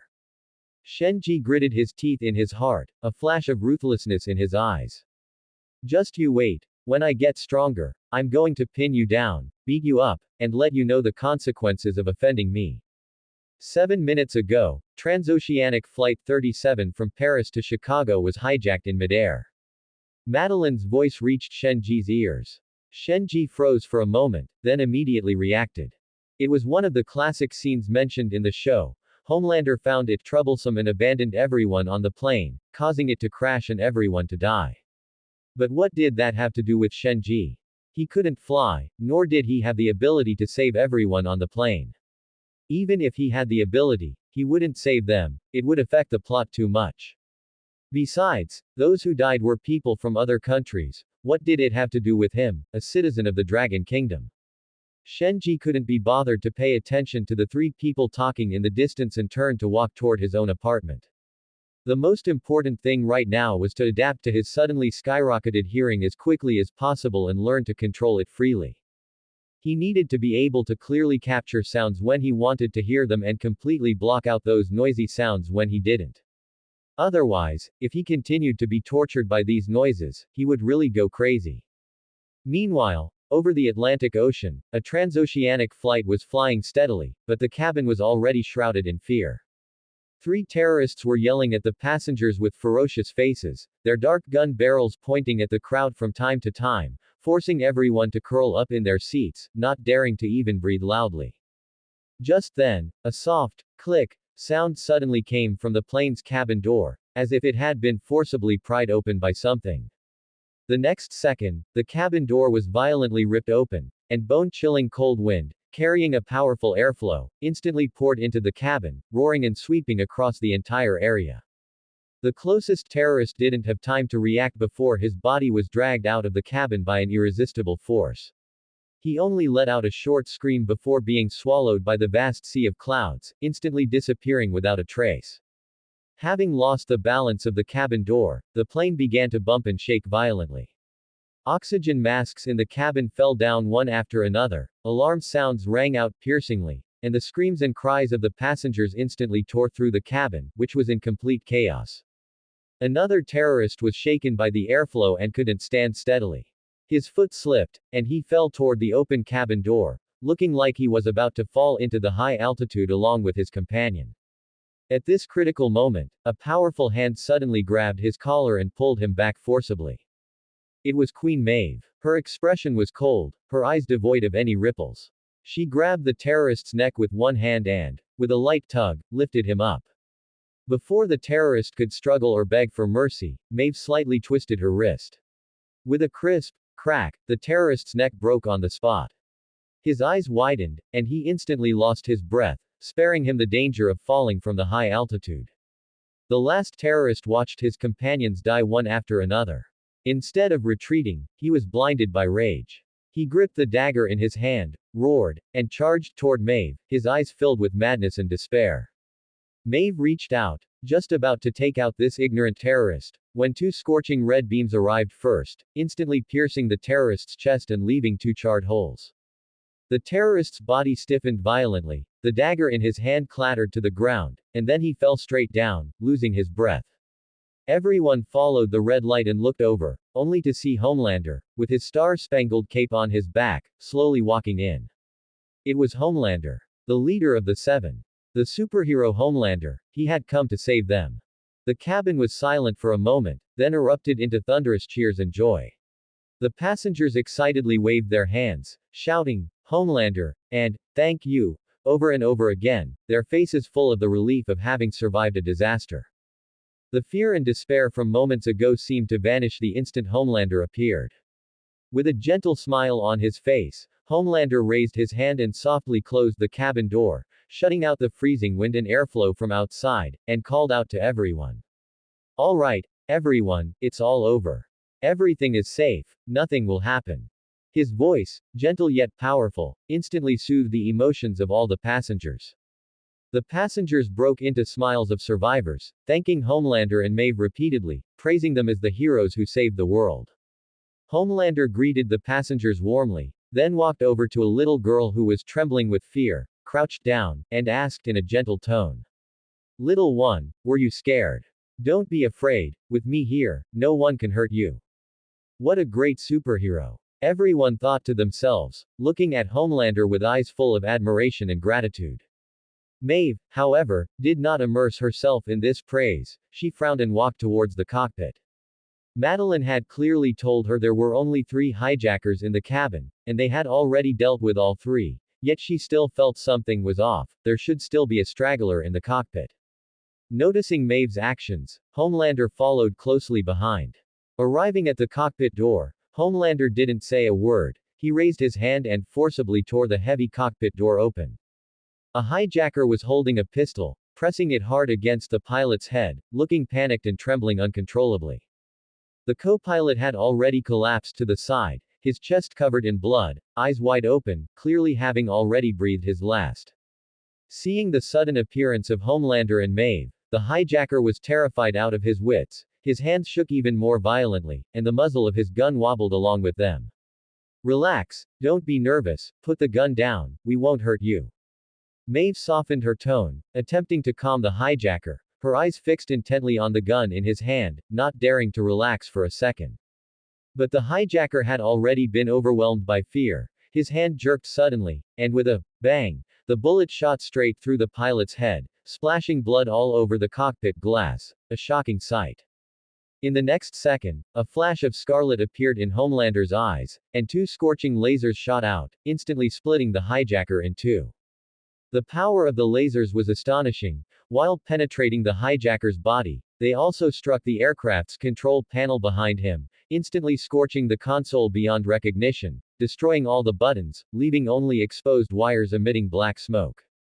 Red lights flashed frantically inside the cockpit, and ear-piercing alarms rang out one after another, echoing endlessly throughout the cabin. Maeve's expression changed. She took the headset off the pilot's head, trying to contact ground control, but there was only static in the headset. The signal had been completely cut off. "Do you know how to fly a plane?" Maeve turned her head, asking Homelander in an urgent tone, her eyes full of unease.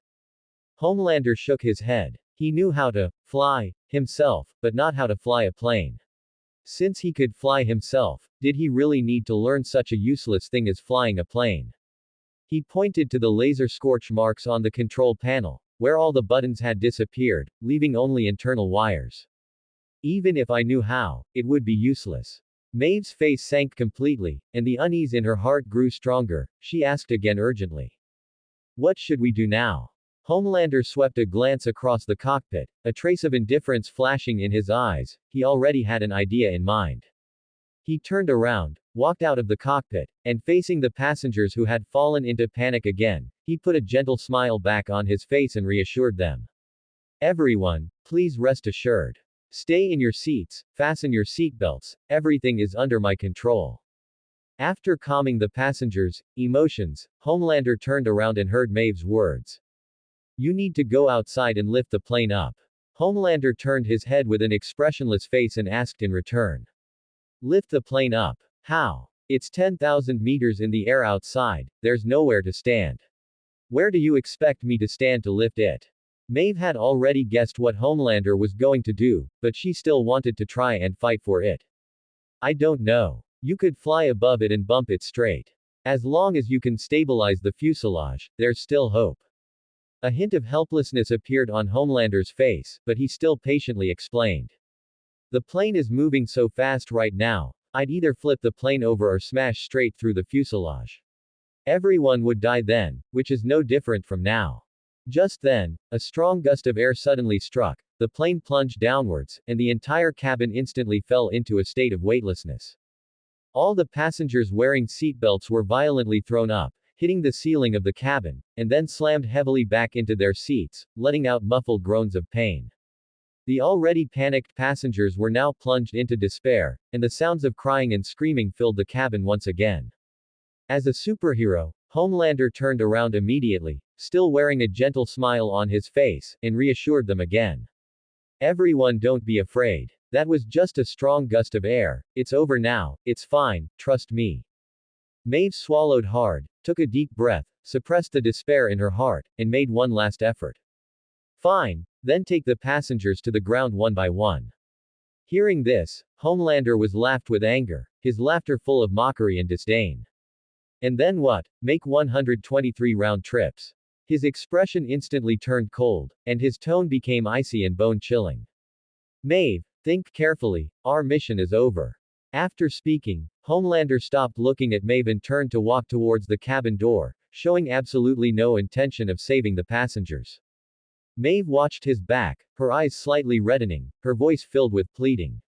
I beg you. But Homelander ignored her, walking towards the cabin door while reassuring the passengers behind him, repeating over and over, I won't leave, I will save everyone, while inwardly sneering, these aren't like ordinary people, if they die, what does it have to do with him?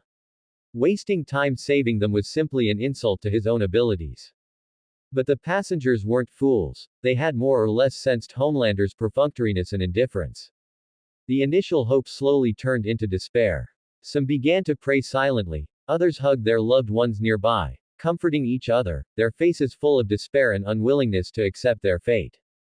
Watching this scene, Maeve's heart was filled with unbearable pain, but she couldn't fly and lacked the ability to carry so many passengers to safety. She could only watch helplessly as the plane slowly spun out of control, unable to do anything. Maeve, hurry up. Homelander's urging came, his tone already showing obvious impatience. Subsequently, he raised his hand and with one punch, sent the plane's cabin door flying away again. The door instantly vanished into the sea of clouds. The cabin fell into a state of decompression once more, cold winds howled, oxygen rapidly escaped, and everyone fell into complete despair. They finally realized that Homelander was truly leaving, he was going to abandon the 123 lives on the plane. Maeve's gaze fell upon two little girls in their seats. They were hugging each other tightly in terror, sobbing heartbreakingly, their eyes filled with fear and pleading. Maeve's heart felt as if it had been ruthlessly pinched. Unable to bear it, she walked quickly over, took the two little girls by the hand, and walked toward Homelander, hoping to at least save these two innocent children. Seeing this, the passengers behind them, as if grabbing onto a final lifeline, broke free from their seat restraints and followed Maeve, desperately pushing forward while pleading incessantly. Take me. Please, take me. Save me, I don't want to die. Take them both, please. Maeve, holding the two little girls, walked up to Homelander, her tone bordering on begging, her eyes filled with entreaty. Homelander refused without a second thought, his tone cold. No. Do you want to let them live and tell the whole world that we abandoned the other 121 people to die? He turned his head to see the passengers swarming toward him. His expression instantly turned vicious, he pointed at them and roared sternly. All of you stay back. Don't come any closer. Stay back. But the desperate passengers were past the point of listening, they frantically pushed forward, wanting only to grasp this final sliver of hope. Homelander's temper was thoroughly ignited. His eyes instantly glowed with scarlet light, his voice filled with murderous intent as he roared viciously. I'll say this one more time. All of you stay back. Otherwise, I will laser you. Take one more step forward, and I'll laser every single one of you to death. The scorching red light illuminated everyone's faces, and that bone-chilling murderous intent caused all the passengers to freeze instantly. Those who had been pushing forward fell to the ground in terror, no longer daring to move. They could only huddle on the floor, sobbing quietly, their faces masks of despair. However, Homelander did not notice that, in a seat in the distance, someone was holding a phone, recording everything, and speaking into the camera about how Homelander had abandoned them. After scolding the passengers, Homelander turned his head and glared at Maeve with a vicious gaze, his tone icy. Let's go. Maeve looked at the two little girls shivering beside her, then back at the passengers behind her who were pleading desperately. Hearing their heartbreaking pleas for her to stay, her eyes turned completely red. She could only say, I'm sorry, over and over again, her tone filled with guilt and helplessness. She raised her head to look at Homelander, only to find that the viciousness had vanished from his face, replaced by a calm expression. In the gentlest of tones, he spoke the cruelest of words. Don't die here with them. Maeve's heart skipped a beat, she knew Homelander wasn't joking. If she insisted on staying, Homelander would undoubtedly turn on her without a second thought. In that case, she wouldn't just fail to save anyone, she would lose her own life as well. She stared at Homelander's outstretched hand, hesitating for a long time. Finally, she gritted her teeth, let go of the two little girls' hands, and took Homelander's hand. The next second, the two vanished from the cabin, left floating at an altitude of 10,000 meters. They watched in silence as the out-of-control plane, like a kite with a broken string, descended bit by bit, eventually crashing into the vast Atlantic Ocean and sending up a massive splash. 123 lives were lost in that moment. Vought Tower, 99th floor. Shenji and his several clones were working together to adapt to his powerful hearing. Unlike a sudden surge in strength, which one could adapt to quickly, mastering super hearing was far more difficult. Harsh noises, subtle vibrations, and sounds from afar bombarded his senses constantly. Even with his clones coordinating with the main body to practice, it had taken him a full day and night to finally, barely, master the trick of controlling it. At this moment, although his hearing range was still far greater than before, covering most of the 99th floor of Vought Tower, he could now control it freely, accurately filtering for the sounds he wanted to hear while completely shutting out irrelevant noise. Shenji collapsed heavily onto his bed, his nerves, tense for a full day and night, finally relaxed, his eyes filled with exhaustion. Before he could gain control of his hearing, he hadn't been able to get a moment of peaceful sleep. The noise in his ears had been like an itch he couldn't scratch, keeping him restless. He had intended to go to the club last night, but hadn't made it, he would just have to go tonight. The most important thing right now was to get a good night's sleep. Once he woke up, he would go find Ashley to see what kind of superhuman she had prepared for him today, so he could continue to improve his strength. Homelander and Maeve should have returned from the Atlantic by now, right? With that thought, he subconsciously activated his super hearing, probing the apartments of his teammates nearby. However, after scanning, only A-Train's apartment showed signs of activity, the other rooms were empty and silent. Just as he was about to retract his hearing and drift off to sleep, a sentence from A-Train's apartment instantly banished his sleepiness, waking him up completely. What? You have information on that Frenchie? Tell me. Frenchie. It couldn't be Frenchie, could it? Calculating the time, Butcher and his team should indeed have found that superhuman who could read memories through touch. It was because this superhuman snitched that Homelander discovered the trail of Butcher and his team, subsequently launching a hunt for them. No. It's too early. He had previously helped Butcher and his team capture Kimiko early. To figure out Kimiko's background, they must have already sought out Mesmer. Now it seemed Mesmer was planning to snitch to Vought. Butcher and his team hadn't found Ezekiel yet, nor had they uncovered which hospital the compound versus was being shipped to. Things absolutely could not go wrong at this stage. He couldn't just wait passively for them to act anymore, it was too slow. He had to intervene personally. He focused on the conversation in A-Train's apartment, and after roughly determining the location of their rendezvous, he didn't linger, lying back down on his bed. Outside Vought Tower, Shenji's main body had already rushed to the location A-Train and the superhuman had agreed upon, a remote alley. A-Train, wearing his iconic blue suit, was questioning a short, Stout, bearded man in a deep voice, his tone full of urgency. The reason A-Train was frantically hunting for Frenchie and Butcher was that he had installed a camera inside Popclaw's doll, which had happened to record the two of them threatening Popclaw. It was because those two had forced Popclaw to reveal information about A-Train that Kimiko had been rescued by Butcher and his team. To avoid Homelander taking his anger out on him, A-Train had heartlessly killed his beloved Popclaw, pinning all the blame on her. To him, these two men had not only nearly ruined his career but had also caused the death of his lover. He wanted revenge, but more importantly, he needed to catch them to give Homelander an explanation and secure his position in the Seven. Mesmer, do you have news about those two people? Mesmer took out his phone, unlocked it, and handed it to A-Train. On the screen was a clear photo of Frenchie.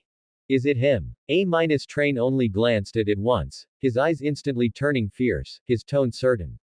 Yes. That's him. There's an accomplice too. Quick, tell me, where are they? Due to the angle of the surveillance footage, A-Train only saw Frenchie's face and did not see Butcher's face. Mesmer put away his phone, holding back the information. I have their intel, but I want to see Homelander. I will only tell Homelander. A-Train frowned sharply, impatiently took off his goggles, his tone carrying a hint of a reprimand.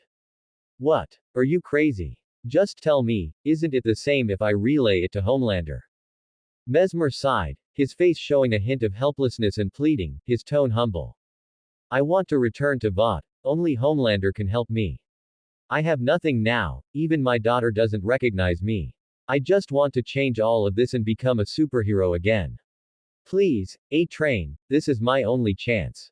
A-Train looked at his pitiful appearance, feeling a slight stir in his heart. In the end, he sighed and put his goggles back on. Okay. Fine, I'll tell Homelander, and I'll let you know then. Remember, your info better be useful. Homelander's temper isn't as good as mine. If you dare to lie to him, you know the consequences. After speaking, he exerted force under his feet, his figure instantly turning into an afterimage, disappearing at the end of the alley, leaving only Mesmer standing in place, shouting excitedly. Thank you. A-Train. Thank you for giving me a chance. Mesmer clenched his fists, his face full of ecstasy and longing. As long as he could bring the news to Homelander, Homelander would surely consider the fact that he provided intel and let him return to Vought. By then, he would be able to stand in the spotlight again, becoming that superhero admired by everyone, and would no longer have to live this wandering, obscure life. But before he could immerse himself in his beautiful fantasies for long, a cold figure suddenly appeared behind him. Before he could react, a powerful hand chopped fiercely onto the back of his neck. Mesmer only felt the world go black, and without even a groan, he fell straight down, fainting away. Ding! Defeated superhuman Mesmer, obtained ability memory reading. Name, Shenji. Strength, level 2.02. Energy, level 1.31. Spirit, level 1. Defense, level 2.09. Regeneration, level 3.001. Hearing, level 2.5. Vision, level 1.1. Speed, level 3.005. Abilities, Carbon metamaterial skin, super speed, bone spurs, self-division, spark, levitation, shapeshifting, shrinking, rapid regeneration, rainbow fart, hair growth, light eyes, echolocation, memory reading.